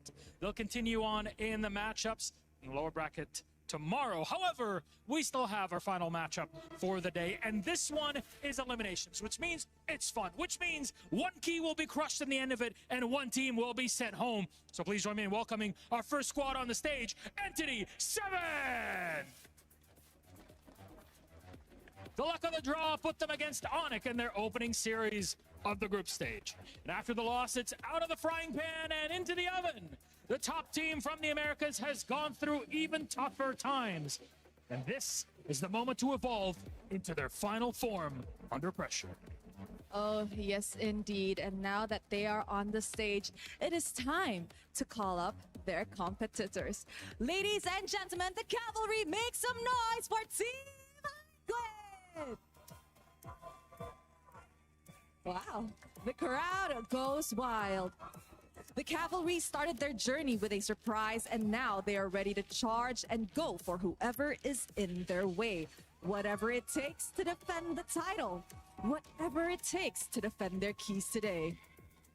And really, every single thing matters here. The reigning MSC champions are in an elimination game in the lower bracket of groups. That's to tell you how competitive MSC 26 has been here at the Esports World Cup.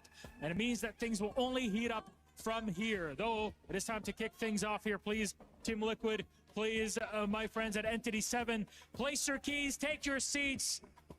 And of course, captains, prepare in. One Sanji has already made it to the knockouts. Is it going to continue here? We shall see. The fist bumps are in. All pressure on our two teams. Who can make it out? Who will have their key crushed? We'll break it all down with our panel. Thank you, Milos and Rose. It's time to get it going. I can't wait to see whether we get a surprise on our hands, but either way, we're going to have a delightful final game that is, again, going to be great for one team and get all the emotions going in the right direction, heading towards a potential knockout stage spot. And it's going to also end with a key crush, which is tough to see. It's almost unfathomable to think that it would be Liquid PH. But, you know, when you play a best of 3, Gideon, there's not a lot of time to make an adjustment. I want to get your thoughts on just the quickness of this set, because we're not in that safe stage yet with 5s or 7s to really adjust to another secret strategy. However, happy Rhino Day, new in the shop. Make sure to grab your emotes. And I want to make sure you guys are locked in on Rhino Day. Everybody's really excited. Everybody knows what Rhino Day is. Totally, yeah. It's when the season resets because we all turn back into rhinos. Yeah. Every single time, and except for some people, but for the most part, I think that this game, especially seeing how confident that they're walking into this, it's already giving us information, right? Both teams have technically scrimmed against each other, so they have a little bit of info coming into this. Better yet, I feel like the major adjustments coming in from Liquid is now understanding, hey, Teddy, maybe you can put in some fighters for us, huh? Some fighters. Maybe let's not keep bringing up your Claude. We know Claude is your signature pick, but right now it's just a little bit too tough. Just hovering around or under 30% of the win rate is the Claude. So let's see if we're going to be seeing some new Teddy pickups, maybe a reprioritization of picking things up like the Harith, which has done well as long as it's built well around it. How will Liquid turn their drafts around? Similar question for Entity 7. Again, I feel like we're watching two teams who had a bit of a similar problem from their first day of matches, wherein it seemed like they were drafting a little bit, maybe like a few weeks back? Yeah. A month back? 2 months back? Would you say 2 months back, or would you think that it's comfort at this point? Because I feel definitely at some point. Oh, actually, yeah, that's a good point. For Liquid, that game 2 against Aurora, 100% we got to go about lean back into the comfort. Entity 7, they did it right from the get-go.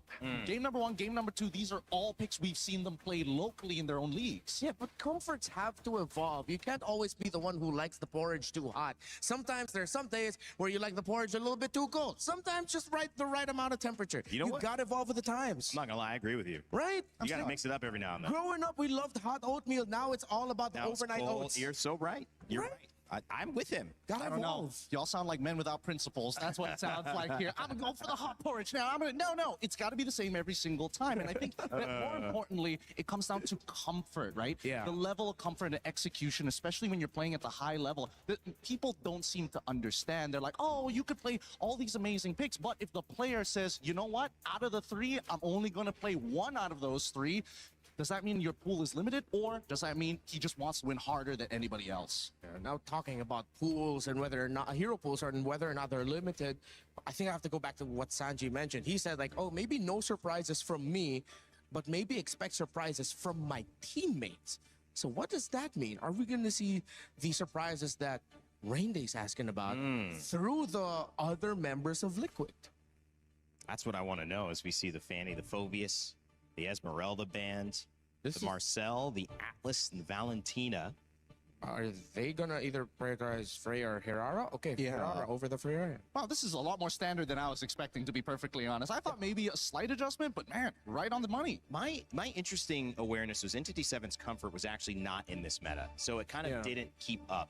Liquid were surprised by the actual non-meta, but like kind of counter to the meta that it was Aurora Gaming ahead of the curve. So Liquid, they don't have a problem playing this, so they're going to be drafting as we expect. But I think the goal for Entity is to get to this meta and come present with it. So I expect that we'll see a lot more consistent stuff in this first draft without many surprises from them, because they haven't even shown us that they're playing this kind of tournament meta yet. They took away the Atlas, they pick up the Belleric. So now once again, similar to the previous one, the roam options for Liquid are kind of, I want to say gone, but they're depleted.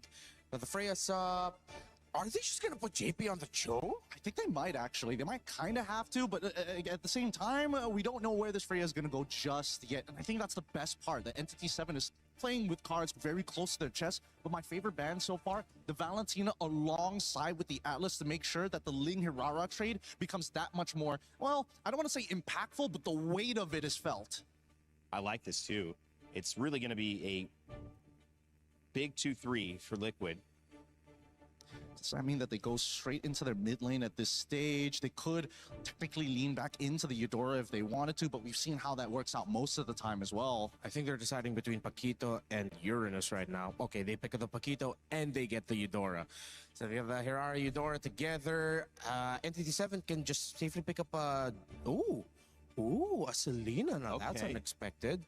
Going back to Shin, this is a pick that he's picked up over the years, and we not only regionally but internationally as well. Yeah, which begs the question. Now that they've kind of secured their first 3, they've opted not to go for Ling at this stage of the game. I mean, the Eudora counter on the opposite end was in preparation to maybe expect the assassin. Does this mean we're expecting the pivot here? Because I feel like at least for Entity 7, they've got the guaranteed scaling from that Freya side, no matter if it's gold or EXP. Right. We get to late game, she's gonna punch a hole in the wall. Yeah.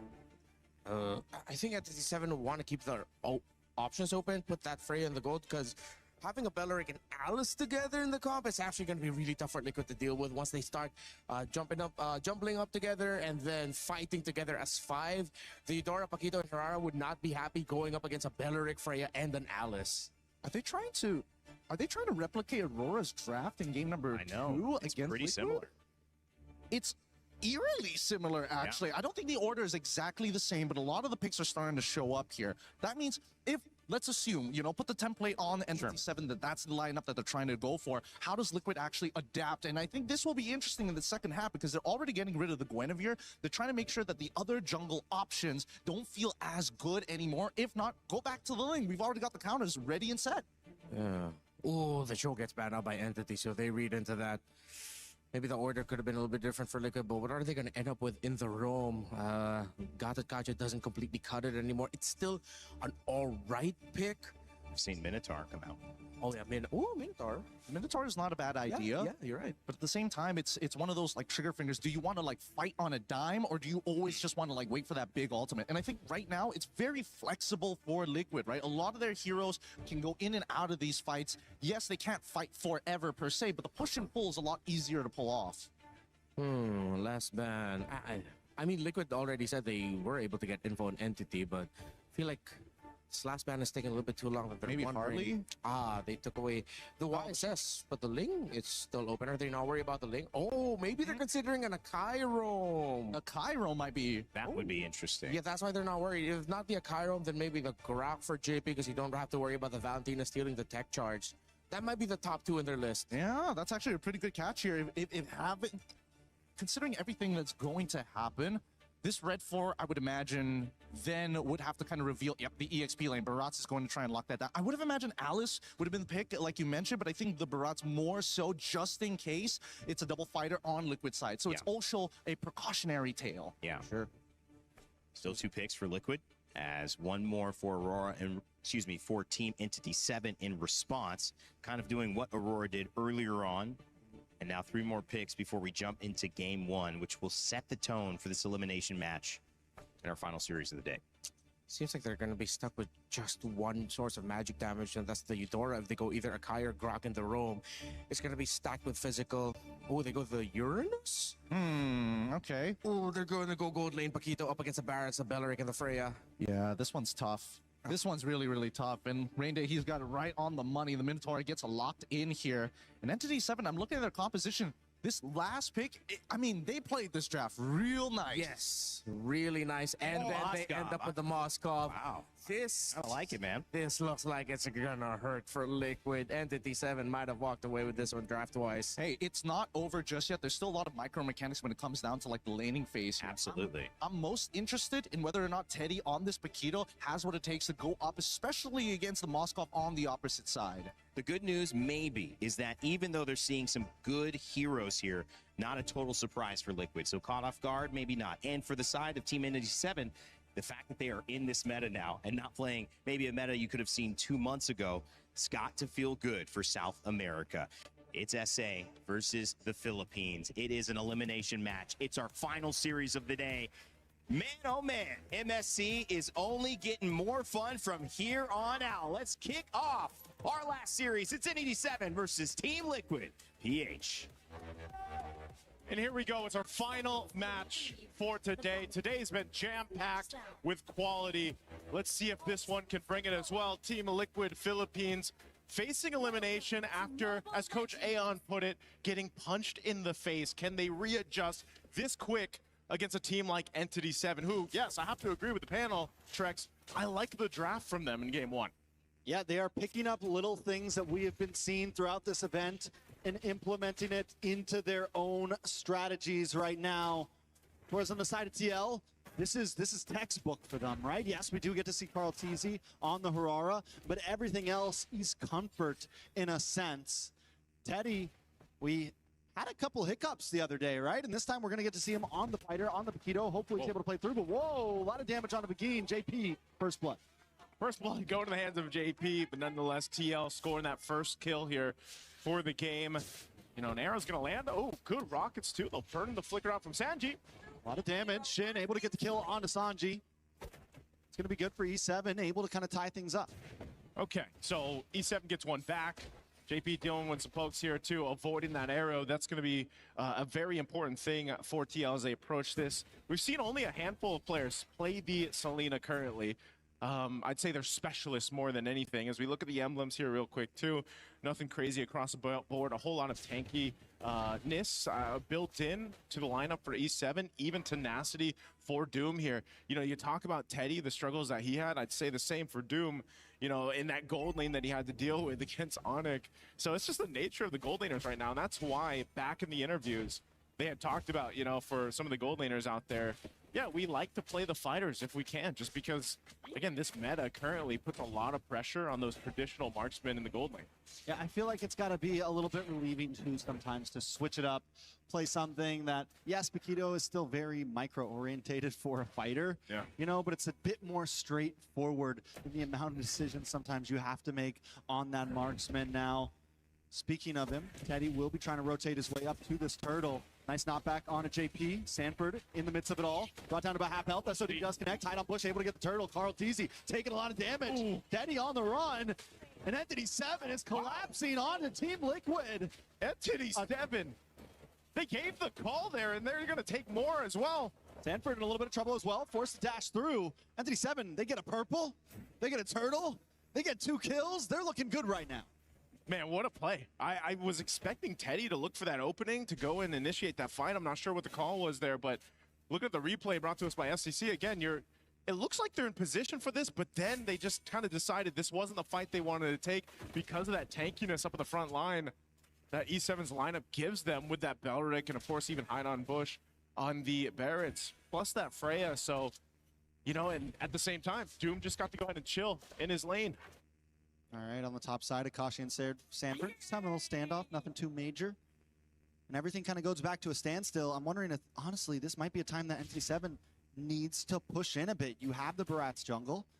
You have that tankiness. You have that Ube-type strat that can bully a assassin jungle. Teddy takes a lot of damage, gets caught up. Entity 7 just collapsing once again, consistently looking for plays across the map. Hey man, we talked about, you know, you pick up the fighter so you don't have to deal with too much of the bullying. You're still gonna get bullied, it's just you can survive it a little bit more. As we saw, even though Teddy had to burn the flicker, we'll see where TL looks to make a play.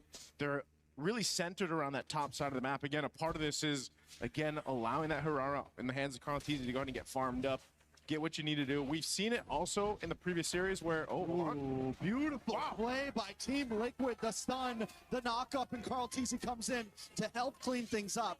A kill goes to Sanji, a kill goes to Carl. As I was just saying, hold on, they're going to push Hide on Bush out of his jungle, so getting some back here. But that's one of the things I was about the AURORA. Whoa, Daytona's welcome. Daytona's welcome.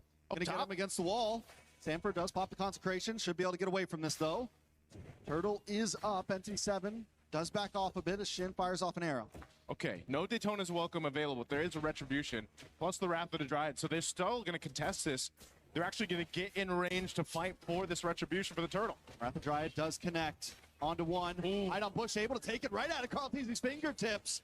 Tlph trying to dash back, trying to get to safety as Hide on Bush gets chased down by Sanford. Tlph re-engages, gets a kill on Shin, and Sanford up at the top side. One more hit, and Hide on Bush goes down. Sanford doesn't want to let him go, but he doesn't connect. Sanford gets a dash through, but he's going to take a tower shot and fall down himself. Hide on Bush gets a kill for that one. It's a back and forth battle, but TL does come out on top of this one. Yeah, they might have lost the turtle in that, but they definitely got the kills. And I think that's what TL wanted to go ahead and get. Again, they're scaling up Tlph here on this Hirata, and Sanford goes in just to, you know, it's a bit of a sacrifice whether he went down or not, but ends up pushing them off of that space so they couldn't follow through the team fight. That's big for them. Looking at the replay, again, we expected Entity 7 to fight this with the tools at hand, but again, fighting into this whole mid lane. Penguin. Big attack from TL here. Entity 7 just trying to defend. They don't want to force anything. Gold still at a minimum. Only about 750 into the hands of TL. Entity 7 has taken the first tower on the map. TL needs to start converting this lead into something more than just kills and gold. Yeah, Entity 7 letting Doom kind of build up on here on this Moskov like we've seen many times. That may be a play in itself that they want to lean towards, but they're going to just watch this tier 1 turret up top get taken down. Worked on slowly but surely, but Doom, again, a play here for them is to build it up. The problem is because of you have JP on this Minotaur, and I think his first item that he locked in was the Chastised Pauldrons to go and help with some of that attack speed. His setup plus Sanford's zoning potential is what is the obstacle for Entity 7. Plus that damage that we saw, you know, with the AURORA needing just basically 2 items to really pump out that damage. The stun that comes with that, and then followed through for either a Paquito from Teddy to come through or Tlph on the AURORA is what is working so well synergistically for TL's lineup. But still, you know, fighting for this turtle, see if they can secure it. E7's done a great job securing the 2 turtles already. As, again, playing around this tankiness. An arrow. Big stun does land on to Sanford, forced to use the Consecration plus the Purify. He is a sitting duck at this point as Tlph moves in as well. Nice detonus welcome on to Sanford. Wow. But a big dive in from Akashi. But the knockup still connects and SOD as well. Doom able to get the shutdown on to Tlph. Getting some nice gold as Teddy's on the run. And E7 splits up, splitting TL apart. Sanford, the last one to go down. It's nothing but JP left. A turtle, the third and last turtle, into the hands of Entity 7. Entity 7 is making it work right now. Again, give it to Hide on Bush to go and win the retry battle against Tlph now. That's 3 for 3 for Turtles. And the rest of the team to fight into that team fight. Again, Doom has been farming his mind out. Then he just comes, joins the fight with an SOD, and helps turn things around. This is why they were talking about it in the draft. How good this composition from Entity 7 is, and how well-rounded of a profile for damage that it has too. I mean, the tankiness alone helps place things up. And then if you just follow up an arrow from Shin, it's almost an easy catch with the Daytona's Welcome, the Wrath of Dryad, and then to pump out the damage. Now they're going to start moving into buffs, and this is what we used to see in the days of Barat's jungle. Against assassins like this with a bulky lineup, you just slowly push forward. You slowly strangle the life out of the opponent, and that's what NA7's trying to do. They now sit at a 3K gold lead. Another tower falls. This is a bit different too, just because of the nature of the lineup from TL. You know, you would think typically when you have that claw to the Moskov like E7 have, it's like, well, eventually you're gonna hit that power spike and you're gonna be able to play for that. But right now, TL's just gotta play for each other as a team to get back into this game. Entity 7 having almost a 3,000 gold lead at the 9-minute mark against a team like Team Liquid is just insanity, and it's a statement for themselves to have this kind of draft, make it work. Now, what it comes down to, Trex, in a couple seconds, this Lord is going to come up. Tlph and the rest of TL have to win this retry battle if they can. Again, 3 for 3 turtles for Entity 7. It's all broken out into a team fight too, but you saw that Sanji picks up the Divine Glaive. And someone's also got to deal with the off-map push happening from Doom. Arrows being thrown out here for Shin, giving information over to the rest of Entity 7. And so this is a tough one for TL. They've got to decide to not let that bottom wave push in and also to set up around the objective. And Entity 7 are playing the macro game well, pushing the long lane. They've got Akashi up on the top side. Sanford does have his eye on the Lord, but it still feels like Entity 7 can slow play this. And this is a position Team Liquid's not used to, right? This is a position that they have to think about how they're going to approach this. They don't have a marksman. They went for the fighter off. Teddy not having the greatest game. And how does Teddy even get to the back line right now? If he is able to get past Hide on Bush, Shin's waiting with an arrow. Doom's able to push him back. Uh-oh, Lord, quarter to health. They're going to fight it. Conceal already used. Easy makes his way in, but Vagine catches him, and the detonus welcome. Helps Hide on Bush. Secure it. JP goes down. He's able to flicker back at least, but not just yet. Will catch up Doom, but Doom's not going to let him go. Teddy's on the run as well. JP finally shredded to pieces. Tlph, Sanji, JP all off the map as Entity 7 forces in 5 with the Lord. Man, they get the Lord. They win the team fight. Entity 7 is now knocking on the base here of Team Liquid. The rest of the members going to be up here shortly, but they're going to lose the base shields as they're popped up top mid, and now E7 working on the base turret. They're just trying to hold on, and they're going to clear out this Lord. Entity 7 kicking down the front door of Team Liquid Philippines. I don't think anyone thought we'd be here right now in just game number 1. They're going to move on to the orange buff. 7K gold lead.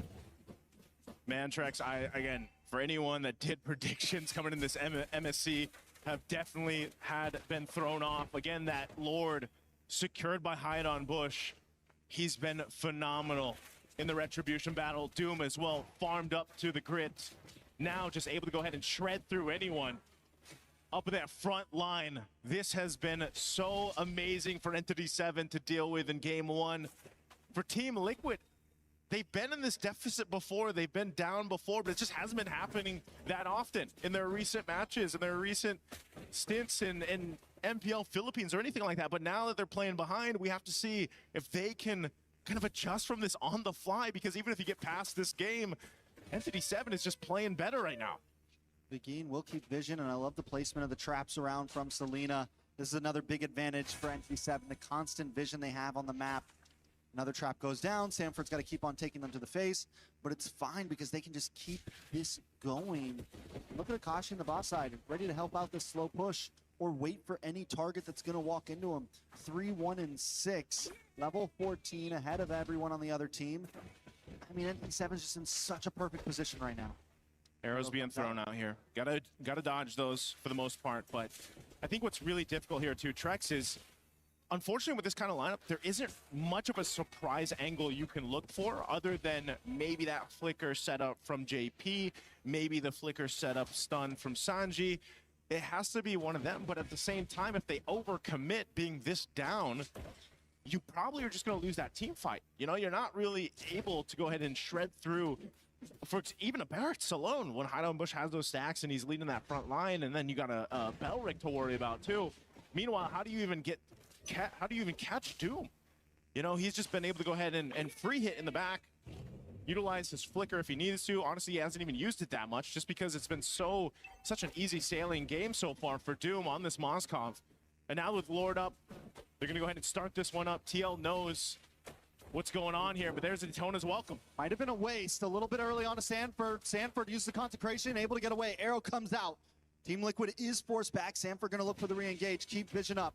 Entity 7 knows they don't have the Detona's welcome, which gives Karl'Tzy a little bit of freedom, but there's minions on the base, making this a forced 4v5 if TL wants to go for it. This may not be the fight they want, but Karl'Tzy doesn't want to give it up right here. Shin does take a bit of damage on the boss side. Akashi, along with Begin, are going to try to push TL back. Karl'Tzy gets a little bit of damage onto Begin. Akashi going to dive down onto Sanford, and Sanford goes down. Begin with the flicker in. Teddy's there. Looking for two, but only catches one. But a big with Owen's Fury in response. Doom falls. Teddy to the backside. But E7 aren't done just yet. They're going to move on to Karl'Tzy. Karl'Tzy dashes back. Kashi doesn't want to let him go just yet. Get the combo. This is the knockback. Shin, it's a lot of damage. Karl'Tzy still under with the iframes, but he finally falls. And now it's Akashi up against Teddy, the 1v1. Shin shows up to help the jump.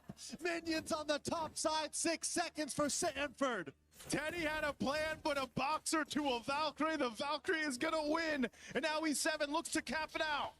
Can they end it here? I don't know. Sanford's got the survivability. He doesn't have a consecration, but a Lord is coming soon. Team Liquid on the brinks of losing game one. Sanji's back up. I think Entity 7 has to make the call to back off. Oh, man. So they stay in the game. That was a really dire attempt as we look at the replay here. Teddy knew that this was the angle he had to go for. He's completely stacked up there on the combo, goes in, finds Doom, the perfect target.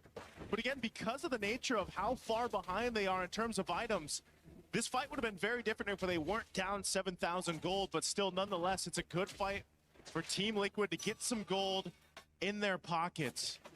Again, you can still see some of the frustration across the faces here of TL, Karl'Tzy especially, but they still have 2 base turrets.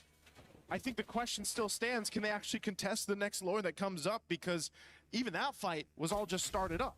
I mean, they do get lucky with the RGN, right? Lord will be spawned on top side. They still have a disadvantage in the long lane, but it's not as bad as before. Yeah. Not as bad as it was before, with the fact that Inhibitor's gone on the top side. Sanford already kind of holding positioning, but again, the traps from Salida, constant vision. Akashi just combing out in this bush.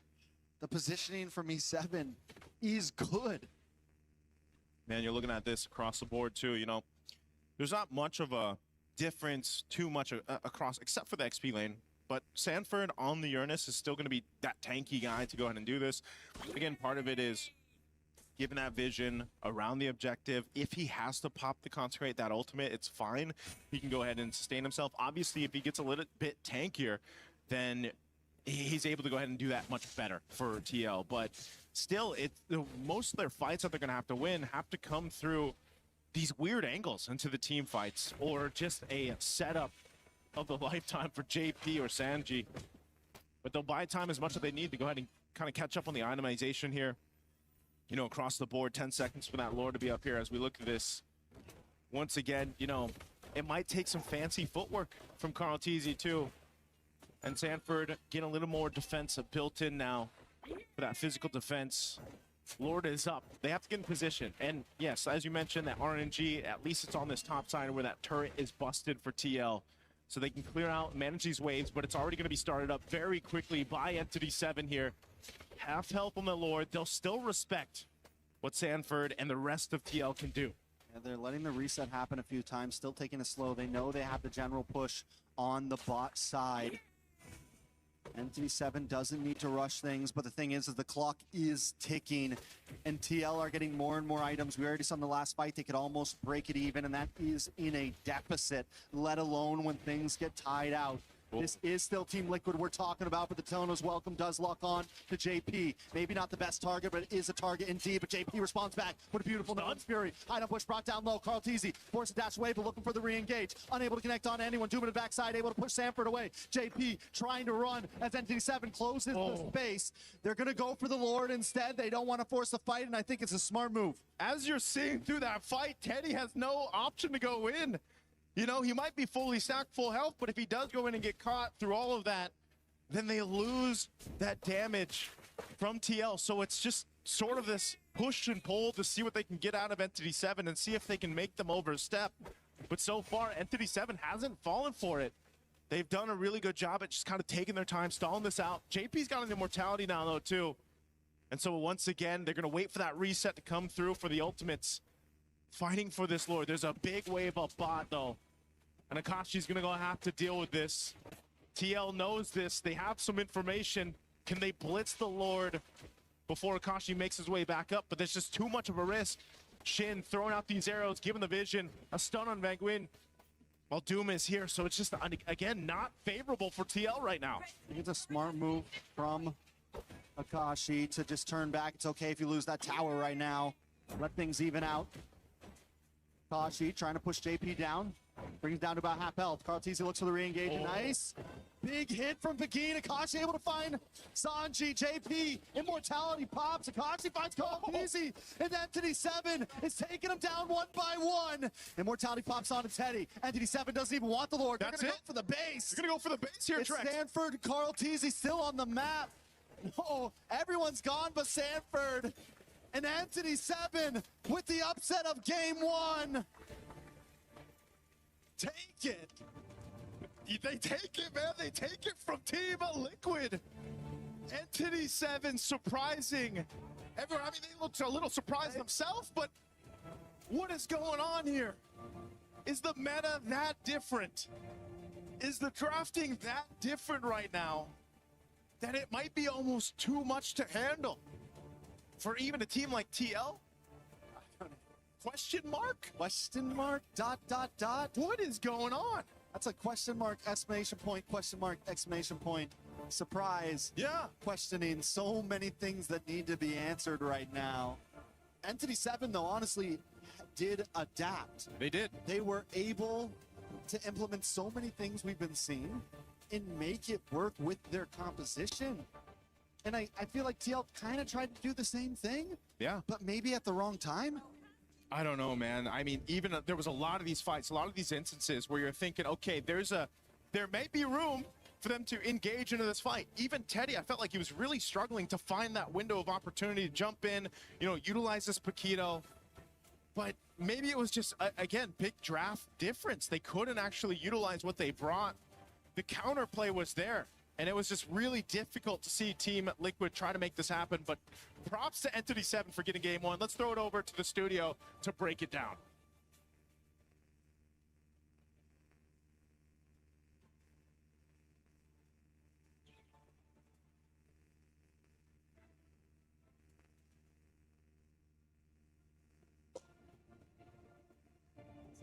Well, with that, we see another upset. And I love how this is giving us an MSC to remember, and definitely one that has shaken this MLB world, BB world by storm. It is a Entity 7 victory in game one over Team Liquid PH. And surprisingly enough, You guys kind of saw a little bit of this possibility when you saw the draft. I don't think just a little bit. We saw it.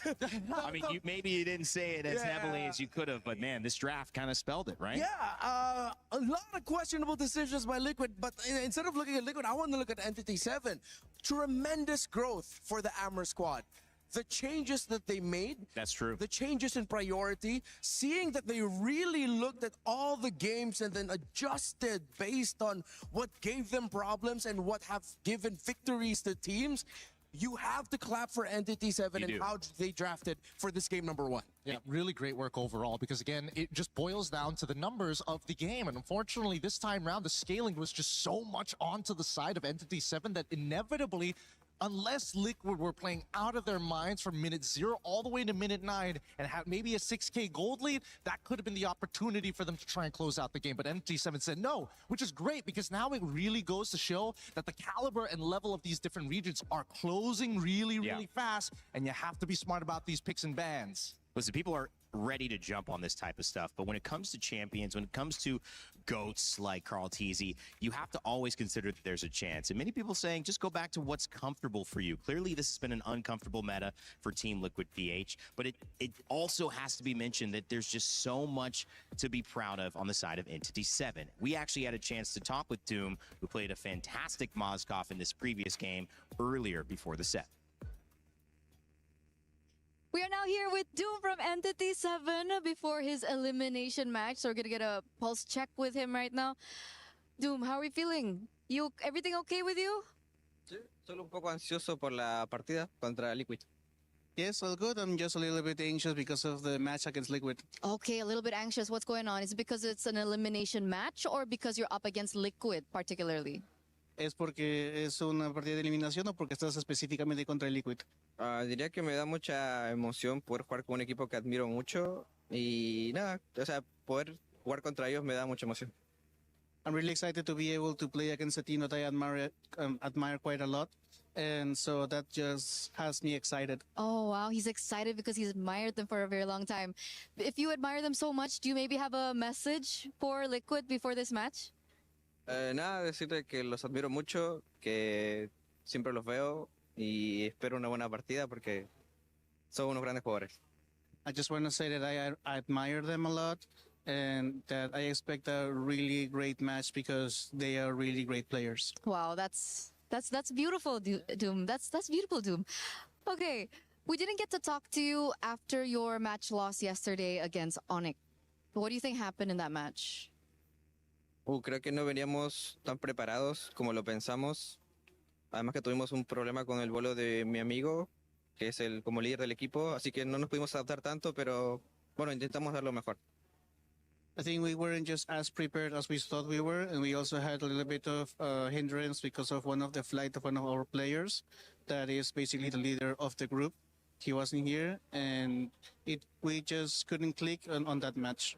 Okay, so wait, there wasn't a player that they needed. Is that what he said? Dice que no había un jugador que ustedes necesitaban, que hubo un problema con los vuelos. Yeah, exactly. We couldn't practice because he wasn't here for practice. Oh, okay. But you guys are now together, right?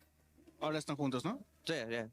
Sí, ahora sí. Yes. Okay, so what lacked in that preparation? Was it like comms that you had to go through or maybe execution? ¿Qué es lo que faltó en esa preparación? ¿Les faltó comunicación o la ejecución? ¿Qué es lo que faltaba para prepararse? Creo que un poco la comunicación, y yo no estoy seguro de mis amigos, pero creo que ellos sí estuvieron un poco ansiosos por la partida y creo que también no nos adaptamos tanto al meta, por así decirlo. I think it's more about the comms, and I can't speak for my friends, but I think they were a little bit anxious because of the match. Okay. And I think we haven't really adjusted our gameplay to the meta.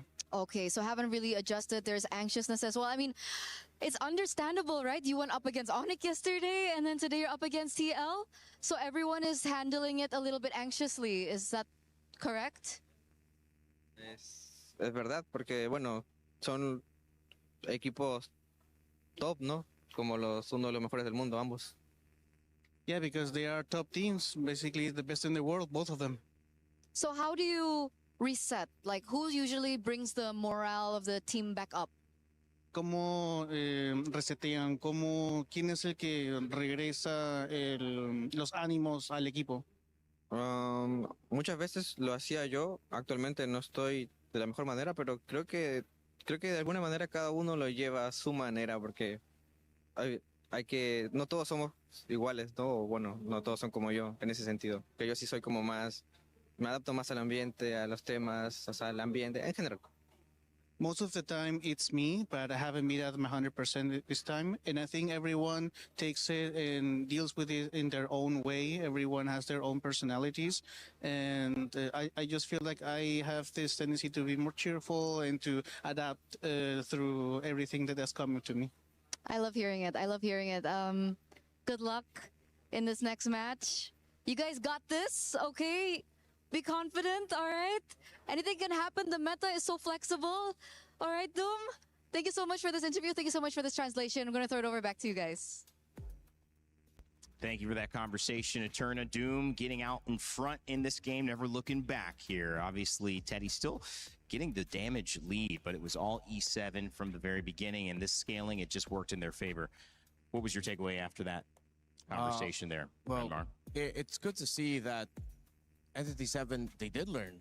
They did grow. It seems like they finally got that practice that they needed, and you could see how it changed, again, from drafting to what they did in game. It feels like I'm looking at a very different Entity 7 from what I saw when they went up against ONIC. I have to agree with you as well. I think they've definitely moved in the correct direction for where the meta is kind of at demanding where they need to be. But more importantly, I think they're also keeping their open-mindedness of how to actually play that red side, which is, again, something that we're probably going to bring up in just a little bit about blue side, red side, because I think this is going to be a very important argument to have throughout the tournament. And for now, I think it's red side taking the dub for today, where yesterday was blue side taking a majority of the dubs. Yeah, I think coming into this series, it was about 63% win percentage for blue side, believe it or not. And that was kind of a devastating fact sometimes when you look at yourself on red side and you go, okay, what can we do? How do we play this? But that's the thing. Everyone has to answer that. The longer the series go, as we get further into this tournament, you have more chances to answer that question. But right now, best of three, it's one game.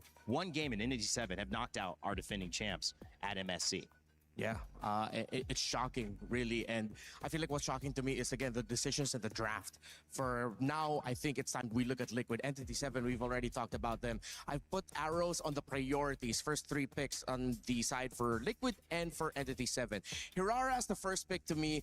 As great as she is, and despite her very high win rate, I really thought Liquid was setting up for a Freya on their side and then willing to give up the HAUSA, meaning that they'd end up with probably a Freya Ling together, and then they'll build around that, see whatever they could get to pick up for Teddy. But it seems like now, looking at the Esmeralda Phoveus 2 bans, it wasn't to set up for a Freya, but to set up for a Paquito that they already looked at as the centerpiece for their draft heading into this game. Well, for Entity 7, they flowed with it. I did not see that Selena pickup come in, and it worked out. Despite it going up against a lineup that can heal through the damage of the Selena, what are you providing with the Selena? Vision and that little bit of burst. That means that you'd have to spend a skill from the Uranus to regain, or just make sure that he gets his passive up so that he can heal through it, or maybe a quick little motivation roar from the Minotaur to be able to regain the health that you lost. But Shin on that Selena, what he provided was really just the vision and that constant little bit of crowd control that would make Liquid hesitate.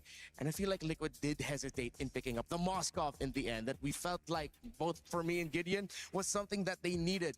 After seeing the Barretts and knowing that you're up against a Belleric, you cannot double fighter playing an assassin that isn't even basic attack based into this. You have to respect your opponents and acknowledge that at some points you're gonna need basic attack to make this lineup work. Anything you want to add, Gideon? Yeah, I also wanted to add that, the carry bank was the big indicator that this lineup was going to be so thick and beefy that you're gonna, it's just well done, right? It's just too much to cut through. Yeah, and them banning out the Yi Sun Shin. Liquid, they banned out the Yi Sun Shin right there, right after they banned out the Guinevere.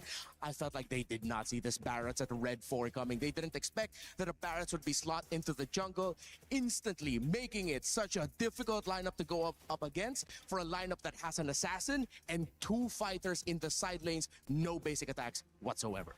It is a very difficult thing to anticipate all of this, especially in this position. You have to kind of feel for Liquid PH, who got up against Aurora and we're like, okay, what is this? No one's played that at all. We haven't seen it still. We haven't seen that come back out. And then you go and you look at a situation where you don't have a lot of time to iterate. You don't have any other tests. And now when you get a test, you're seeing something a little different as well, although it's a little bit more on pace, guys. I mean, this is going to be a masterclass in one way, or it's going to be an amazing story. The masterclass side is Team Liquid PH went back in there for those 10 minutes, and they came up with a plan. How we're not going to get surprised, how we're going to get the edge in this draft, and getting it. If you're that coach, if you're looking at this team with the tools you have, what does that conversation look like? A lot of it is going to come down to how much can we scale into this game. And I'm sorry, Carl, it can't be you this time. We are dependent on the side lanes to make this happen. I'm looking at Teddy specifically here in this particular matchup. And hopefully we're not going to Flying Clouds, because maybe then there will be a time that... What'd you say? Oh, man, you know what? Never mind. I'm out of here. Check it out, boys. See you later, man. All right, Remar, what's your thoughts? Just kidding. Flying Cloud. This is not going to bode well for Liquid, knowing that Entity 7, they have the momentum. They know that they have a chance to make history here and etch themselves in the history books of MLBB as the team that eliminated Team Liquid in MSC 2026 as the defending champions. That is nuts. Liquid, Coach Aeon and Coach Snap, they are running through all the permutations. They have to get creative. We know Aeon and Snap to be very logical dudes. They have proudly proclaimed themselves to be huge nerds for the game. But this meta is about creativity. It isn't just about the permutations, it's how creative you can get with all the numbers here presented. Not just creative, but also getting into the minds of your opponents. If you understood their top 5 list, that helps you so much walking into this draft. And immediately, surprisingly enough, Team Liquid said, you know what? One more time. We're going to go back on that blue side. We're going to contest. But interestingly enough, Entity 7 are the ones who are banning out the Freya. Yeah, they don't pick it up for themselves. They opened up the Valentina that they banned out earlier, and I think this might be a Valentina Belleric. Unless they're thinking about it, they're taking their time, whether or not they have, they don't need to rush their assassin. I think they're also considering what does Liquid have in store in their pocket that might come in as a surprise for Blue 2-3. I want to say, I mean, they're changing things up, right? So if they're changing things up, I would only imagine that they want to kind of show their jungle now, just to keep it like really, really honest. Maybe give that Valentina over to TL and just overload them with really, really nasty ult to maybe unlock Akashi a little bit. But for now, at least they got the Eudora on their side. We'll see how that plays out. I think just pick up either the Uranus or the Barretts here. The Esmeralda's gone. No need to go for double fighter. There's the Barretts, and then you... Okay, if it's not the Uranus, you're getting... Oh, maybe they're... Oh, wait, no. Yeah, you can get a gold laner. It's fine. Get a Moskov or something like that. Or Cho, you know, just lead them on a little bit. Red herring them. Make them take purifies. Yeah, that Cho was taken away in that second ban phase, so not available. This time it is available. Oh, yeah. The Barat's Cho. Maybe prioritize the Cho and then you adjust your mid lane and gold lane picks for later. Liquid doing something. Kind of close to the edge you were looking for. Are we getting there? I think we're almost there. I think now that we I like that they took the Barats away. Yeah, getting rid of the Barats is already one thing, right? But the question is where exactly he goes into the EXP, and now you also have to make sure that this is going to be somewhat of a dead lane, right? Because looking at the way that Team Liquid kind of wants to hold out is, can we get Carl back into the turtle site without getting messed up by like a bajillion different ults? I think the Valentina makes a lot of sense because Belleric is on the opposite side. Yeah. But right now, we need to make sure that at least the big ones, the Alices, are kind of out of the way, the hard divers. And I think that's why they picked up the Valentina, that if ever, depending on the pick of Entity 7 and the Alice is still open, and if you cannot ban the Alice, I'm talking about Liquid here, at least they have the Valentina to steal the ultimate of the Alice away, just to balance things out. Uranus and Belleric, another very good composition for roaming and handling team fights, giving space, disrupting. You got Eudora on top of that. I like that 3.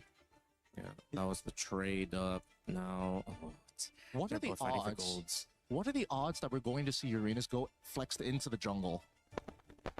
Like, we're really pushing the meta here at this point. We've seen it a couple of times. 100%. No, but even so, it's one of those picks where I don't think AURORA can actually deal with you even at level 2. Wow. Unless, if ever they decide to invade it, that could actually be really Bro, deadly. and 7 wins Joe this taken away game, again it's in the over. second. It will work out. Yeah, for if the problem of the Johnny Urus ends against the here. Herrera and farming is speed, then This is crazy. why don't you take away that problem just by invading? You have the Belleric and Eudora together. Okay, yeah, I think Liquid do need to watch out for that. Yeah, even a Paquito is kind of dangerous on either side. So this could be interesting. These two picks at the very end determined a lot as well, but it was already looking good last game for Entity 7 after the first 3. It still looks good, but definitely by stealing that Barrett's and then having the Herrera, the Valentina, Liquid playing with a little bit more of an option in case another surprise. Yeah, I think I'll be better with Lance than the Herrera, Moscov's to be taken honest. out. Bro, like Liquid and anything, Entity they should 7 just still go have a full pool. comfort If at this ever point. Entity 7 decides to pick up They the should just go carry, full you can comfort, still bro. trade out Melissas, Brodies, Claudes. I think you have to be careful of when you pick up the Claude, because if you pick it up too early, it's going to be an easy Brody pickup. I completely agree. At this stage, I think we're now stepping on like really dangerous territory for either side as they're looking to try and make sure that they get one over the other. Chobans make a lot of sense. I agree with the Claude at the same time, but now that we're getting rid of the high loss, it will give us an idea. It feels like Entity 7 might just be leaning back into, you know what, we need that scaling marksman just one more time if we're going to have that invade, because we know which side is strong, but if mid doesn't push out, it's not going to happen. Look at that. 4 bans towards the heroes of JP.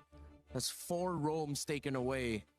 It's a lot of respect on the side of Entity 7. Are they setting up for a Melissa? I feel like they're setting up for a Melissa. Yeah. Melissa with an 83% win rate coming into today after 6 games. Claude, you mentioned as a counter, actually only a 33% win rate, guys, despite being the most picked. So, bit of a Ling Herrera conversation there. Yeah, exactly. If it's not the Melissa, then it's something like the Iksha. There's not a lot of dive by Liquid, because if this Barrett is going into the EXP, you don't have dive, and then you force picking up something like a God That Got You for JP just to access it. But then, Entity 7 can hold off onto their gold pick for last. I think they just need to take a deep breath here. We need to see if this is going to be an assassin, or it's just going to be something else entirely, right? I think that's the one confirmation that we need, because the Ixia is 100% possible for TL side, plus they can add the Matilda on top of it to really tie this composition together. Yeah, EXP Barretts, Matilda, and then close it out with an Iksha. I think that's what Entity 7 is waiting for. They're trying to decide whether or not they show their jungle or their gold lane already. Yeah. It's a tough choice for them, and they're taking their time. So they're showing their jungle. Okay. So now the Ixia should probably be off the table, knowing that Link can actually jump into the backline, take you out real smooth and easy. That means that you would have to lean into the Claude at least. Yeah. It's either the Claude or the Brody, maybe? Harith is up. Harith is should still be up. Fine, yeah. But then with the gold there, no more carry. Is it going to be Liquid? All tough choices. Deny the Melissa and then get the Hilda on top of it for the extra bit of shred. I'm okay with this. They get to roam around, Harith back. get vision. Barrett's is going to be their anchor through the EXP. You have the Herrera. This is roam mid trio dependent. Very roam mid trio dependent. I wonder if there's a pick Entity 7 can pick up that can just mess everything up in lane for the Melissa. It's not a lot can actually do that. I would say that the Harith probably is safest. Claude would also be really, really good. Yeah. BMI on top of her, blaze into it, get it over and done with. With such a heavy front, I wonder if Granger is viable. But then Muddles. Yeah, Granger, Sky Piercer, Muddles. They're not gonna do anything crazy like a Leslie, right? Oh yeah, Claude. Claude. Play it safe, play it safe. Go past Claude. Maybe one of the points that we prepared back in the green room before this, because of the win rate, lose rate in this case, 33% when a Claude is picked up. But 27 picked Claude. Why? Teddy Why had will been you playing pick a lot of Claude? Claude, helping to contribute to that. Now Teddy on the other side. Bro, with because Melissa, of this who Claude has an pick, I think 83% win rate. Will this trade in the gold lane Entity 7 make are going the to lose this difference game? as we send it to a Team Liquid and Entity 7 game 2? That if Entity 7 win, they will knock out your defending champions of MSC and guarantee that MSC at EWC 2026 will have a new champion here lifting that trophy. Get ready, get excited, because we're game 2 here. History could be made. It's Entity 7 versus Team Liquid PH. Nah, Team Liquid are going to win this History game. is already in the process so far with this one. After game one, surprising and shocking. Nah, Everyone Team around the Liquid are world gonna win watching this one. Entity 7 gets game one. Now for Team Liquid Philippines to move forward. It starts here with game 2. They brought a draft that I think it looks better, at least for them in this game too, Trex. They got to get it. And it's a Melissa, yes, that has a high % win rate right now. I like it better than the Paquito for Teddy. Yeah, definitely better than the Paquito for Teddy. It gives the possibility to defend these big pushes. It gives some range. It adds a little more dynamic to the draft of Practice Team on here Liquid. again. Entity 7 also comes Bro. straightforward this time. They pick Sanford up the on lane, a hide tank. bush on the assassin. The only Tanky game he's hero been able to win so Sanford. far has been on a Bro. utility jungle, and that was the Barras that he played crazy. last game. So things are going to have to definitely be a little different this time. Yeah, the different factor here too is, you know, there's a way for Team Liquid to approach these fights, whether that's depending on what ultimate Sanji decides to take. You know, most likely that Wrath of the Dryad will be the biggest value for him. Set things up around the team fight. JP First blood. provides this information on the Hilda, able to go ahead and kind of slow down or attempt to slow down Hide on Bush. You know, again, the previous game, Hide on Bush was just on point with the retributions. This is a challenge now for Tlph to make it happen on the Heroic. Running it back, but the mid lane is also where things start. A lot of damage on a Begin there. Is going to have to go back to base. Team Liquid definitely controlling the pace of this first 2 minutes. But honestly, it was similar in the last game, and Entity 7 was able to find the big punch back. Yeah. It's when those first few turtles came up, that's when we saw the difference happening. Akashi is on this Uranus. Uranus hasn't had the best games for a lot of teams, honestly. Can Akashi make a difference? Big question. You see him at a quarter of the health here. Sanford burning that flicker. He's not going to have it available. He's trying to get that level 4, so at least he's got the Daytona's welcome. Turtle's going to already be started up, though, by Tlph. We'll pull off of it, though. Let it reset a bit. Some of the buffs are up. Oh, flicker. Ooh, nice stun on to Shin. Shin going to take a lot First of blood damage. for First JP. blood going to the hands of JP. As Hide on Bush has to work on his purple buff. Team Liquid should get a free turtle here. It is taking them some time, though. If they can clean up this purple buff soon enough, maybe they'll go for a steal. No, they decide to back off as Akashi keeps vision. Yeah, better for them to go ahead and just secure the buff for now and not get a little overzealous around it. It's just the first turtle there for Entity 7. Yeah, they lose that first blood over to TL, but, you know, they can adjust from it. We've seen this, especially with the Ling. You know, Ling able to go ahead and move around the map pretty quickly here. JP, again, this is going to be his job. And you can see E7 JP is really doing a good job. Yeah. Another kill in the hands of Sanji. Wait, are they still going in? Side on Bush brings down. What's that the delay? blades, doesn't connect He's on dead, it. he's dead. He's gonna take a lot of damage. Nice. Double kill over to Sanji. Man, JP, he planted himself in that bush.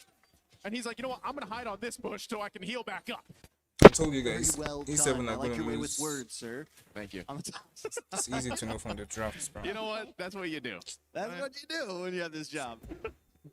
But yeah, dude, it's already an early lead for TL off of this composition. You know, this is a very different start. This is the flow that Team Liquid is usually used to.